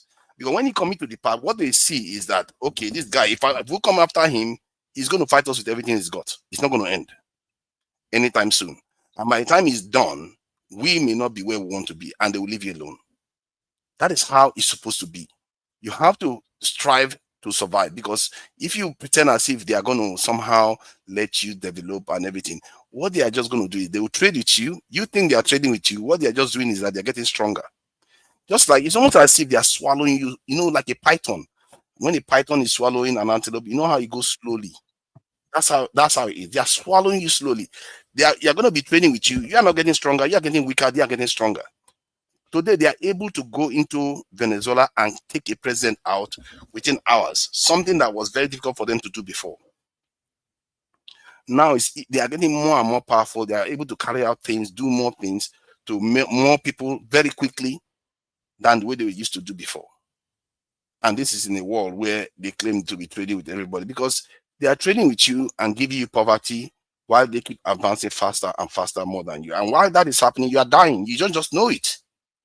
Your day of judgment is coming. And like us now, our day of judgment is coming. I keep saying it. People keep thinking this is a joke. When it reaches our turn, then you will remember that I've been saying this for years. Because that is how nature works. It's not Trump didn't invent it. It's just what it is. When people get stronger, when an animal gets stronger, it's going to take down the ones that are weaker. There is no negotiation there. That's why I keep telling people, an antelope has no business negotiating mercy with a lion that wants to feed. That's not going to happen. The lion will consume and the antelope will die. And if people choose that we are going to be antelopes, yeah, what choice have we got? I can't force people to think what I think. I can't force people to see what I see. Because if you see what I see, many of you will be you'll be acting crazy and losing your mind. That's why sometimes I act crazy here. People think I am talking like I know it all. But because for me, this is so obvious that sometimes maybe something's wrong with my head. When I read something and I see how the data connects, I can visualize it clearly. And it's so vivid in my mind, and I know the consequence of all this thing, because it will come. You can't escape it. It will come. And Maduro, his mistake was hedging his bet. Why did he hedge his bet? He could have gone full on, straight in one direction. What I find is that if you want to escape their control, you have to go full on in one direction. Don't try to play two sides. If you try to play two sides, you fail, because they are not stupid. They see you. They see what you are doing. They say, "Oh, you want to think you are too smart. You want to do with our business, with our company, when we know we can get it for free. Come on, get out of the way. Let's take it." Because remember, your countrymen, there are your countrymen that will be telling them, "Why would you negotiate with that idiot? Don't worry, I will give you everything you want for free." And they will come, they will take you out. And you're going to go, and your country will fall for it because you dare to say you want to play with them. Was it not Kissinger that said something about being an American's friend is quite fatal? That you can be their enemy, that's dangerous, but being a friend, it could be fatal for you if you're not careful. This is how it is. You have to learn how to play the game. Know when you say, you know what, enough is enough. If you want to kill us now, kill us, because I know you've already killed us in your mind. You never want us to leave in the first place. You have to remember when somebody has already declared war on you. They already declared war on us since the Berlin Conference, when they decided that they were going to invade the entire Africa. That was the declaration of war. What else can you define that as being? They said they had a meeting, came together and said, we will take over the entire African continent. They declared war on us, but our people didn't declare war on them. We didn't even unite to fight them. And we know that history today.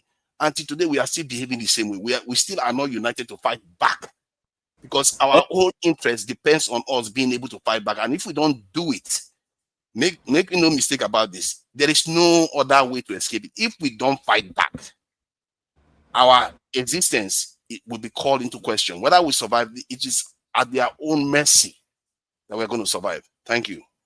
Thank you so much for that. I just also want to let you know that Maduro is also a bully. and he has done also a lot of harm to the people of Venezuela. And right now, the people of Venezuela, not the military of America, taking down his posters and rejoicing in the streets. So sometimes we also have to look at the other reason, because you ask yourself, why didn't the army, why didn't the people unable come out to fight on his behalf? That question also remains to be, to be answered. But however, he wasn't strong enough, and his people. Even when Trump steps down, if somebody kidnaps Trump today, you see Americans that are jubilating still. No. But every hold nation, on. you see people that For will you jubilate to that they did their get to do fault. that, for you to get to do that, you will have been able to defeat certain people who stand in your way. They're not going to let you walk into the White House and take him away. So the question now be, does he have the support of his people? If he did, why didn't the people resist? That's another issue. I think his mistake was trying to think that he can work with the West, because he didn't give them a clear message that this is our fatal enemy. They are going to destroy us if we don't prepare. Father, did you follow the policies of Maduro even before Chavez, before the guy who passed on and gave him the listing? What it was, the differences. So Chavez, that's why they didn't invade Chavez. Sorry, that's why they didn't invade Chavez. Have you seen? Have you seen the street of that and the kind of vehicles they're using in Venezuela and the streets of Venezuela? Yes, well, because of sanctions now. And then they sanction the country. The guy is fighting for the poorer people of the country. It's like Showore now. America, because Showore decides that he wants to nationalize Nigerian assets and use it for the poor people in Nigeria, America goes after him. And this is when I tell people that most of our leaders, all the things they are doing is the West. So here is the question for all of us, especially those of us from Africa. When our leaders make powerful friends and those people get them into office, and then when those people get you into office and keep you there, then one day you turn around and say you want to now put them out of whatever they're getting. Of course, they're not going to let you be. So don't make friends with them if you know that you're not going to keep up with. It's just like something. But you're not going to make it into office now. The only person that will make it into office are the kind of leaders you hate. Okay, so let's go ahead, and that's just my little. So you make your peace with Tinubu, then you have to make your peace with Tinubu being in Nigeria, because that's the name of the game. Jabu, go ahead, sir. Well, as far as a rant is concerned, I want to appeal to us as Nigerians that we are not really taking our responsibilities on board as a people, as a government, as a nation. The fight between us within Nigeria is more important than the bigger picture. And that's a bit of a shame, because in that way, we don't understand what it is that we are actually fighting for. And I feel that if we understood what the bigger picture is, our fight inside would be clearer, which is to say that the bigger picture is there and it's always been there for us if we observe things at all. Looking at the way the world is, I'm here in the UK, and there are certain laws and certain restrictions that are coming on board. This is not about any one nation. It's about the individual and what it is to be an individual, and how weak the individual is without a community, without a form of relationship, human relationship. And I feel if we don't understand the responsibilities that we have with our neighbors, then we've lost. We've lost. The world is coming for us. The world is coming for us. There is an agenda at play. And lack, because of what we feel, the pain that we're feeling as individuals, as people, we're feeling a lot of pain. But we don't know the pain could be worse. The pain. Imagine being re-enslaved. Imagine being re-enslaved. Imagine being cast away to death. Imagine the rhetoric that says that we want to reduce the population of the world from the present 8 billion to around 500,000. There are people that have these agendas, and we're here looking and wanting to fight ourselves within Igbo, Yoruba, all the rest of the rubbish fighting that we do generally. I fear that we are far too late. I fear that the lateness that we are in means that what they have in store for us is going to come to pass. We have no defense. We have no. What should have been priorities is building ourselves as a people. And you know, for me, these things have been. I remember telling my uncles who used to discuss all these things back in the 70s that we are going to be re-enslaved. I saw it as far back as then. Because there's a way that we just miss the real point. There's a way that we give in to the European ideologies. There's a way that we are prideful, but we don't understand what it is to be prideful about. Pride before the fall that we are about to take. Our pride should actually be built on the last 40 years of building. We haven't built over 40 years. We haven't built anything. We haven't built a nation. We haven't built about people. What it is that individuals that are well talented within our Nigerian scope, they are people that bring to bear a forward-thinking culture. Somebody like Anthony Joshua, he won't be welcomed by any governor or anything if he didn't do anything for himself in the West. He would be another non-entity like anyone else. That's how we are looked upon. Anthony Joshua could have been a Nigerian boxer. Nigerian. Could be Nigerian. But they have to make it outside before they're recognized inside. These kinds of things are our failing. We don't understand that there's an agenda that we don't have. So we will celebrate Trump misbehavior anywhere in the world. And we'll start talking about Maduro like he's poison. Maduro is just like any other leader in a country that may be corrupted, maybe greedy, maybe not the best thinker in the world. But the people of the country have to make that insurrection for themselves. And that's what we don't. Wait. Why are you saying okay? It's not okay. Because we need to go. Let me just finish. I won't be long. This is a rant. And I'm saying that it is not because of your desperation that you would offer an enemy another chance in your arena. You have to be able to think. Rudyard Kipling said if, and that poem is a fantastic poem. You have to keep your head. You have to think. You can't throw the baby out with the bathwater in order for you to relieve yourself from pain. Nobody likes pain. Nobody likes it. But you have to go through it. You have to go through it. And I'm saying that Nigeria, in particular, has not lived up to its responsibility and still continuing to. I thank you. Thank you so much, Jagun. All right, One Africa. Sorry it took so long to get to you, but eventually we're here now. All right. Yeah, hello everybody. It's nice to be with you guys again. I'm currently enjoying myself in my hometown in Nigeria. It's nice to be away from the cold.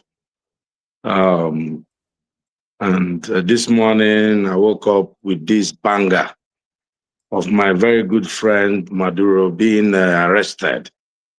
I'm actually very upset. I don't like it. But the problem is that I don't like election riggers. If you rig election, people have right to rig you out too. This is Game of Thrones. When you play the Game of Thrones, you gotta be ready for what comes. You can't, you know, the Game of Thrones. You just have to be ready to die too. You can't play the Game of Thrones, and when they do the same game that you played, when you give you the same hand, you start complaining. This is a Game of Thrones. So anyway, look, Nigeria, we're a multipolar society. Look, you know, people like forefather are anti-West, but the problem is that they love living in the West. You know, they complain everything about the West. They call the West our enemy. The West is not my enemy. It's forefathers' enemy, or for any other person here that wants the West to be their enemy. You know, the idea of the all these world politics, look, we choose our own enemies. The West is not my enemy, it's forefather's enemy. But he lives in the West. Forefather moves to China or Saudi Arabia and go and enjoy there. They're waiting for you, or in Russia. But you choose the freedom they have here, and you keep ranting against these people. You know, maybe when they are done, they will start looking for What people do like you want? When some people declare war Let against me you, just, I'm what do you ranting want? now. Let me just rant my They own. declare war against us. They are not, it's you they declared, but not me. No, against your country, your Igbo No, it's culture, all of you them. that, look, I thought you were going to have a show. I'll come to that show. What do you think the Let me Berlin tell you. Conference means? Oh, no, Berlin is, well, you said it's war. Yes, I agree, but we lost the war. Guess what? I've And you been decide that on a they are your different friends type then, since of then. war twice already. You know, maybe we lost the Berlin Conference. In Nigeria, I'm part of Nigeria that lost a war also, right? You know, the people, the winners are enjoying, according to Mr. Kwebelo, they are enjoying the spoils of war. Is it not true? So if the people who have won the war, it's either you decide to align with them or you lose. This is a multipolar world. You know, you choose the people. Hold on. Do you think I hear your Let me point? just land my point, and then Okay, go ahead. KJ just took me and threw No, into your into it's your here, it's lion's here. den. He didn't That's throw very you into my sneaky. lion's den. Don't worry, he didn't throw you. Papa that hates me, that won't let me say What do you anything feel I hate you? because You're I the one don't that's talk calling me about. now. I'm here minding my own business. I start calling No, me it's out. true. Now once you have your group of anti-West people. Once you people come up, you know your Muslim group, they will soon come up and they will start I think attacking it's everything I vanity say. slogan to say I'm anti-West. No, the West is No, it's true. anti-me. You are That's the actually. problem. You keep calling Have you them considered our that they enemies. are Let me anti-us? tell They you. are No, you declared war said against no. us. You said Okay. they are enemies. How did forefather get the opportunity to? Allow him to rant. Allow me to rant. Now you Okay, don't. go ahead, Look, let me tell you. My point is, I'm saying, even in the post Second World War order that we had the Soviet Union, and we have the West. We had the West. People had opportunities to choose wherever they wanted to belong to. What is happening now is simply that people are trying to change that world order. After the First World War, we had the League of Nations. It didn't work out. We had the Treaty of Versailles. It didn't work out. We had the United Nations domiciled in New York after the Second World War. And we had another world order that the spoils of war was shared between the Allied forces and the Soviet Union. The Soviet Union amassed like lots of land. They took over even Western Germany. America took Japan. Guess what America did? They allowed Japan to become the second biggest economy. Even Soviet Union could not come close. They chose war and getting nuclear bomb, which is what you have been advocating for. What you've been advocating for, I think people like you are suicidal, actually. What you want is let's get more of fireworks and war so we can just fight these people. You love the North Korean guy. You love Kim Jong-un. That's fine. And it's a choice that you want to make. People like us prefer Singapore. We don't want to be North Korea. You can keep all your bombs. We just want to do trade. We want to be a little Switzerland. We can make deals with everybody, but I don't want to be fighting with anybody. Until Israel disgraced Iran, you were all Iran, Iran. Let's be like Iran. Before one day, Trump just came and said, we have taken over the skies of Iran. Let me finish my ranting now. One Africa, do you have any concept of freedom? Yeah, but I'm asking a question as you're going on. Do you have any concept of freedom? My concept of sense of freedom is I can describe that to you. But you can be free and living. If you consider the people of North Korea free, then doxology. You know, that's all I can tell you. I'd rather be in Singapore and let the West do their own business. The concept, because you said Singapore. Oh, don't worry. That's my. At this point, I've given you an example. See, the example of Singapore versus North Korea. If you don't understand it, really, I can't help. I think I don't even need to go too much into government and politics. You know, I understand. I studied science. I know more of that. I may not put it in a political language that you like a lot, but I've given you clear examples of a multipolar world that people choose where they want to belong. What people like forefather believe is that if you get a bomb, that people will not invade you, which is true. But the question is, what is the living situation of the people who are in that country? I don't want to be against the West, because the truth is, if you go that way, you know, you just remain in perpetual war. You know, forefather keep talking about the declaration of war at the Berlin conference. Yes, but guess what? Our forefathers lost that war. To say that we did not fight is a joke. We lived differently. The Sokoto Caliphate, they fought. The people in Borno Empire, they fought. The Bini people fought. The Ekumeku fought. Everybody, the Arab people fought. But they have not Everybody declared tried to peace fight. since then. They've not declared peace since then on us. That's the problem. Why would they do? You see, it's winner takes it all. You are And the then one who why are you saying I'm hating them when they declare war against us? No, you know, see, what you suggest. Do you want this show to end at all? What is wrong with you now? I'm trying to get away from you. You're just don't worry, now you're not going anywhere. You think you will? Well, anyway, let me just go all because right. You know my idea is you know, look, it's not when I watch what happens in Venezuela. Of course, it gets me worried that even if you're doing well as a country, people can topple your president. But the truth is that we watched Maduro rig an election, and he was jumping all over. It was even all the liberal media said this guy lost this election, and he purposely stayed there and chased out the other guy who supposedly lost the election. Look at our country. People rig election and they are taunting you. Out of Nigerians 36 states, I think 29 states are in APC. And people are jumping around. The truth is, if there's a free and fair election in Nigeria, you know they're not going to win. But now, people are living under siege. Look at what's going on in Venezuela.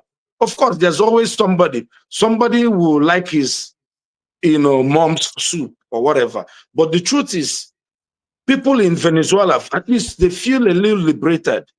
You know, am I stupid enough to think that if they don't organize it, they can go into chaos like what happened in Libya or in Iraq? I can't even. This is not the Iraqi situation or the what do you call it? The Libya situation. I've always advocated for a benevolent dictator. So people like, Gaddafi, I didn't care. But this guy said he's a Democrat. There was an election and he rigged it. Now somebody has come to kick him out. And they have told So are you sure Colombia about that? that Are he you should sure watch about his that? act. My friend, just wait. Let me talk. I don't know. What about you? Are you sure about that? Let me talk. No, but you're saying. I'm not saying. You say he lost. How do you know? Round up. Okay, how do you know that Tinubu lost? Every day you're here jumping around Tinubu. It's not about Tinubu now. It's not about. So you don't see. We are commentators in a show. Let me ask you. Okay, my brother, just slow down. Do you approve of the invasion? Do you approve that Obi won? Do you approve? Do you accept? I mean, is it a good practice? That what? Oti, we need to end this.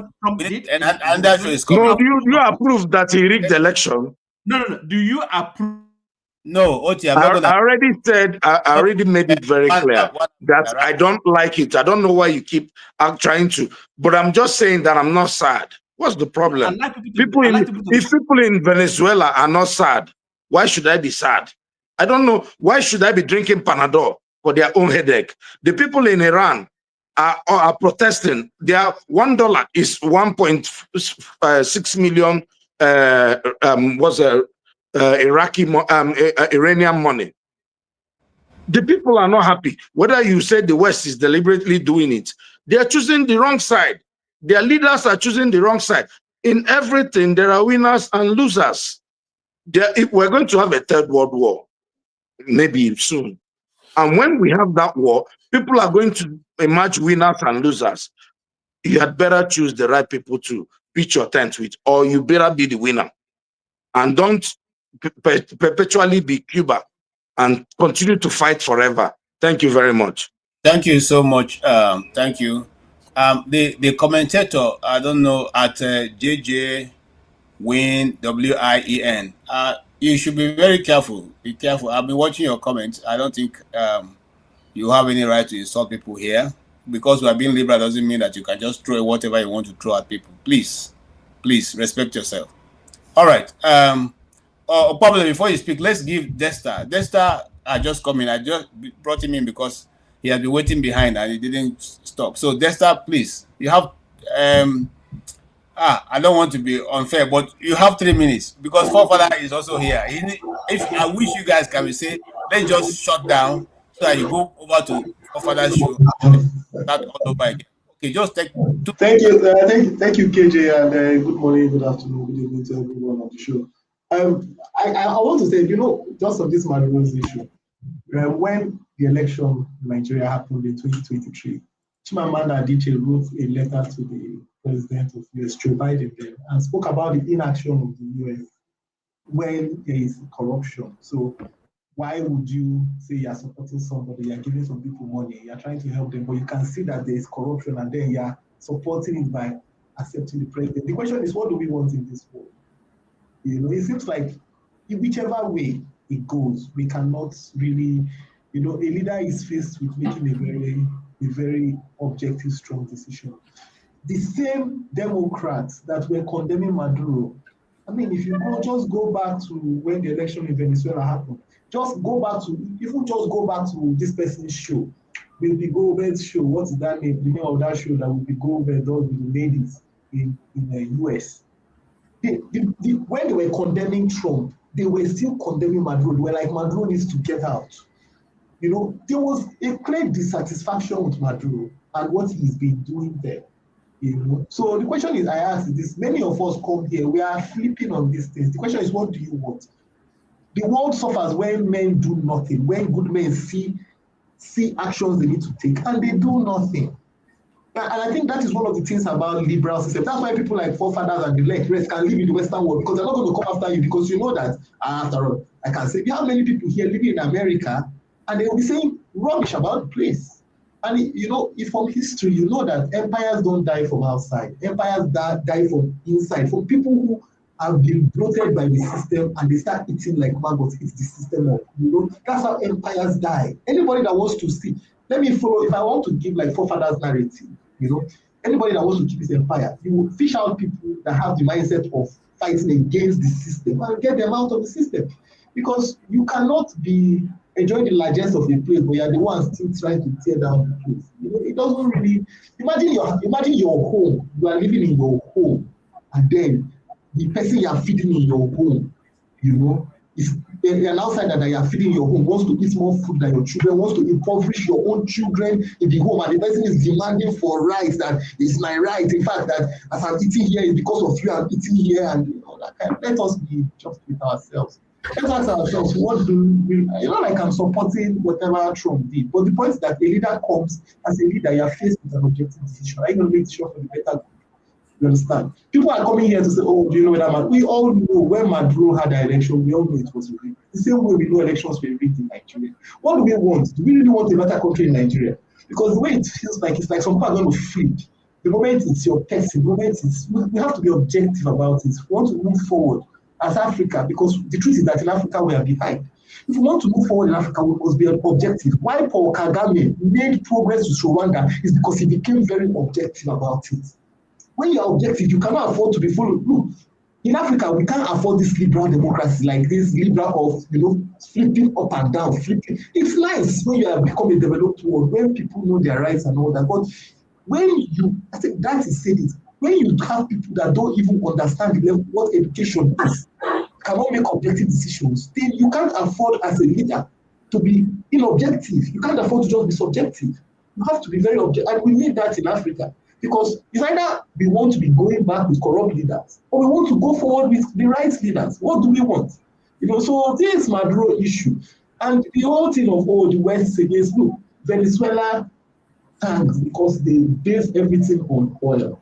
And the moment oil went down, Venezuela's system went down. You know, so if you look at the economics of how Venezuela went down, Venezuela is one of the richest countries, but look, check the whole world. Except places like Saudi Arabia that is pivoting. It's not resources. I've always said it. It's not about resources on the ground that makes a country great. Forefathers is living in the UK. What resources do they have? It's the between their ears is the brain. Brain power. That's why 80 men can go and capture 10,000 men. And that's what we should be focusing on in Africa. Focus on developing human capacity index. Not here to become about Maduro. Let's leave Maduro. Focus on how many people what have you done home to make sure that the next generation human capacity index is high. Can they challenge? It's not about going to you want to go and buy ICBM. What is it to buy ICBM? Why don't you invest in your own students, in your own human resource, so that they can build it? They can build it. It's not going to buy. You know, let's go and buy this, let's go and buy that. Invest in your own people, you know, and you know, leaders will make objective decisions. Okay. Maduro, thank you. Thank you so much, Justa, and I appreciate your patience waiting behind for so long. Finally, recently I've come to the end with Project 2027. Keep it short so I can go. I want to run away from here. Why? And the guys who are, you know, listen, you don't have to agree with somebody's comment, but to say that the person is talking nonsense, that's what I don't appreciate. Nobody is here paying for the bill of his telephone bill or data, and then you say he's talking nonsense. The time the person has spent, I don't think it's very nice. So if you don't agree with the person, say I don't agree with you, and this is your reason. If you want to, you don't want it may not be very friendly, but I think it's permissible. If I'm talking nonsense, tell me I'm talking nonsense. I can. No, it's not you. You are not the moderator. I'm saying if I'm talking nonsense, if you think it's nonsense, tell me it's nonsense. No, I will. But that's not. You know, you have your own way. So you don't have to be friendly. I mean, it's just hold on. Hold on. I'm not even referring to you. I know, but I'm just saying. I'm not saying. I'm just saying because I tell people that are talking nonsense, and people. No, it's not nice, and I'm also telling you that it's not nice. It doesn't have to be nice. I don't have to be nice. Have to be nice. No, you have to be nice. That's why you say. If you're not nice, I'm telling you what the rules here. You have to be nice.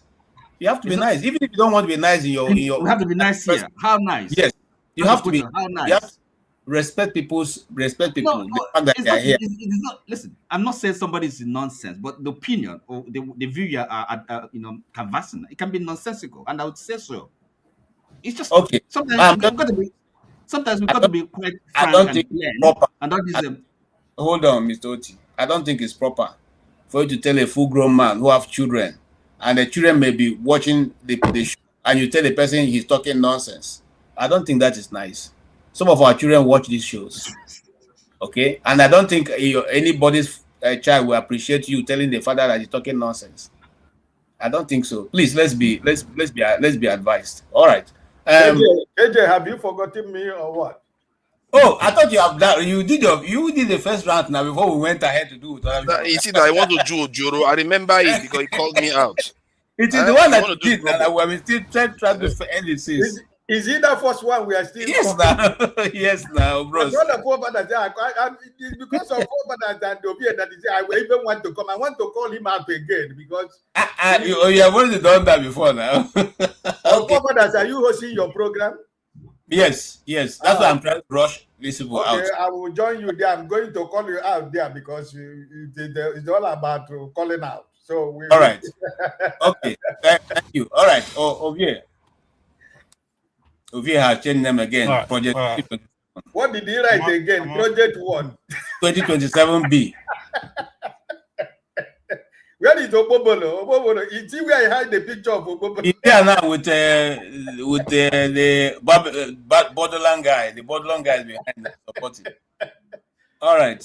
We don't know where Obie is confusing us here. We don't know where he belongs. All right, Ovie, go ahead. So, you hear me?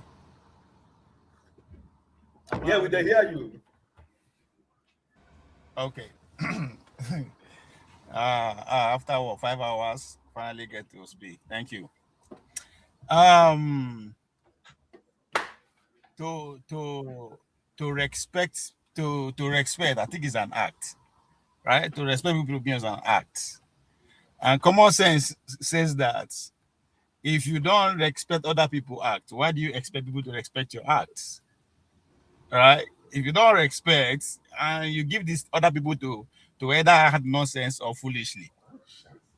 But again, it's all about common sense. It's not intellectual this time around. They had to for some people to comprehend. I think it is Ecclesiastes chapter 3, verse 1 that says that to every season there's a reason a bit. There's time for everything. That was my favorite quote during the. Every time that was my favorite quote during the past election. People would know me then go understand that race talk. And I'm saying this to make it clear to people who never understand how I operate my things now. Should listen, because that's how I approach my things. If you ask to Nigeria, Dr. Dame, people when they come this platform right from the beginning of this year, we say I was particular about two things. Because in the way I approach my things, there's time to learn, there's time to teach, there's time to play, right? Time to teach and be taught. Now you come platform like this, you put your opinion out there, you put what you or whatever you have in your head out there, and let people challenge it. That's the approach I use when Trump come, when they swear Trump in, when they bring all these professors come. I say people should take this serious. This is not about Trump. I was talking everything about the Monroe Doctrine. I was speaking specifically about today and beyond. People who don't understand or who don't know anything, they'll call you a conspiracy theorist or propaganda. That's fine. But when that thing where you they talk don't they happen, I can't celebrate. You can't carry your small mind. Can't toss how they play. Now look, now you guys say we know they face to face because I feel worse person slap. Because everybody they plan. From the beginning of this year, they asked, what is the plan from the opposition? That was when I was proposing organizing. That become a word that it should not be heard on this platform. Everything is on record. Towards the middle of the year, they asked those who belongs to other group, what is the plan? They could say, no worry, we will come out, hit you, boy.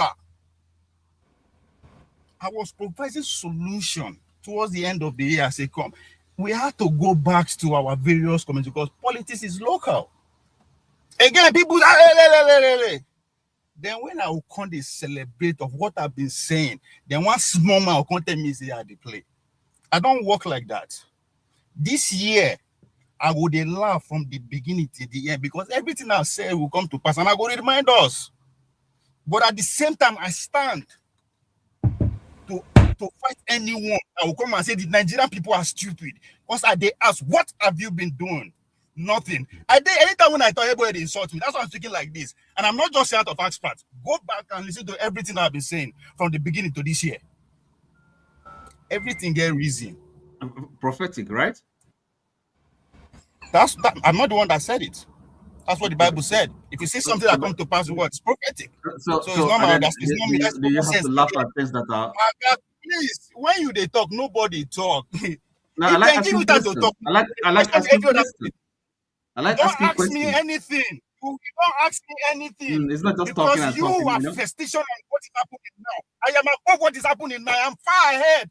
So you can't ask me anything. When I was talking about today, you said I'm a conspiracy theory. I'm a propagandist. I don't know what I'm talking about. So please shut up when I speak.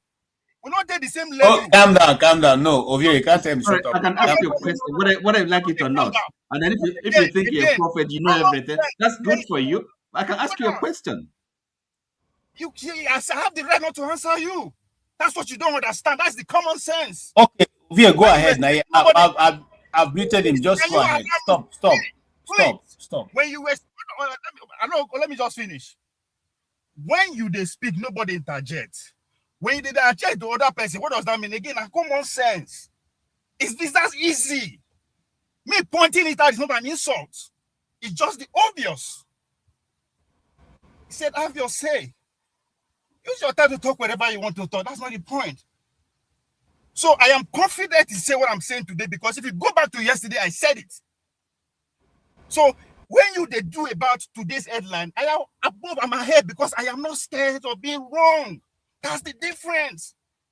I think they say they're going to impeach Trump tomorrow. I can say it because I am not scared of being wrong. It might happen, it might not happen. That's what human being does. That's what intellectual, you challenge yourself. So everything that is happening now said, that's why I no one answer you. Maybe I don't know what question when they ask because you are dragging me behind. No, I don't pass that level. Like this year now, everybody they form tents, they form allegiance. Obi don't take in part. I have taken mine. But small brain people will come, no fit compare that. Go. Think ahead. Not be everybody they think of waiting in the job now. So some of us, now tomorrow, what will likely happen? 3 weeks ago, at least in fact, I gave Maduro 48 hours that he was going to be outside. People, Chima was one of those people. You don't start again conspiracy theories. But just because I say 24 hours, that doesn't mean go happy immediately 24 hours. Okpa is saying go give Tinubu 3.5 million. Does that mean he's going to give you 3.5 million? No. Again, now I have your say. Come here, Bessie, and go. No, don't force anybody to reason the way you reason. Now people will get small brain, they think like that. If you don't understand anybody, just go. It doesn't matter if you understand that person. Okay, round up, bro. One Africa. Nigeria is not suicidal. If he's suicidal, if for no wrong, go London. If for fight for your company for a village, make it get away. So it's not suicidal. And again, stop deceiving me. I don't belong to the party that won the war. You leave your mansion for America. See go village inside mansion. I see they inside my car since that time. So who win?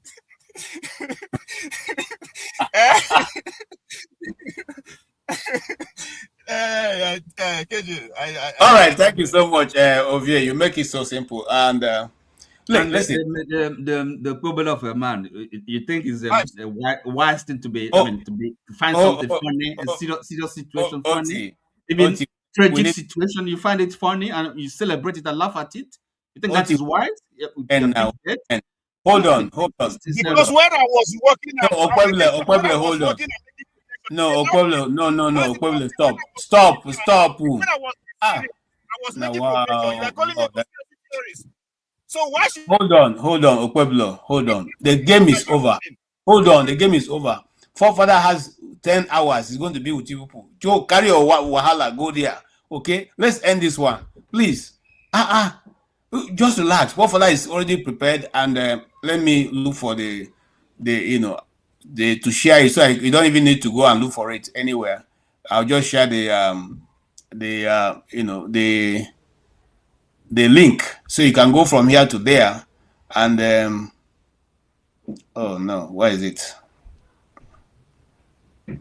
Okay, let me see if I can get it. So you can just go there straight on and log into it, and I don't have it. Okay, but Forefather will be broadcasting right away, so we all can go get it. Forefather, if you are still here, please share the link, so that we. Yeah, I've shared it in the private chat, and it's also in the main chat. Okay, all right. So guys, that's the link, so you all can hook up immediately, and then continue this in this side. I think OT has a lot to say, and Pablo is here to defend that. So, but for us here, I want to just say thank you. I'm only going to call those who have supported this channel so far for today. Real K, thank you so much. Thank you so much. Chris, okay. Rike, thank you. Thank you so much. Also, thank you. And thank you. And thank you. And yeah. Thank you also, bro. Today, you guys really did us well. We thank you for all those who tried to support us. You all, God bless you. This is our first show for this year. It was explosive as usual. It was, nerve-wracking as usual. It was everything that the show comes with. And we really enjoyed it. I enjoyed it. I wish I wasn't moderating, because I also have my own fire to bring. But I may just go to Forefathers and pour it there and make sure that I make it uncomfortable for him. So that, this fire will Trump the help you throw away, so you never see do you. You never do. Okay. Rike, I thank you so much. Oh, my brother, my uncle at the top, Pansa. Pansa, we have not seen you for a long time. This is your Igbo brother with a Fulani hat, as you say. And I'm here to thank you for supporting us. One Africa, you didn't tell me you are going to the village. I would have asked you to bring me Alpo Ojuku so that I can enjoy it when you're coming back. But it's okay. You not belong to one group, it's an elite. You there our group. Don't worry, you know if you tell us. Now you go tell the people there at the top. You not threat, me and you not threat to Ram. Okay, so that will be the end of this show today. We thank you so much, everybody who have taken time to be with us. There's so many of you, so many comments. I think this show has had the largest number of comments that I've seen in the show since I began to be part of it. And it means that it is not going to be over yet. People are very emotional about it. People are seem to be in support or against. There are many of every side have a good argument. But then the question comes back home. The question is, why I see some people arguing is because they are thinking that this kind of thing can happen in Nigeria and we will have nobody to run to. So it's I see that as act of being afraid of what is going to come. So that's why I anchor my own belief. Now that we see what can be done or what can happen in other places, why don't we now begin to renegotiate or discuss or try to put our house in order so that nobody will have a reason to come to take over. Nigerian journalists, they have done their best. We have discussed this fault line for so long that anybody who wanted to repair Nigeria would have done that. Today, we have a particular ocean trying to now, by all means, introduce things that were never written in the Nigerian law. Those things are not nice, and I don't think it can work.